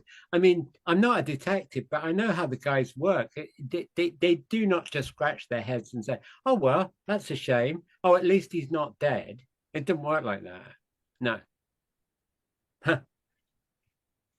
Delana, it's your turn to say something, I think. I really appreciate your interest in Gurudev. And it's just that I want to understand more about the personalities and how this could happen, because if he was so developed, a clairvoyant, as we keep hearing, someone would walk in and before they'd even bring up their issue, he'd answer their question. How could he not have seen what Maharishi was really like from day one? When Maharishi turns up, reads this poem to get in, you know, doesn't really belong there because he's, according to Dana Sawyer, Kayasta, which is subcaste of the Shudra. So his caste is not going to enable him in there. He finds a way to sweep one day because somebody gives it, there's a chance. And then another day he finds a way to look at some secretary work because, I don't know, the guy had to go somewhere. So he was very focused, very ambitious, very organized, but he didn't really have the status to stand toe to toe with these swamis. And Gurudev would have had to have seen his ambition, would have had to have, because he was psychically developed. And so I'm trying to understand, did you, possibly he was poisoned, he was disabled, I don't know. I mean, how could Maharishi convince him to go to Calcutta, which is 9 hours, 35 minutes away by train, when he was already sick? When people want to die in Varanasi, why would he go to Calcutta? And how did Maharishi have that pull? And or was Gurudev perhaps disabled in some way that he couldn't decide for himself?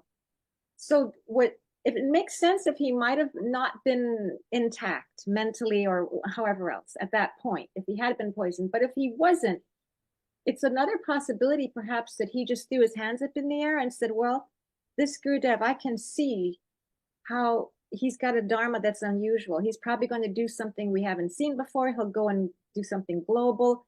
I can't stop it anyway, so, you know, whatever. But at the same time, he took his role so seriously. He was very responsible, even though he was reclusive when he did come out. He was serious about his role. Absolutely. So how is it that his ashram could, in 2 weeks after his death, turn into a state of mayhem? It just seems like, what did he not foresee, or what did he allow? What was he not able to grasp? And it just kind of unnerves me that, you know, of course the deities go into battles together, right? So I'm wanting everything to be organized and orderly and logical. and well controlled, and it just sounds like a circus. And the 1200 years of the Shankara tradition, had this really ever happened before, where there was such a deep chasm regarding who would be the next Shankaracharya? So you said that Karpatri never stopped the court case. The whole time Shantanan was in there. And well, indirectly through his people, he never actually, it was never him who appeared on the billboard, as it were. It was Swarupananda or whoever. But yeah, it was Kalpatri. Yeah, of course it was. But I mean, none of the swamis at the ashram went to the anointing initiation of Shantanan when he became Shankaracharya. How is that possible? They all went to the other one. I just can't imagine this. And where was the other one? I've got it all. Don't worry. Okay. It wasn't in the ashram. It was elsewhere. It was some sacred place. Yeah. I'd have to look up my notes, and I'm bad at looking up my notes. And they all went to that one, and Shantanan didn't mind.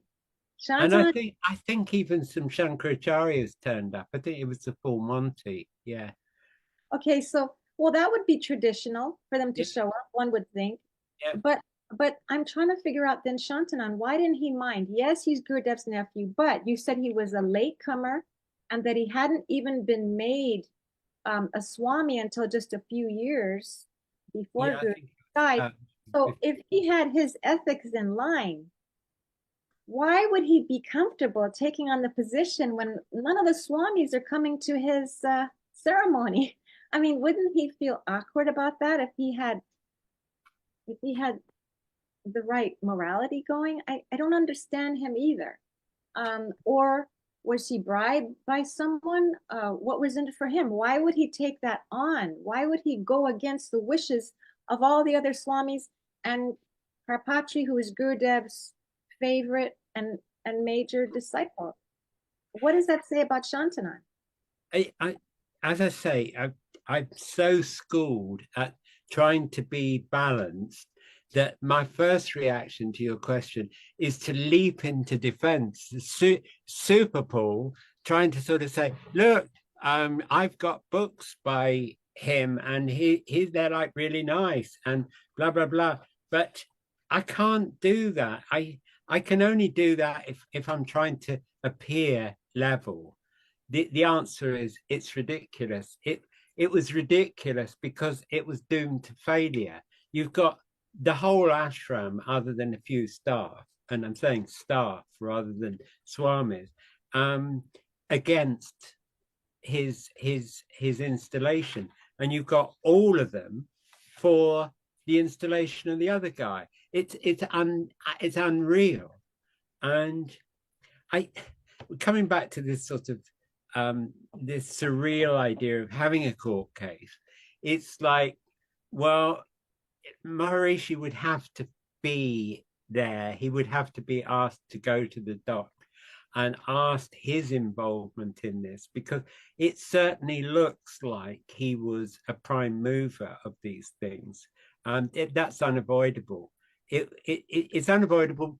The only support that that Maharishi had throughout his time with us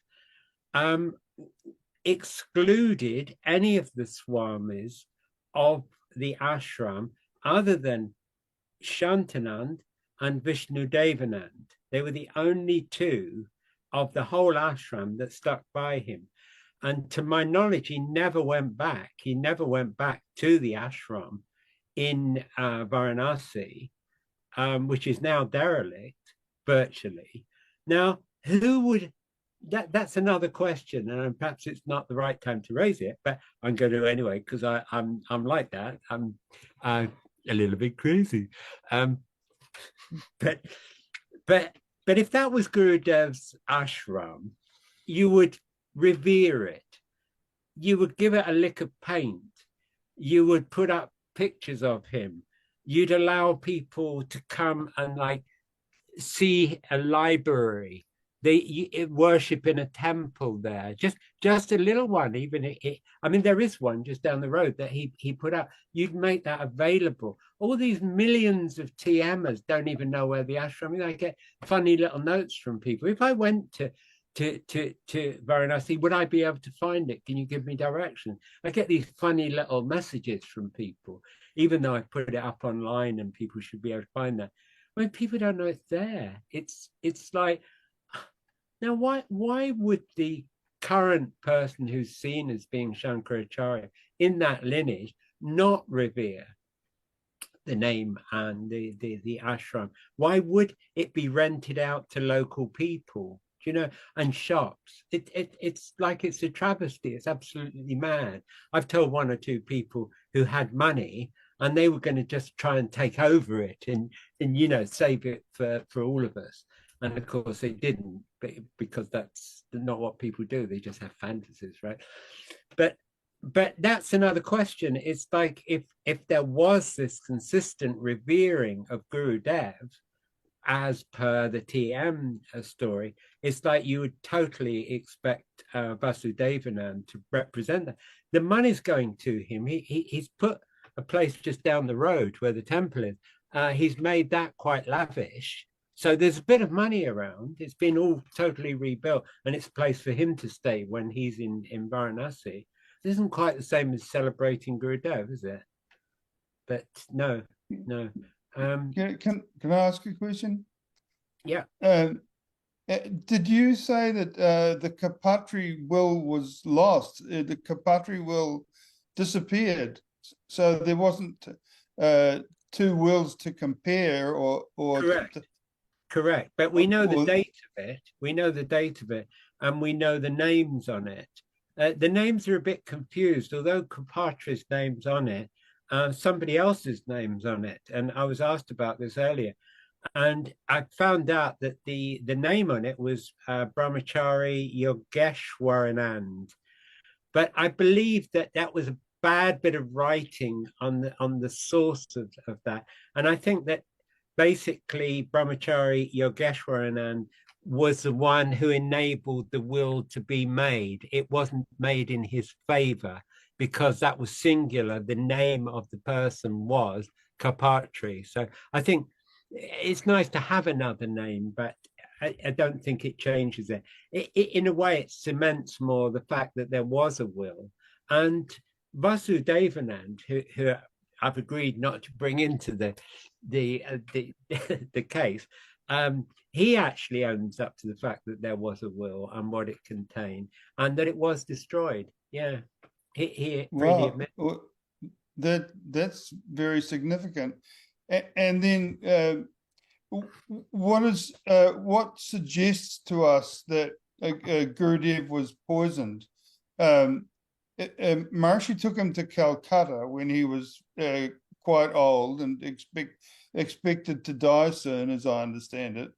And while he was in Calcutta, he died from causes unknown. Correct me if I'm wrong. And so they had to bring his body back from Calcutta when he was in Varanasi, so that he would die in the traditional place to die. He was in Varanasi because that's where he lived. That was his postal address. He was going home, but yes, also at the appropriate time he would have to pass, and that would be an ideal place for him to pass. I don't know that one can conclude that he was that ill at that time. I certainly Swarupanand seems to indicate that, but he was ill 6 months earlier when he was in Delhi. That is a recorded situation. He's said to have gone to the doctors and had medical checks, but it was said that he got better. So that Maharishi took him to Calcutta.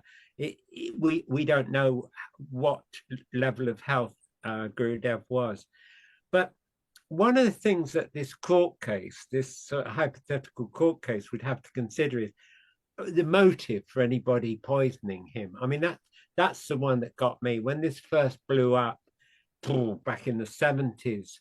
There was an interview with Swarupanand, and he made an allusion to this poisoning. It's like, I'm thinking, well, who would want to do that?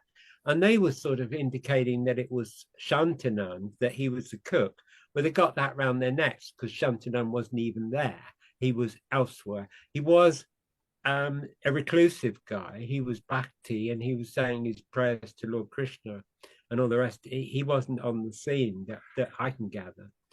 But the people that were on the scene was Mahesh, Brahmachari Mahesh, and this lady who we know as Mataji. That's what I've been led to believe. And I wouldn't have thought either of them would have a motive for poisoning the boss. So Swarupanand and nobody else ever indicated who they suspected. They were very circumlocucious, nice word that, about who it might have been. But obviously they laid it out. There was been a poisoning, and then they withdrew and said, oh, but I don't know who it was. And I think that was just their way of not making accusations. I think it was pretty pointed who the accusation would have been about. And what was the official cause of death? I've come up against about 3 so far, so I think that might not be a good one to pursue. It's all going to be in my book, folks. Okay. Yeah, I mean, it's a very valid question, Brian. I'm not pushing you back, but there's several not comparable illnesses that, and one of them was dropsy. I mean, I can look it up for you. I've got it in my book. Do you want me to look? Yeah. Can you talk amongst yourself? Well, one thing I should say to everybody is that there's 2 ways of viewing the screen.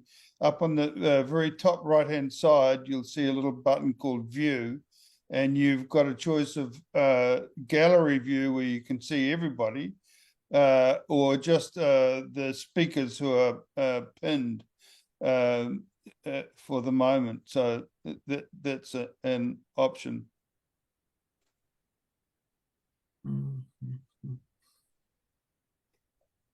No, I'm not going to find it that quickly. I should have anticipated this question, of course. Do you know, I was brought up as a Christian Scientist, and you might think that's not relevant, but it is.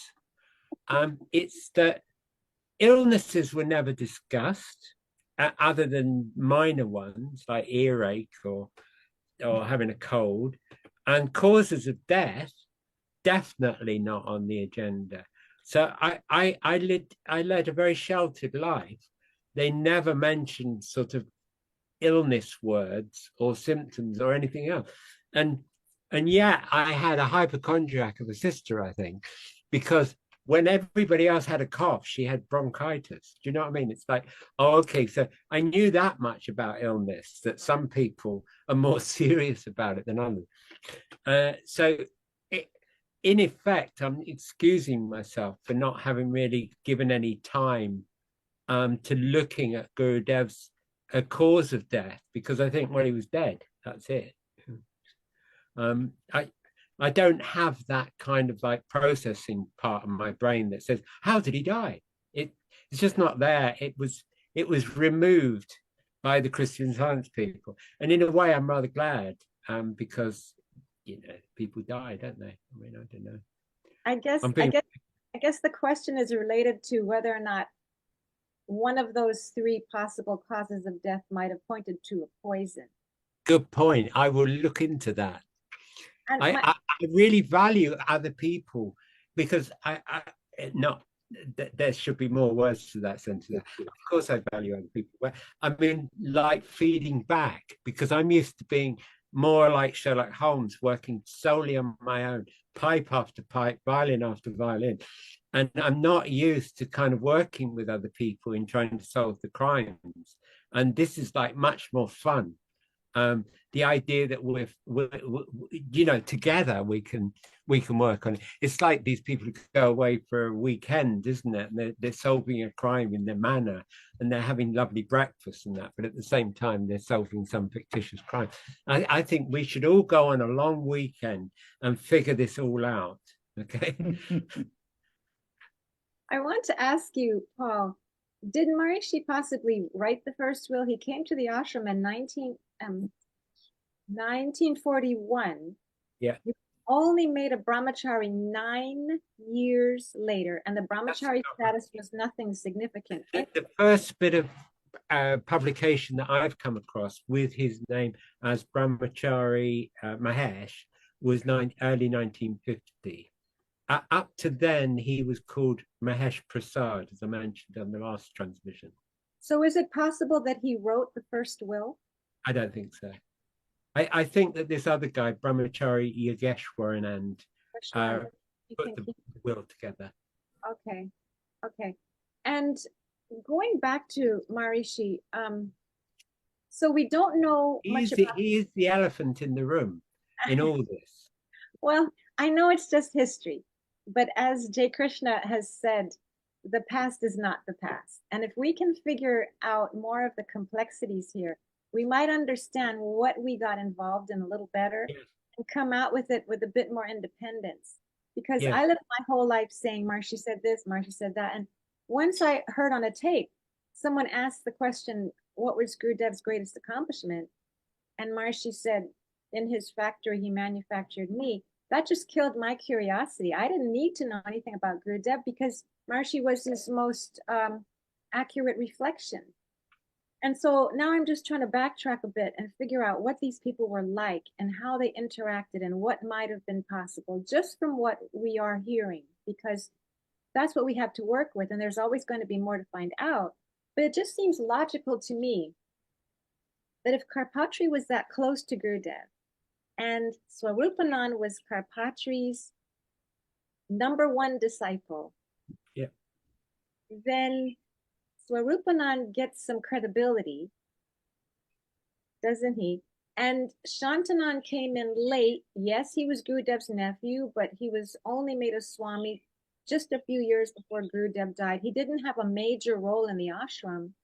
He just so something happened between Shantanand and Maharishi for Maharishi to end up over the years giving Shantanand a bus. Airfield and TM Information Center. Olga, I've called you twice. I'm not Olga. I know, but you're the person who gave the talk. Somebody's. No, I gave you her to talk to. Somebody's not muted.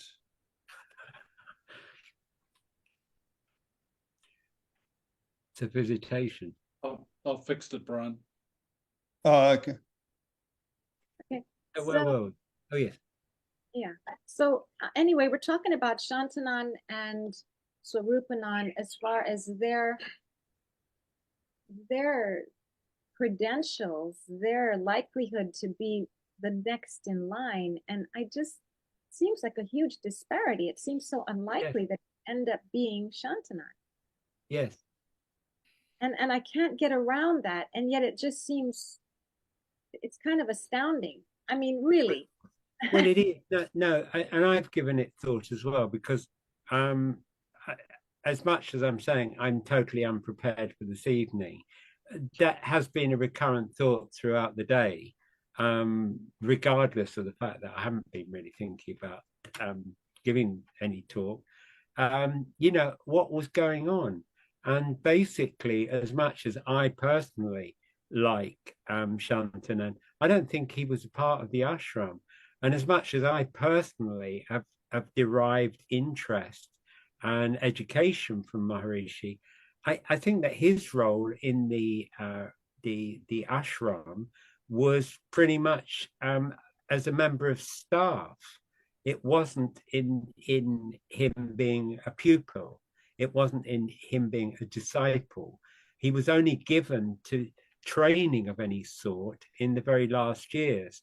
And that training wasn't perhaps what we would consider training.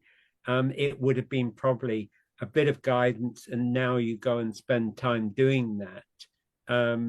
He wasn't taught to teach meditation. He wasn't taught the things that you would assume he was taught, and he owned up to that. I mean, I listened to so many tapes looking for those little fragments which actually sort of shone the light on it, and he would make it, because in those days people were recording him left, right, and center. So you were going to catch an unguarded moment. And I made a personal collection of unguarded moments. You know, I didn't call them that, but that's because they were the treasure trove to me. All the things that he said when he wasn't muting, you know, when he wasn't saying, turn everything off, which was a much later transition where he would even use words like astral. You know, I remember going to a course, and Maharishi said astral, and I took it up with the course convener afterwards. I said, he said astral. I like to hear him talking about, oh, that should have been edited out. It was like, oh, okay, I understand what you guys are about. You know, it's like, you know, we're control freaks, and I think it had become like that. And I've lost my thread now. We were talking about. I think you got it. You know, I recall Maharishi referring to himself in the days of the ashram as being a lowly brahmachari, but I took that as wonderful humility. I liked it. It was also true. Yeah. Yes. So in a way, he was telling you something, but in the context of it, you would never take it that way. You would think, oh, look at this. Because he was a lowly brahmachari, he rose to these unequal heights. And yes, but it wasn't with the approval of anyone out there. And it's said, and I think I read it out last time in this session, that he was cautioned that, you know, even if me, Gurudev, installed you as Shankaracharya, they wouldn't allow it. And I think in answer, therefore, to your question of how come it happened, I think it happened after the event. I don't think that Gurudev, this is my opinion, okay, I don't think that Gurudev cocked up. I don't think he made a mistake. I think that as soon as he was dead, there was panic. It was like, what's going to happen now? And what's going to happen now is that Karpatri is going to rule the roost, and Karpatri ruling the roost will mean that Swarupananda's in charge. And if Swarupananda's in charge, what's going to happen to us guys? You know, the lower echelons, the staff, who haven't been kowtowing to him at all, do not consider him the senior Swami, because that's what Swarupananda saw himself as. Oops, our days are numbered. And when Shantanand did become Shankaracharya through this ceremony, he didn't hang around in Varanasi. He went off to Allahabad. So they carried on in Varanasi, and he removed to a different place. And I think that was because he inherited it or whatever. In other words, he put distance, and Maharishi put a hell of a lot of distance. I mean, the distance between Varanasi and Uttarkashi is immense. You know, one of them is Kashi, Varanasi, another, the old name for it is Kashi, and Uttarkashi means northern Kashi. So he went to everyday Kashi to northern Kashi, absolute different ends of different widths of India. And I think he went there to get away. I mean, clearly, and to put up this temple ashram. But I don't believe he took any of them with him. And either then or since, you know, he had, as supporters, he had Shankarlal, okay? And Shankarlal used to live at Uttarkashi, right?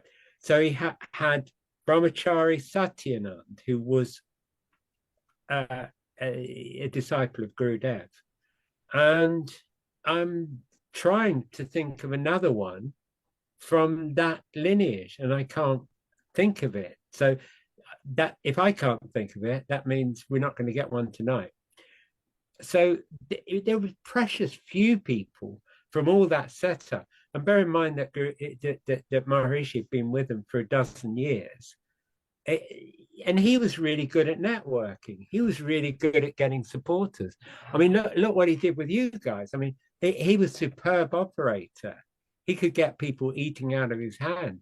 Even TV celebrities and pop celebrities, even Mick Jagger, and they didn't get Keith Richards, but they got Brian Jones. I mean, people, you know, were attracted to being with him. They thought he was a big cheese, you know, British, meaning a very important person. I don't know what big cheese is, really. We're not going to digress, are we? Well, if we for a moment compare the surface personality of Gurudev with Maharishi, Gurudev was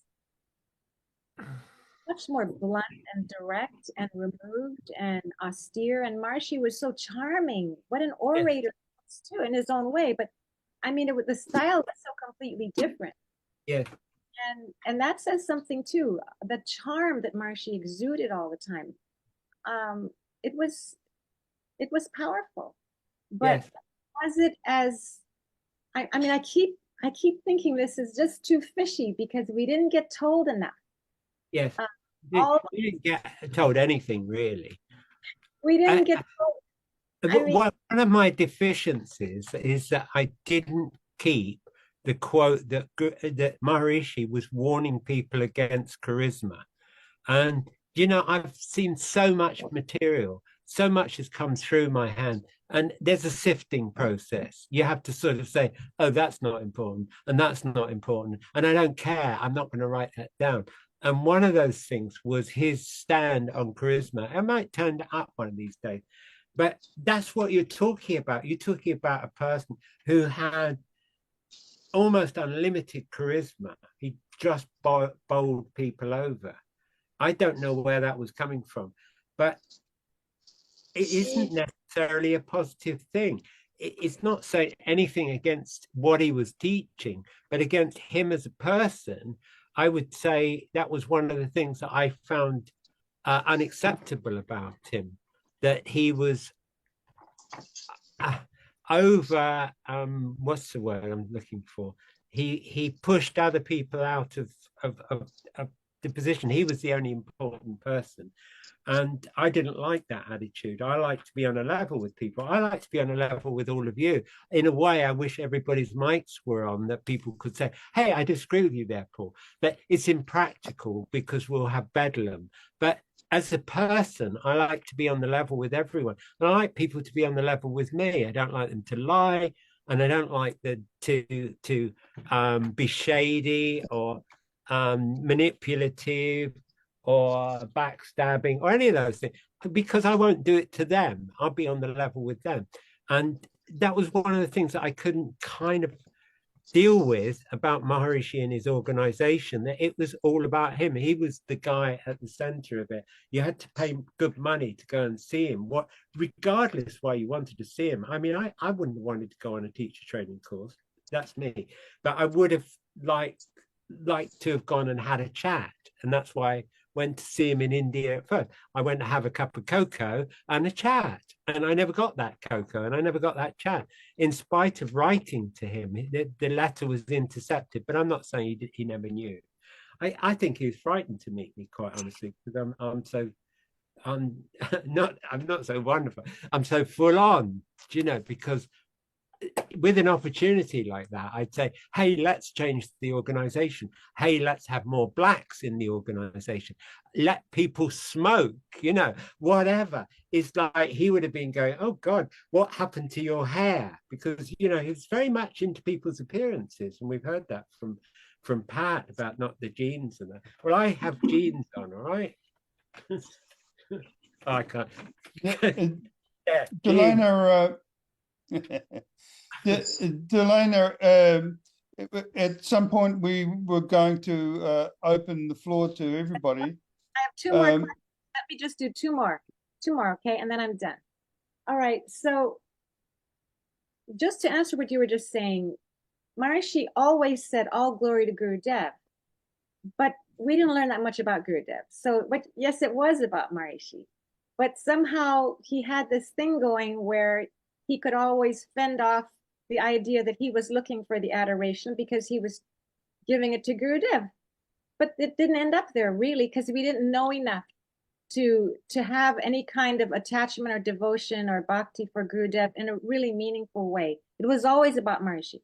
And the other thing I want to ask you really quickly about is Gurudev, you said, warned people against not sticking to their castes and duties, and he also warned against kayastas who wanted disciples.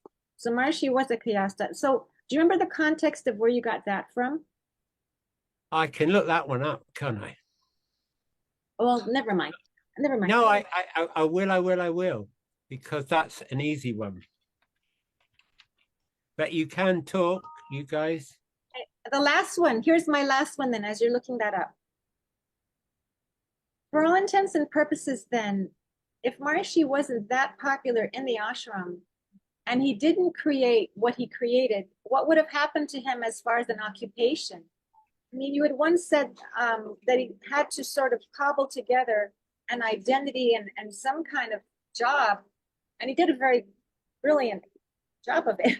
But I mean, that's also an issue, isn't it? He wouldn't have been perhaps what he couldn't have carried on or really risen through the ranks if he hadn't done what he did, and he must have recognized that had he just stayed with Karpatri and gone along with whatever that first will said, it wasn't much of a future.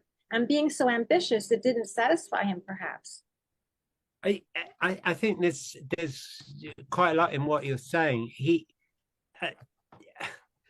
I did say he cobbled together his teaching. I said it just after he died, and I regretted it when I read it in the New York Times. But he did cobble together a teaching. He'd listened to Gurudev's teachings. He'd listened to him speaking. He put the stuff in the newsletter, and great. He like we do, we pick up stuff and we narrate it to other people, and that's great. That's what he did. It wasn't that he was trained to be a teacher, although I think he did do meditation checking. I think the brahmacharis used to, when they had lots and lots of people sitting around meditating, the brahmacharis would go around and say, how are you getting on, isn't it? Oh yes, you just settle down and do the and I think that's where he gained his confidence for knowing about meditation. But he didn't have the confidence when it came to the mantras, because he didn't know what they were, because they would be given per person, and he wouldn't have known the style of Gurudev's teaching other than what he taught him. So that's disabusing any of those suppositions that he was trained. He wasn't.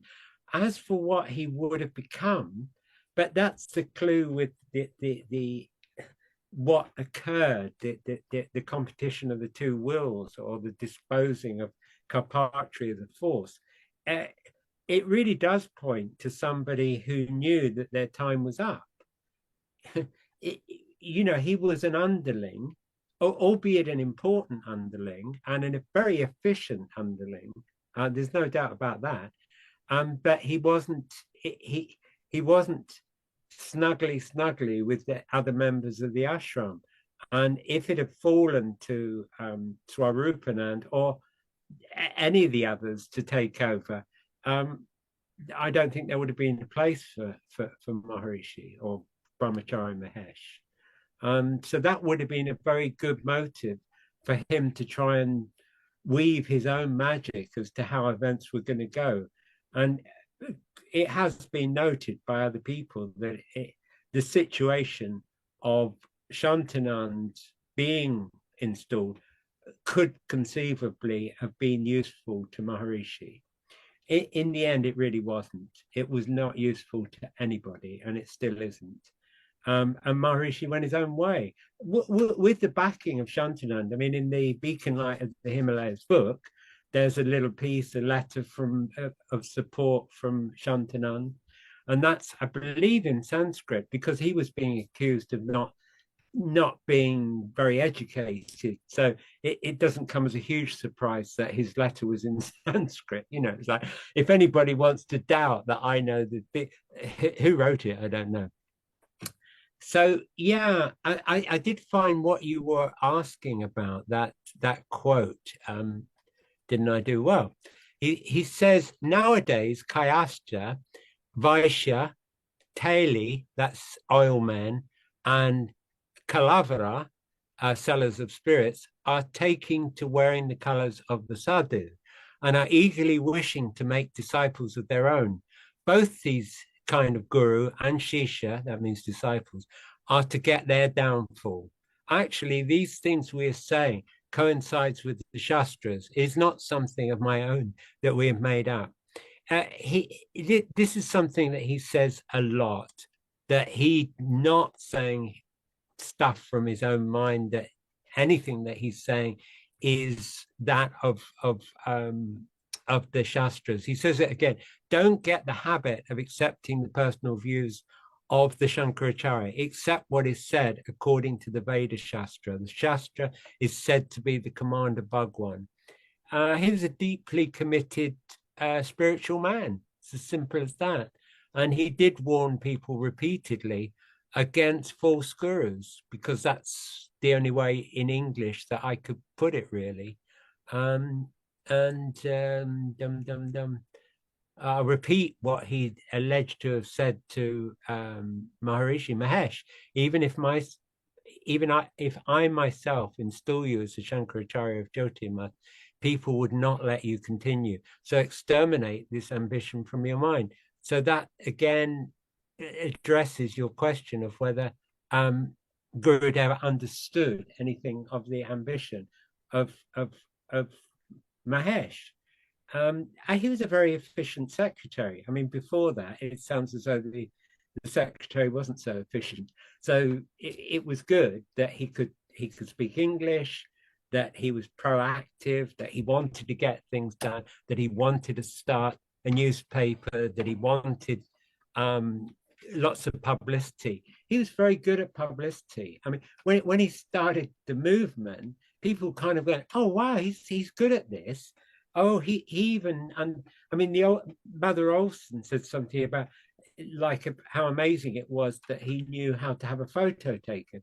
Well, one, his uncle ran a photo studio, and two, he was not unused to publicity. But of course, he didn't explain that to people. He didn't say, "We don't get the wrong idea. My uncle was a photographer, and I was the #1 PR guy." He let people make up stories. I remember wondering to myself, how old is this man? I mean, like, God, he must be seriously old. And that was before he was anyway old. It was just his style, the white cloth, the gray hair, the beard. I don't know. I think a lot of it was presentation. And again, I'd like to reinforce the fact that not making comment on his teaching. It's the style, the presentation, and him as a personality. I think that's what we're talking about here. And I think that's what links with the ashram. It's not about his efficiency, how good he was. It was his own willful determination to be important, I think. Regardless how many DMers will say, no, he didn't have an ego. No, he wasn't like that. I'm only expressing a personal opinion. I think he did, and I think he had, yes.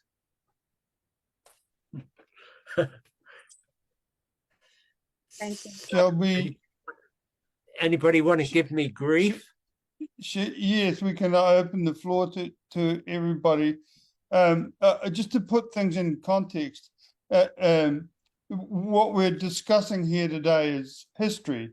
That's the point of today's talk and investigation, rather than defending. I see there's some notes in the chat defending the latter day Maharishi, but we're interested here in Gurudev and Gurudev's life and the end of Gurudev's life. So that's our focus.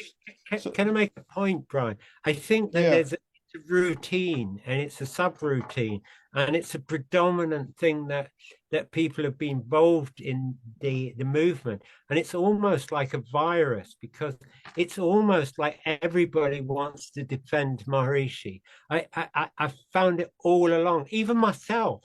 Do you know, I'm not saying that I haven't been contaminated. We all do it. We all say, that doesn't mean that I think he was so and so. And it's almost as if we've all been infected with an incessant desire to protect and defend him. And I think that we have. I don't think it's an illusion. I think that his whole persona projected that, oh, you won't put me down, you'll only defend me, won't you? You'll tell your parents what a nice man I am.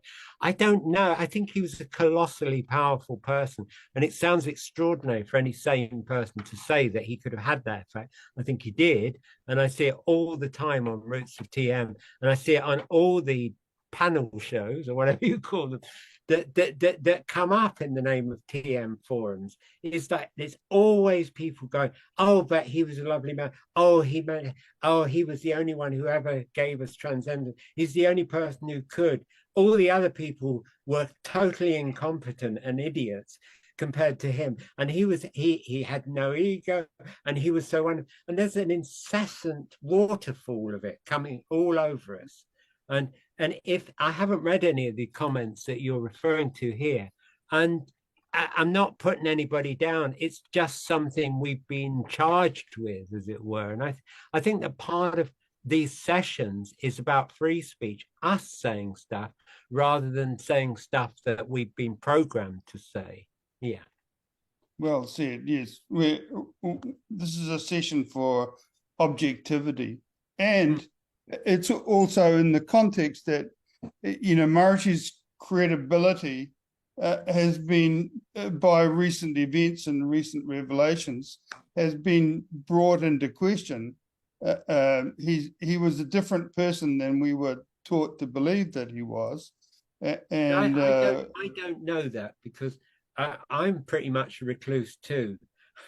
And I don't really get involved too much. I gave up being interested in the biography of Maharishi when the movement set their hounds onto me, and I transferred my affections to other topics. But I completely concede that he might have had a private life. Then that private life might have been contrary to the values that you thought that he held on to. I can't, as I say, I kind of gave up on being over interested in him rather a long time ago.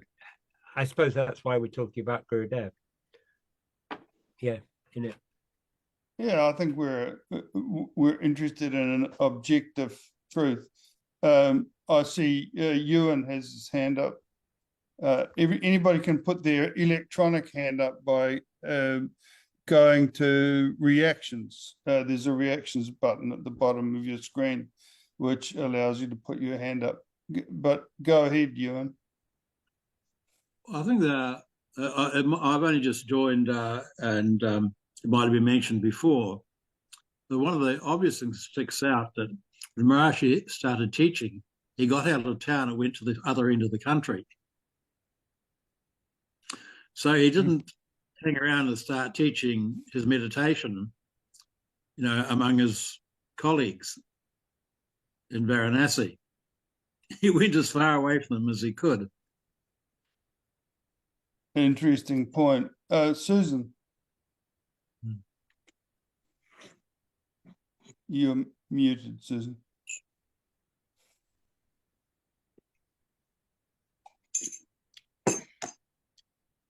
You're still muted, Susan. Your hand's up, but there you go.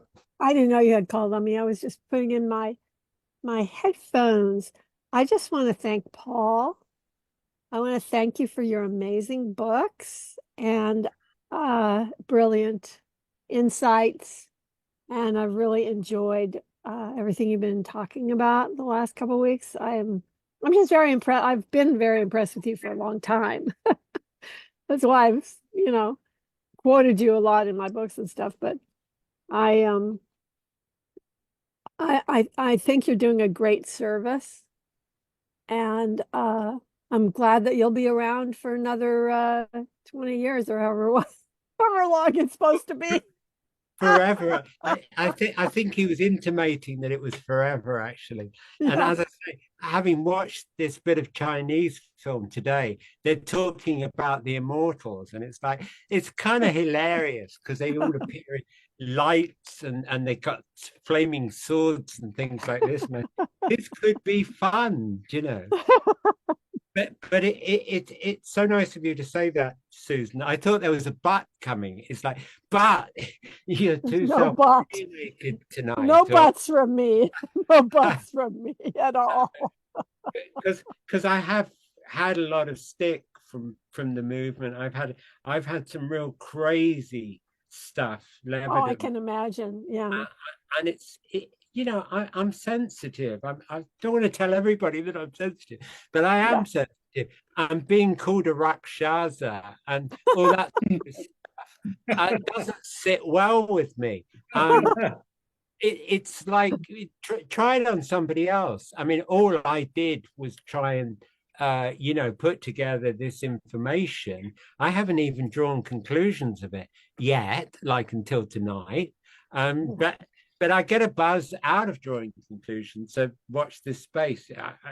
You know, obviously, secretly, silently, I've been turning up all sorts of stuff. I just haven't shared it because I get such a pounding even when I don't. So why would I share it? But I've stepped out of the shadows today. Oh dear. Yeah. Well, welcome to the Black Sheep Club. I've been in it since 1989. I've been the black sheep since 1989. So welcome to the club. That's a nice way of saying it. Thanks. Helena. Paul, I don't know how much you want to go into this as far as what you've experienced in terms of persecution by the TMO. And I understand if you don't want to get detailed about that. But I do recall you mentioning to me that you've done many versions of updates on the Maharishi bio. If you were writing that today, for an audience like this, are there things that you would insert that you had excluded when you wrote the book, trying to, you know, keep things from getting too controversial perhaps at the time? Have things shifted at all for you as far as what you think people are ready to hear, or what they should hear or could hear or would receive? Do you know, the straight answer's unfortunately no. I think that the last version that I made of the book, it sounds arrogant of me, but I think it's perfect. Ewan read it recently, and he wrote to me saying that he was impressed. He's sticking his thumb up, and I think he's a guy who would tell me if it sucked, if it was rubbish. I think he's plain speaking. We've had a few interactions by messenger, and I get the idea he's a straight talking guy.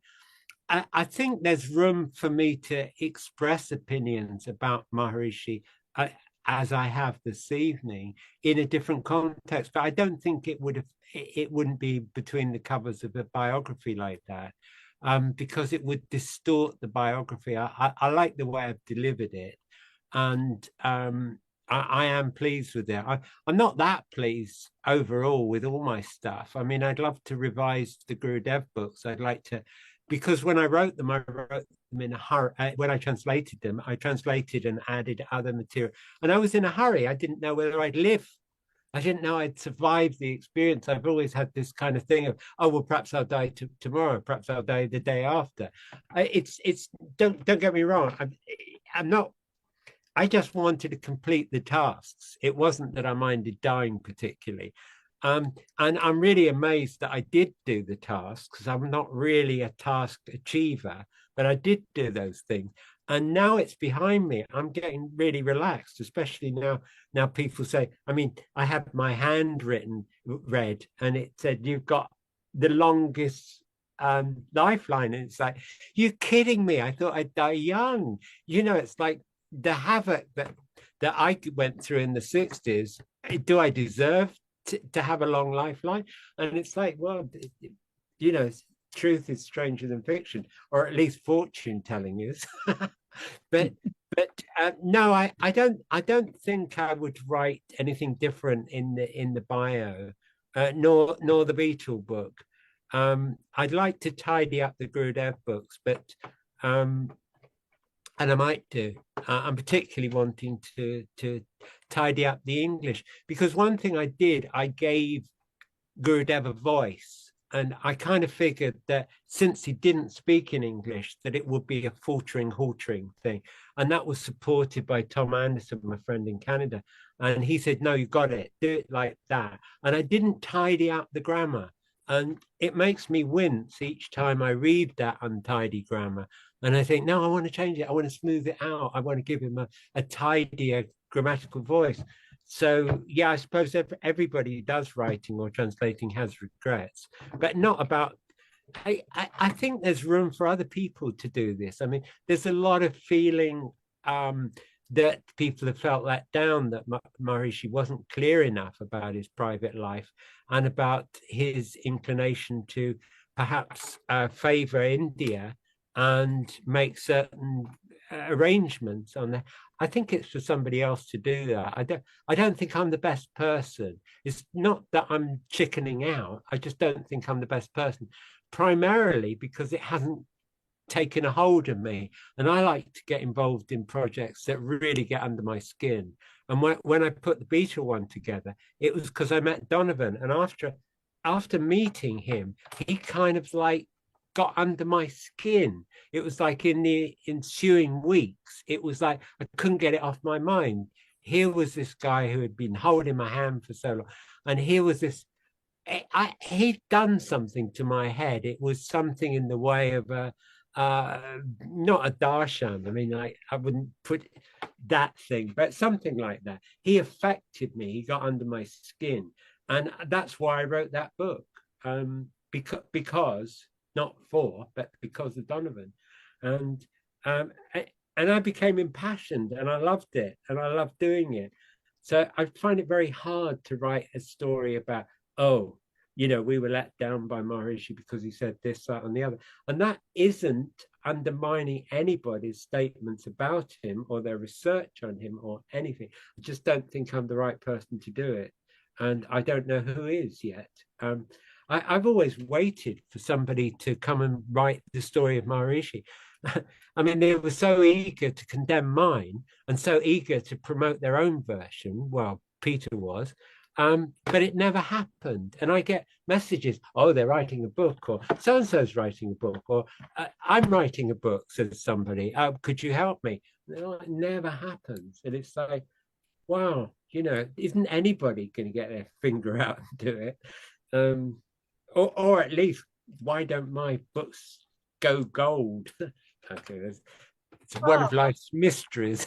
I have the first edition. Can you tell me how different it is from the latest one? Hugely, because I'd had all that time from 95, 94 to 2023 or whenever it was. And you know, the first one was pretty good, but there were bits that when they didn't track together, I had to move stuff. And I thought, no, that's got to go out altogether. And I put in more important information, stuff about Gurudev, better quotes from Maharishi. There was a mixing match, and I really refined it. I'm actually, I don't even stand behind the first edition now. It's that cranky. It's like, oh, I prefer not to talk about that, or the second one. I only want to talk about the last one. But I mean, that sounds like I'm being artistic, but it's more than that. I think it's a better chronicle in every way. And I put a load of pictures in, and I covered the end of his life. And I think I was respectful, even when it was difficult to be so. And I think I restrained myself from being opinionated. And I think that's a good thing. I don't regret it. And the fact that there's this kind of rising clamor of, oh, look, he didn't do this right. I don't think I should have adopted any of that in the book. And of course, there's the sexual allegations, and I did cover them. I covered all the ones that were there and present while he was alive. And I was under pressure to retroactively write the account of those who subsequently made claims. And I thought, no, you can't do that. You're kind of disturbing the timeline. And that wasn't out of prudishness in the slightest, because you'd have to know me well to know that I'm really as not prude as you could imagine. I would have been for really revealing anything and everything that happened. I just didn't want to ruin what I felt was an honest appraisal of Maharishi while he was alive.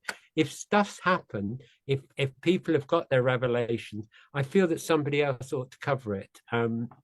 You know, there's a real opportunity for somebody to write the other biography. Mine is the biography, and somebody else can write the other one. I give them my blessings. Absolutely.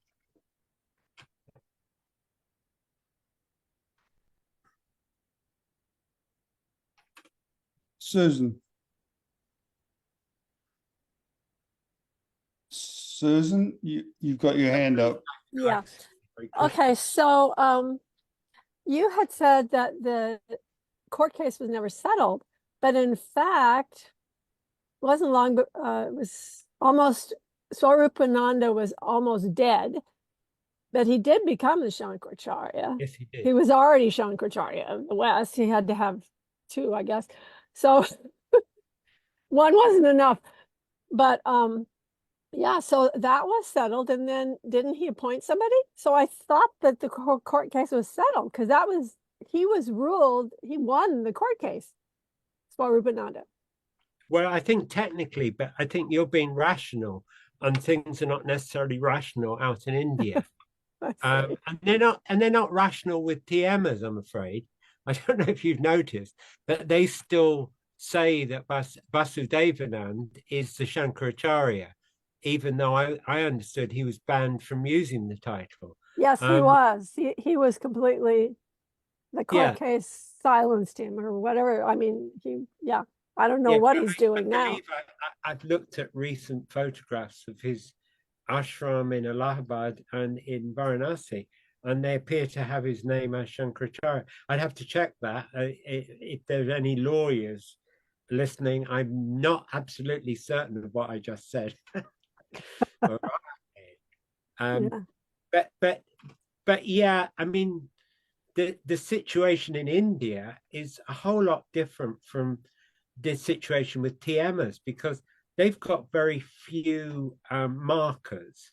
There weren't that many Indian Swamis or anybody else to do with the movement. So they're really, really, really affectionate to anybody who was Indian that had anything to do with Maharishi, and particularly Tatwala Baba.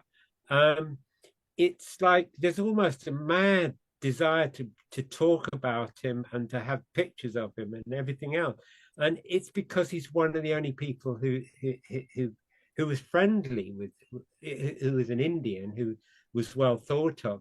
And the reason for that is that he was his most direct neighbor. He lived just yards from the ashram, and he didn't move about. He lived near a little waterfall and a stream. And I was talking to his number two, who said that he was washing at the stream one day, and a tiger came down, and and the guy's still shaking. I think he must have some illness, but he's still shaking, and I imagine that might have something to do with the tiger. But no, he was the closest. He was the closest neighbor to Maharishi, so it wasn't totally out of order that he'd pop in occasionally. I think people always make so much of it, and they make a lot of the other guy, the Kashmiri guy, don't they? And anybody who's Indian. Anandamayi Ma also. Anandamayi Ma actually was very affectionate towards Maharishi. Well, I'm glad, and I'm not putting down Maharishi.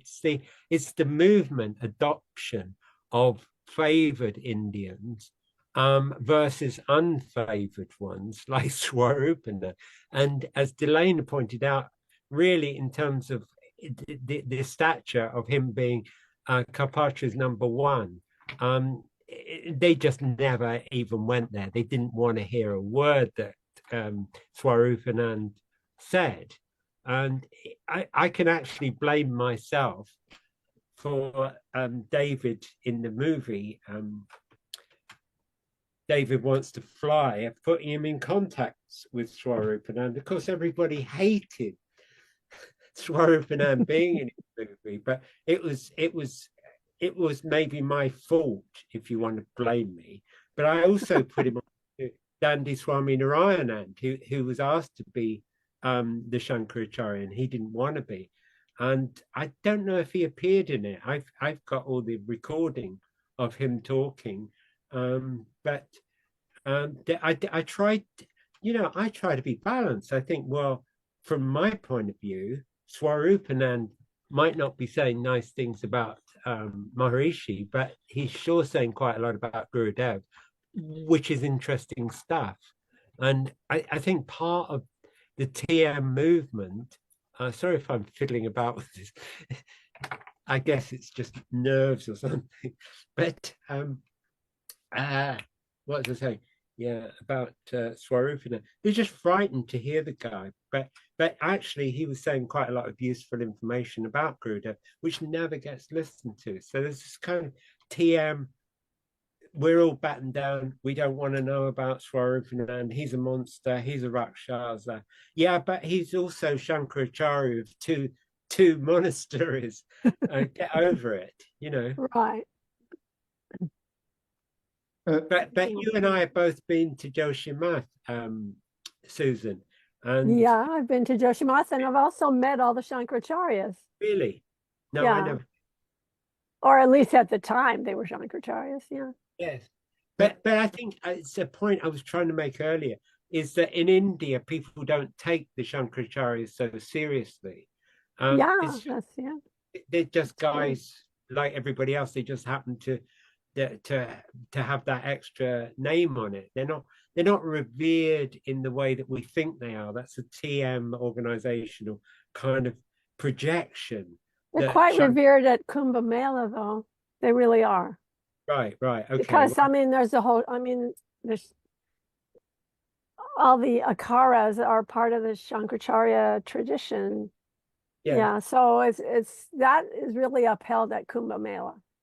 Well, then I've got so much to learn. I don't know, because I'm not. I don't know.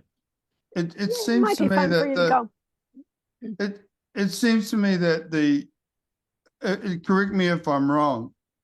The central point that is, or points which are a surprise to us, are that there was a valid will which Gurudev made, which appointed his successor, and seemingly very valid, and seemingly he appointed someone close to him who you would expect to be appointed as Shankaracharya, and that will mysteriously disappeared, and 2 weeks after his death, a new will appeared to everyone's surprise, which appointed somebody quite unexpected, and there was a committee surrounding that, and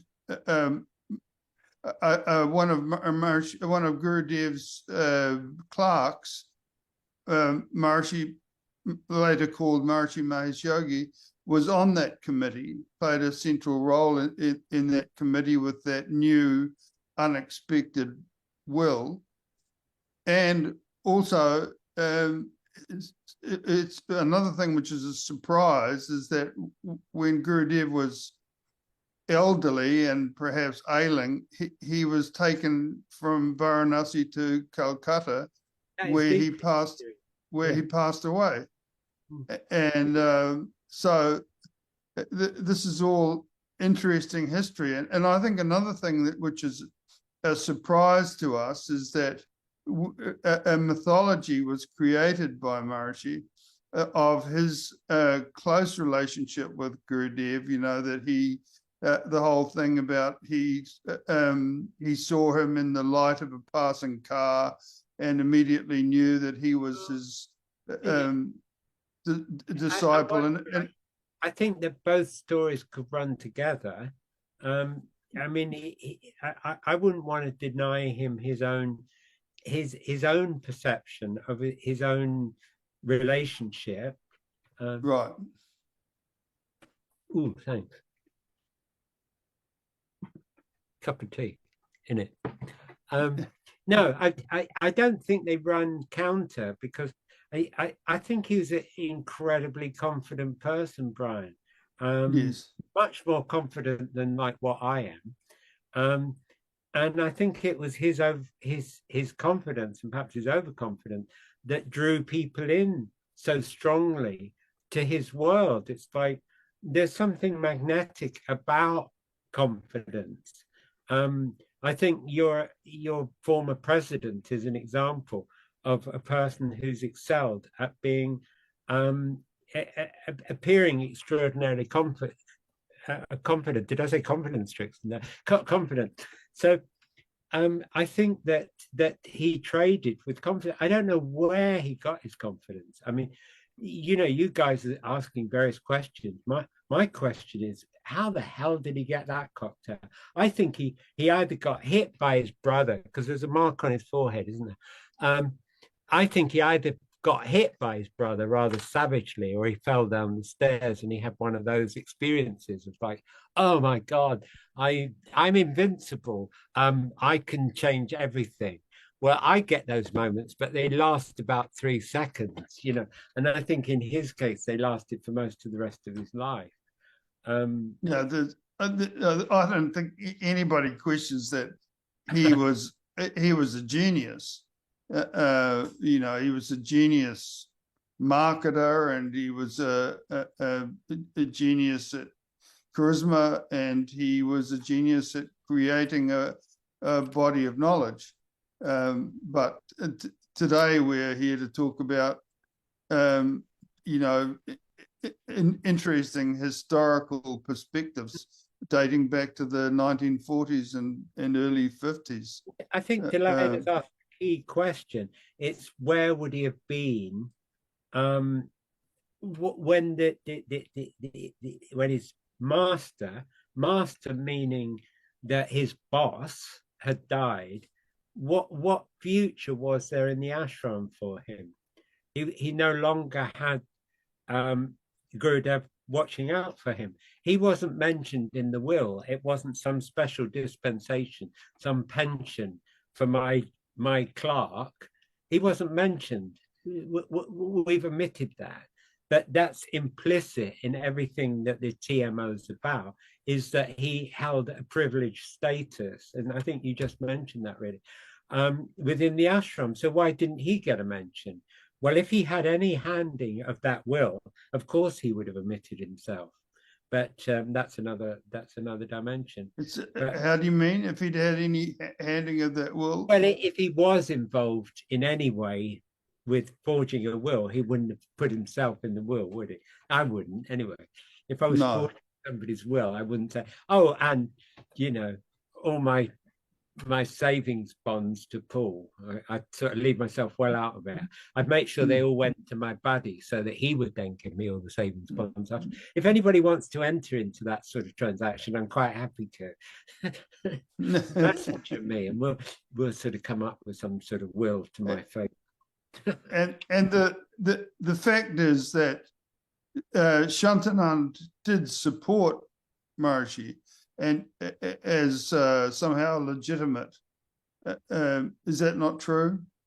Sorry, could you say it again? That having been appointed Shankaracharya through this questionable will, Shantanand proceeded to give support to Maharishi to legitimize him. Yeah, what I mean, not openly. I mean, basically, Maharishi enabled the installation of Shantanand. So Shantanand had the dubious pleasure of having to deal with all the commotion. And whilst Maharishi was allegedly out meditating at Uttarkashi, Shantanan had to bear the responsibility of going to deal with the legal issues, which he had to do for the rest of his life, poor man. That's my opinion. But perhaps he was a part of it. I don't know. Perhaps he played his own part. I'd love to know more about that. If somebody here knows of anybody who has better information, even if it's only scandalous rumor, I'd be up for hearing about it. But yeah, he was supportive to Maharishi.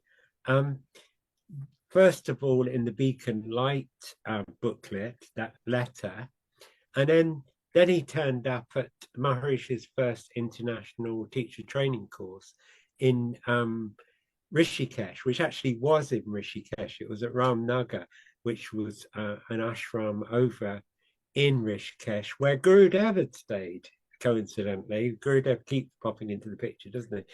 And Maharishi had settled on this plot of land from the Forestry Commission over the other side of the river.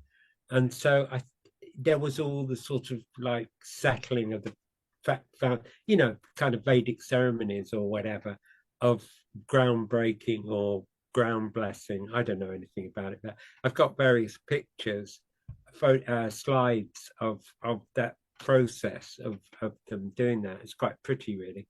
But I digress. What was I saying? Yeah, anyway, Shantanan came along, gave his blessings to the course and sat there and in Gurudev's throne, and it was an endorsement to Maharishi's first international course. So that obviously went well for him. The only problem for him is that one of the course members was the head of the London organization, the London School of Economic Science or some such name. That was Francis Rolls. And they were basically Gurdjieff, what's the guy? Ouspensky. Pardon? Oh, Ouspensky. They were Ouspensky'ites. And they'd seized on what we now call TM, which was then just called deep meditation. And they'd seized on that as being what Ouspensky, however you say, what he'd foretold them, that find this thing. And they thought, yeah, that's what it is. And that's why Francis Rolls was out in India. But he was independent. And I must say, their organization was running the TM organization. They were very competent and good at putting together publications and events and everything like that. And they put on the Albert Hall gig that Maharishi really got kicked off. He kicked off his Western style organization from the Albert Hall. I mean, for those who haven't been to Britain, Royal Albert Hall is the place to appear, whether you're a pop star or a juggler or a comedian. It doesn't matter. If you can do the Albert Hall, you've done it. You know, you've arrived. And Maharishi did the Albert Hall, and that was real kudos to him. But it was actually kudos to Francis Rolls and his mob, I think. But Francis was, I think, he wasn't over happy at being subordinate to Maharishi. He wanted to run his own organization. When it settled in his head, he approached Shantanand, Swami Shantanand, and said, you know, will you bless our organization, even if I'm not hooked up with this lot? And he said, sure, you know, I'm up for that. Although he didn't speak that sort of English, that's what he must have meant in his own word. And they then adopted him as their Shankaracharya. And when he died, well, not when he died, when he retired, they went doolally looking for another Shankaracharya. I think they're probably still looking for one now. It's so important to them to have a Shankaracharya. And they actually found my mate, Dandi Swami Narayanand, and wanted him to be their Shankaracharya because he passed up the post of being Shankaracharya, and they want him to be their guru. And of course, he wanted none of it. He wanted the simple life, you know. He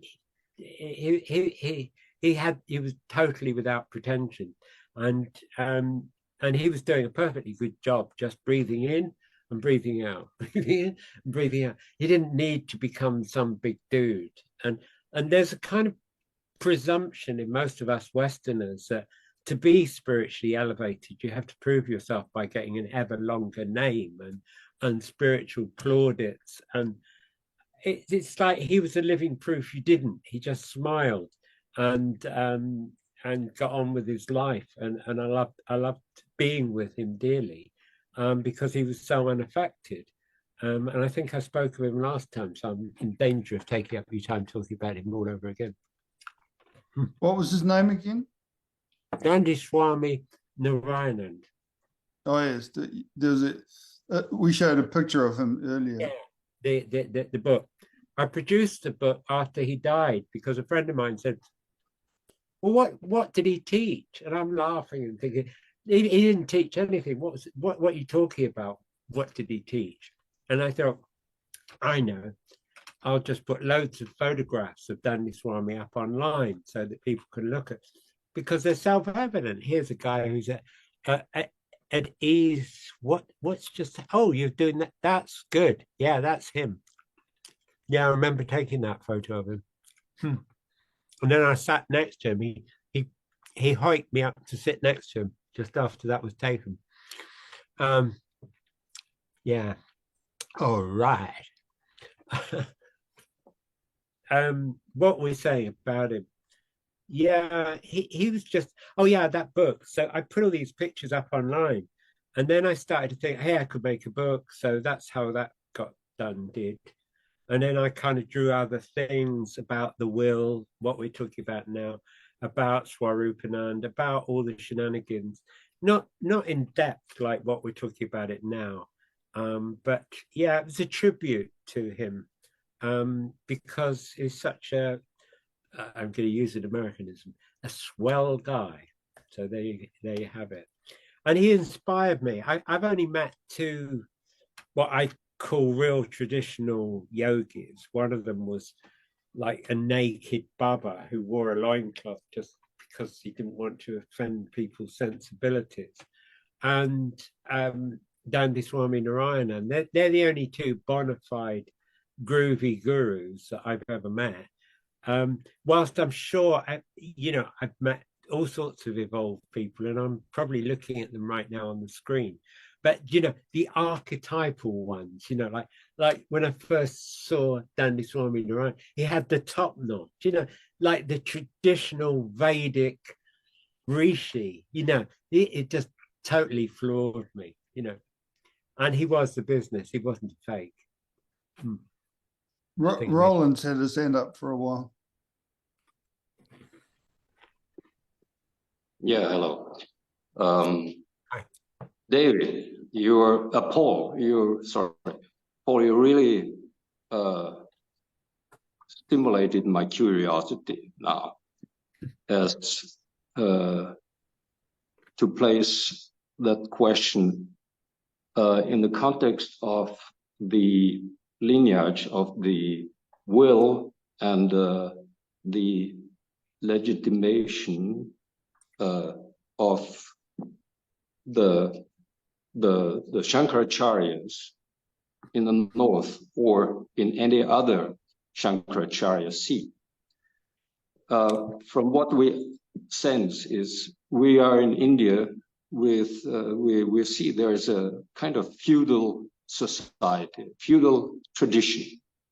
And it's very much the practice, not to talk about the democratic presence, but the traditional kind of handling questions are very much framed in this kind of feudal habits. And I can see it that in the Shankaracharya seats, at least in the southern one, where I happen to be in November, I could see that there was the Shankaracharya who had a younger man next to him. And it was clear that he will be the follower once he is not there anymore. So that was a real clear structure. So there would never have been in that situation something like a last will, because it was clear already for years that this chap will follow the one who will not be there anymore. Yes. How can it be that in the northern seat of the Shankaracharya, apparently not such a consideration was practiced, let's face it, by Gurudev? If Gurudev would have followed this kind of feudal tradition to install a follower, a legal, so he would have built him up already in the community very clearly that he would have been, no doubt, following Gurudev. But that apparently didn't happen. Well, Question about this, the difference between the northern kind of handling this situation as to compared with the others? Well, yes and no. I think that what's happened is that all the Shankaracharyas are now much more touchy and aware of the problem of the succession. And I think that the one you're referring to is making sure that there is no interruption, that there is no problem with the succession. Coming back to north or south, I don't think it's geographical. I think that people, they must have thought that Gurudev was going to live forever. He was there Shankaracharya. He wasn't unduly old. I'd say he was about 82 by my sort of recollection. I don't think that they would have necessarily said, oh, he's about to die. He wasn't losing his hair. He wasn't losing his faculties. He was still making sense. When you look at transcripts of what he was saying just months before his death, they have as much ring and zing as anything else that he's said. It's not like, oh, he's losing it. I think that it was very well known that Karpatri was his senior disciple and that he was to follow him. And indeed, that will was most definitely there from 1943 to 1952, right? So in essence, everybody did know who was going to be the successor. It wasn't a mystery. And as Delana pointed out earlier, she's mystified as to why, I think she did anyway, as to why he would have left the situation in chaos. And that's essentially what you're asking now. And essentially that is the question. But did he leave it in chaos, or did he leave it in perfect alignment? He'd made his will, that's it.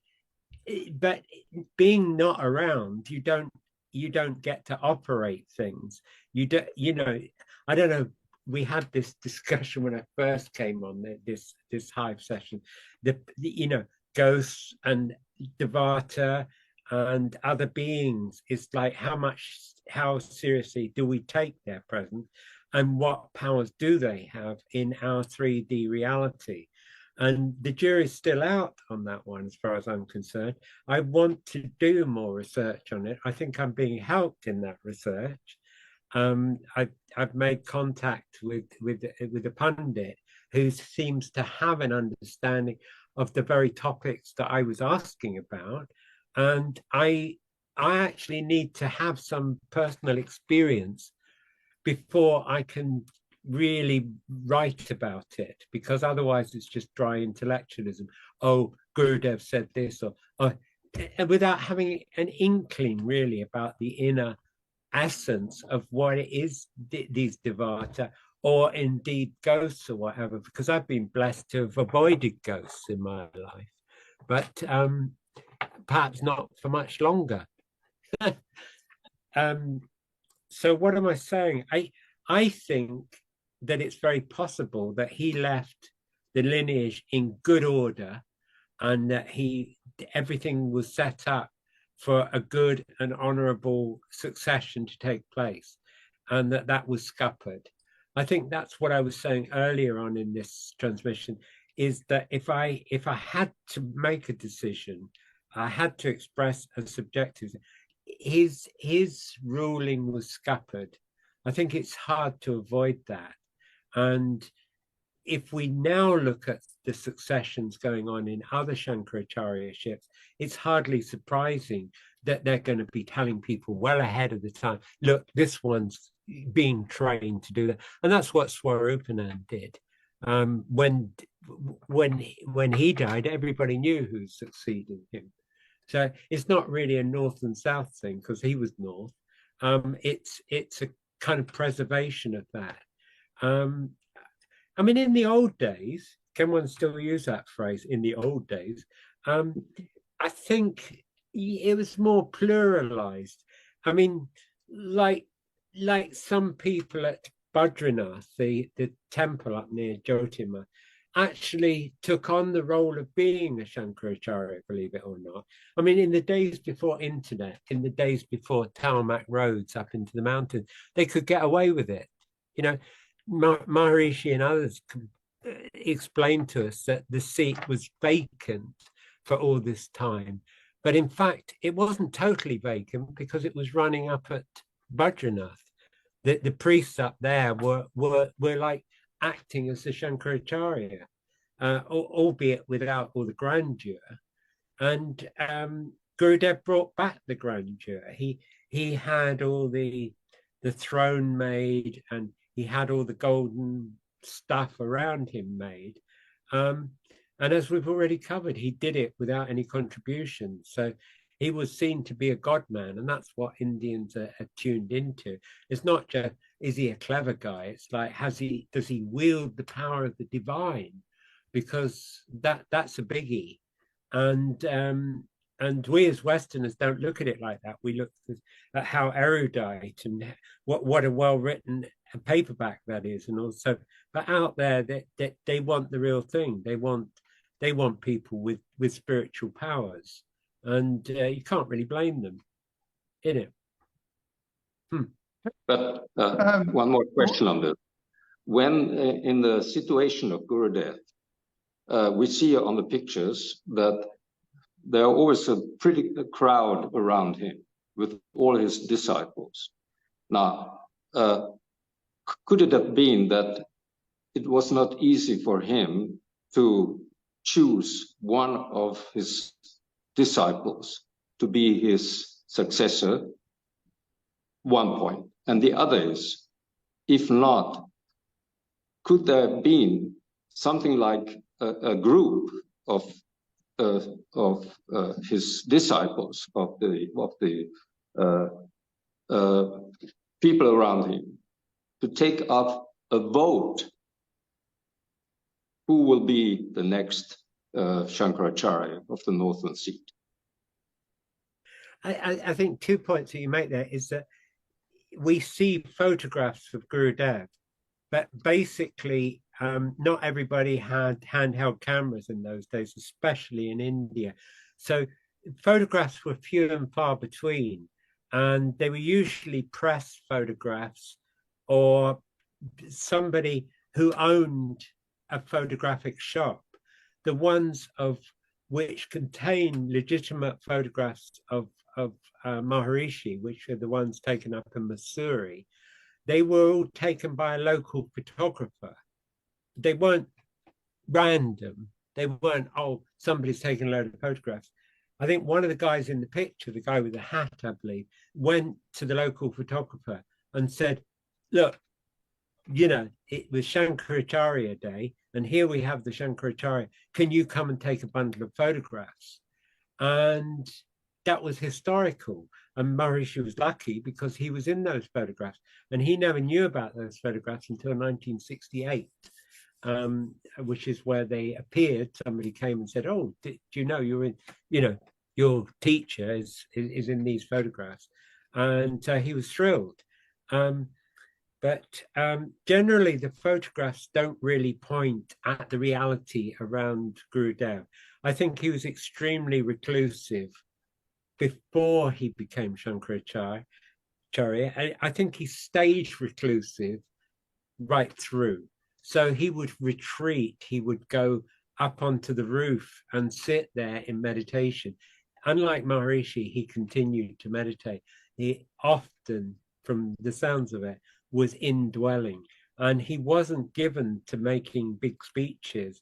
I've probably spoken for far longer than he would have done this evening. So that's a quick measure of it. I think he said what he had to say, and then that's it. And I don't think he took questions, but there you go.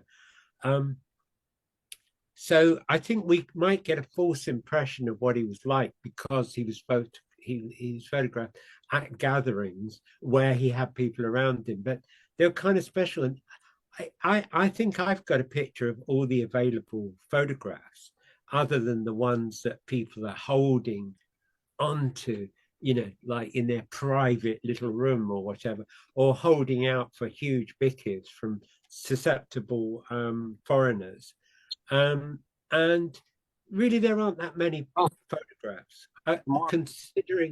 Considering the, you know, his lifespan and how long he was a Shankaracharya, there's pitifully few photographs. So I don't think we get any idea of what was going on with him by his from the photographs. But your other point about couldn't they have voted for a Shankaracharya? Well, you say that, but the boss was Karpatri. He was the inheritor. He was the one born to be. He's known, if you look it up online, he is known to be the Shankaracharya maker. That's the English translation of how he's branded in India for all time. He is known as the Shankaracharya maker. And bear in mind, he was the one, or one of the ones, who persuaded Gurudev to be the Shankaracharya, and he was the one who got Swami Bodh to be the Shankaracharya, and in turn his own guy Swarupanand. So he's well named as being the Shankaracharya maker. You wouldn't have a committee. The democracy like that was neither necessary nor going to occur. It would have been down to Karpatri, but the local organization was like that. The name escapes me right now, but there was like an institution which would have had a vote. And I think that's what happened when Gurudev was installed, that they had a yap and a discussion and a vote and all the rest of it. And in fact, as you probably know, Gurudev wanted none of it, and he absconded. He did a disappearing act because he didn't want to know about it. And he waited long enough for them to install somebody else. And then he snuck back in under cover of darkness, only to find out that they waited for him. And then they installed him as Shankaracharya. And he never agreed to it. He just tolerated it. So I don't think that his own disciples could have voted as to who was going to be it. But somebody might have falsified a will. I think that's what we're talking about here. Thank you, Paul. One thing which we touched on last time, which is, I think, significant, is this whole mythology that was created, that Maharishi created around what happened after Gurudev passed away. Maharishi said that he went into silence in a cave for some long period, and then he was sitting beside the Ganges, and he had this impulse to go to South India, and he mentioned it to this other yogi that was sitting next to him on the Ganges, and then there's a yogi said, "No, don't do that. Don't. It's all mud there." And so they continued to meditate, and some time later, he brought it up again, and sometime later he brought it up again. It was like some kind of cosmic impulse. And then this yogi said, well, if it keeps coming up, this thought, then go to South India. And so he went. And the actual story is rather different. As we now understand, what he was doing after Gurudev died was construction supervision. He was supervising the building of some academy there, somewhere in the north. So a completely different story. And then he had occasion to go to South India because to accompany this lady who needed medical treatment. And so, presumably they took the train to South India. So it wasn't as if he was, trekking the dusty roads as a solitary saint, or even taking the train as a solitary saint. He was asked to go there to help this lady, who was in some way related to him, his aunt or something. I think aunt is in inverted commas. I see. And that also is, interesting in light of what seems to have emerged later. I think that relationships between Indian people are often like that.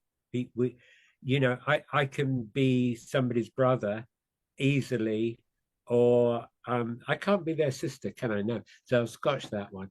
Or I can be father or uncle. It's pretty normal way of ascribing relationships. I don't think that Maharishi was. He might. I'm in dangerous area here. I think he was rather taken with himself. I think he might have got curious about women, and I'm being careful what I say here. He might have got curious about women when he had sort of mini-skirted people like Paddy Boyd around. That is more likely than having besarred widows around. That's my take. I mean, sure. Take it for what it's worth. I'm not the one to write that book, but I don't think he was kind of like sexualized. I think that's what we're talking about here. I think I don't think he was, but I might be wrong. But anyway, the story is different, and then he tells us that he went and in the very south there, is it Tirupati, and he had an experience of Mother Divine, according to him, and Mother Divine told him to do this or that. But the actual circumstances are different, and so there was an evident intention to create a mythology in the relation to the stories, which he started to tell us from at least when I was at Humboldt in 71. It was a kind of a spiritual story, rather than a practical one of doing construction supervision and so on. So that's interesting. Brian, when I was on last time, they're all merging into one. The several times that I've been invited and attended these Zoom sessions are all kind of concertinaing into one, right? So beware of that. But how do you mean? Well, I don't remember them uniquely. I see. Yes, sure. To one thing. But what was I going to say? Oh. Anyway, let's move on. I might be getting a bit tired. Okay, sure. We won't go on much longer. We said we were going to go for an hour and a half, and it's already 2 hours. Yeah, you were supposed to take time. Robert I has was his supposed to hand up. get paid double if we went over 1.5 hours. Right. Well, you will be. You're on double time now, Right. according to the union. Robert. Thanks, Brian. I just want to express my appreciation to Paul. For his objective journalism, I've mentioned to him before. A couple of days ago, I had an interesting incident. I had to take my cell phone in for repair, and I left it with this young East Indian man in his mid-40s or somewhere there. And I picked it up yesterday. And when I walked into his shop, he turned it on. And the first thing that comes up, I have Guru Dev on that page or whatever it is, the screen. And he turned it on and he turned the cell phone towards me. He said, "Do you know who that is?" And I said, "Do you know?" Or he said, "Do you know his name?" And I said his name. And then he said, "He's a saint." And he asked me if I'd ever been to India. No. And, he wanted to know why I would have this on my phone. And I told him. And then I went to pay him, nothing. He said, no. He wouldn't charge me for whatever work that he had to do. And now listening to Paul, I feel like I need to go back and get more information, talk to this gentleman. How would I say it? Your investigative reporting is very infectious, Paul. I thank you very much. Thank you, Robert. I want to hear more about this East Indian guy and what he has to say. Perhaps he sees something in that photograph that we need to know about. Right. That's what's got me curious. Yes. Thanks. Thank you. Delana, do you have any more questions? I don't have questions. I just want to thank you, Paul, because you've been at this research and presentation for so many years and you faced a lot of pressure. And your father was a physicist. You value objectivity. But I just had to know certain things in context because it's not that I want to vilify Maharishi. I'm very grateful to what he brought to my life, but I want to stop saying in my head all the time, Maharishi said this, Maharishi said that. I want to have my own legitimacy and become my own person. And it's so ingrained in me that it takes some study of this kind of drama to understand these personalities.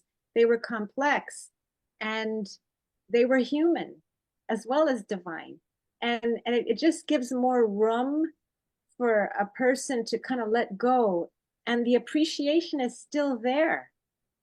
I mean, I really enjoy this gathering. It couldn't have happened without Maharishi's efforts. It's just that he was complicated. We were complicated. The time was complicated.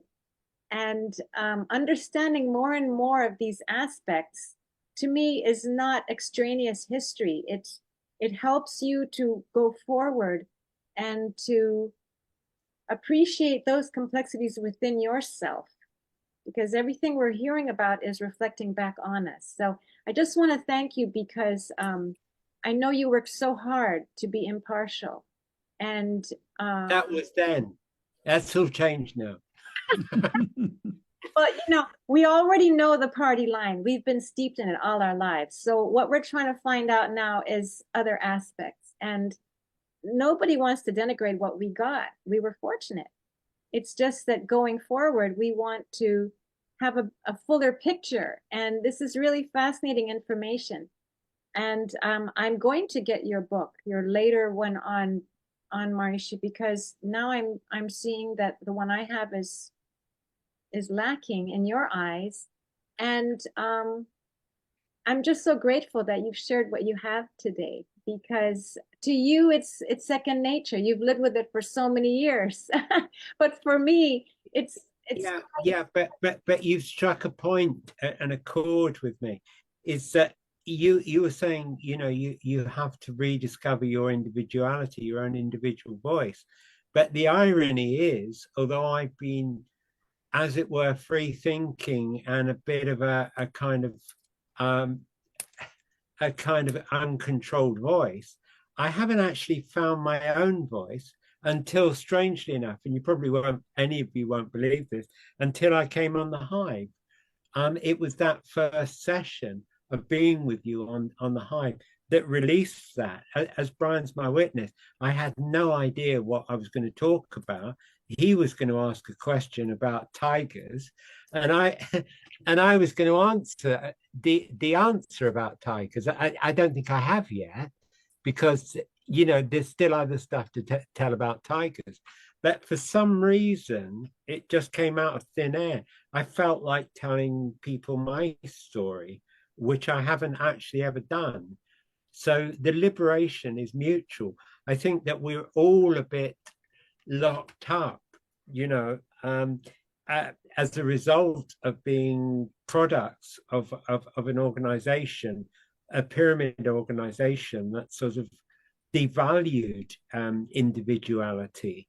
And I don't make no comment on that, but I think it's never too late to regain your own freedom as an individual. And I've surrendered that in at least one relationship in my life. And it seems to me that a lot of people involved with the TM movement surrendered that to Maharishi. And I think that it's great if one can find that sort of spark of I don't know, cheekiness or whatever it is. My life's got an awful lot better since I said yes to appearing on the Hive. Well, I never did say yes, did I, Brian? What did you say? You what was it? What did you do? I don't remember. I think we shoehorned you into the Hive anyway. It snuck up on me, and that's the way it worked. I never did agree to it, and it's great. And I mean, you've all been so nice this evening. You stayed with this rambling chat. We had a rambling chat last time, and it's been amazing to me, because I don't know what I'm going to say. I mean, you and Delana both know that I wasn't primed, prepped, whatever you call it. She offered to send me the questions, and I didn't accept. I didn't say no, but I didn't say yes. And so I didn't know what we were talking about today. And I don't know what we have talked about, but I think we've shared something. And I think that Gurudev, I've been translating Gurudev's, you probably know that I translate Gurudev's teachings. I'm doing his 4th book at the moment. And I was just translating about satsang. Satsang is where you meet with people who are on the right wavelength, people who have a positive effect on you, and that's good for you spiritually. And that's what we're doing in our own funny way. We're not singing bhajans. We're not making a big song and a dance about what we're doing, but it's kind of special. And I'm not saying that because you're inflating my ego, because I get a chance to rap with you. I mean, I'm as nervous as the next person. I just don't allow any rein for those nerves. I'm being self-controlled. I go through the day and I think, oh, I've got to speak tonight. I will think about something else. So I do something else. I do like some translation, or I go out and whatever, go for a walk. But basically, this has been precious to me. Not just because I'm talking about Gurudev and Maharishi and the potential of selling the odd book. I think if I'm talking to such a small amount of people, I'm not going to get incredibly wealthy with selling books tonight. But it's magical for me after all these years. I mean, like I've been researching since 1970 to actually hang out with you guys. You know, it's absolutely wonderful. That's all I've got to say, really. Well, thank you. Thanks very much, Paul. And yeah, I think it's really liberating for us all. That's what's taken place for so many of us. Certainly for me, that we were really tied into a very rigid idea of master-disciple relationship. And then it's as if Maharishi liberated us himself, because we found out, new facts about him. We found out a whole new side of Maharishi.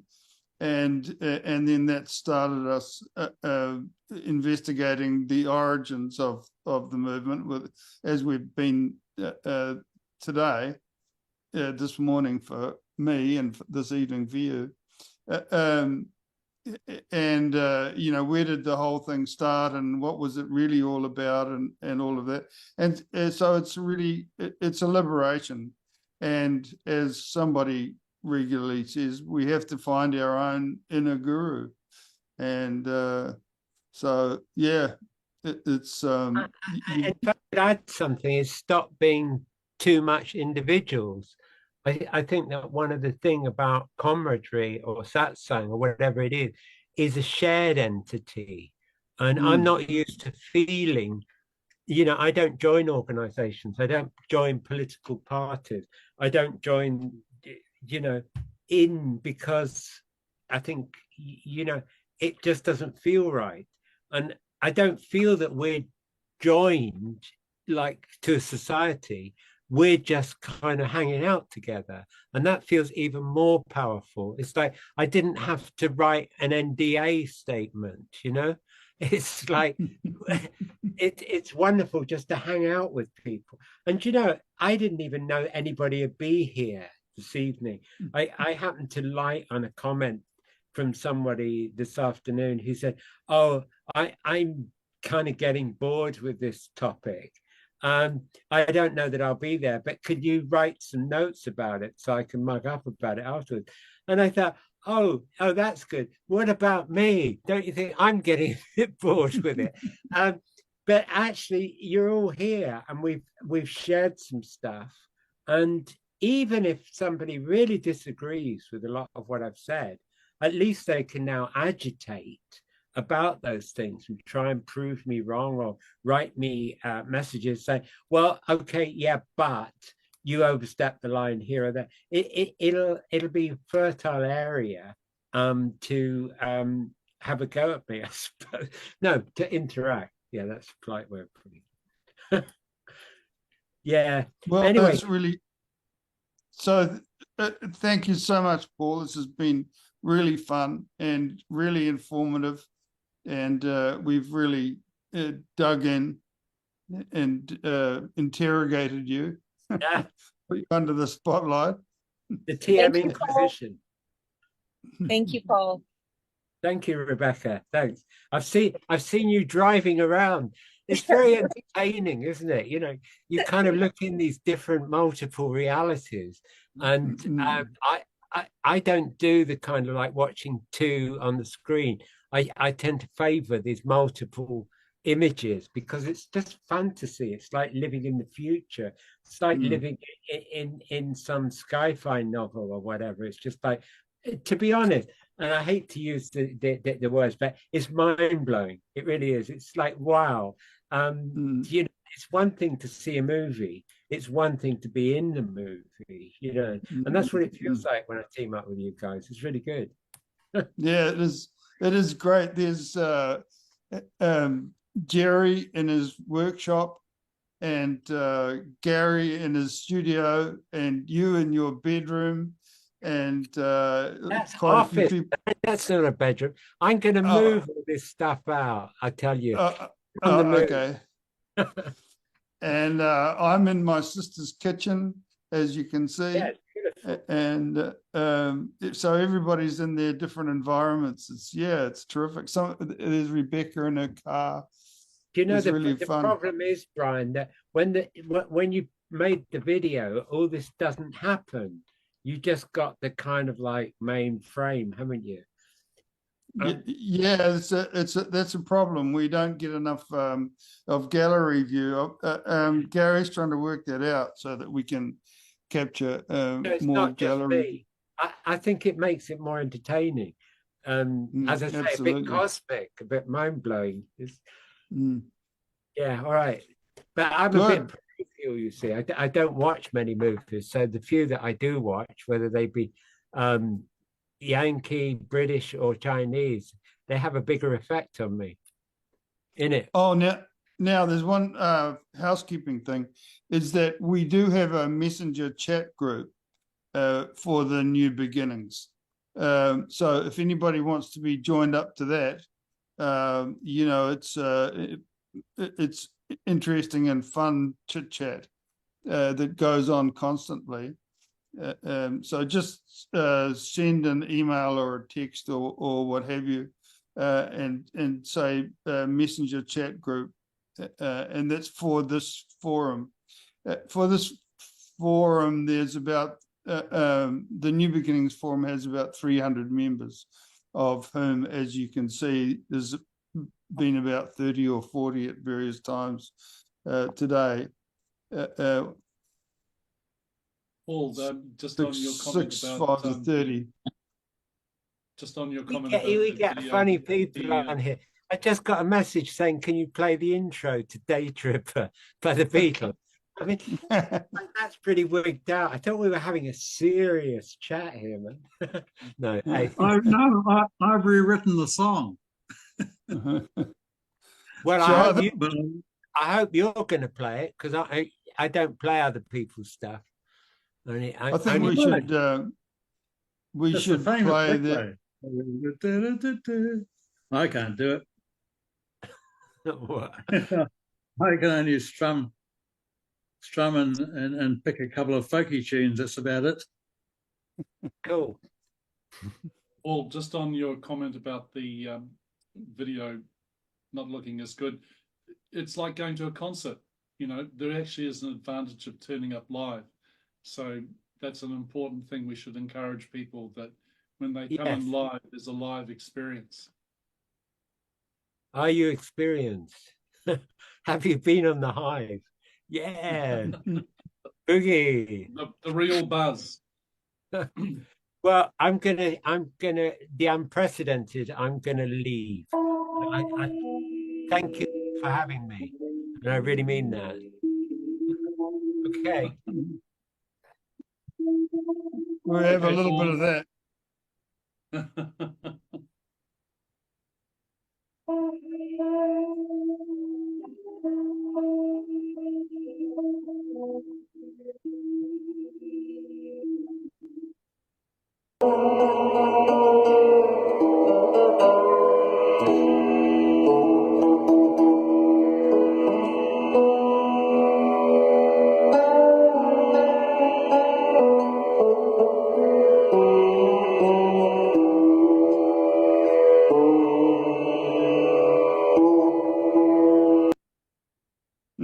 Hey, you missed.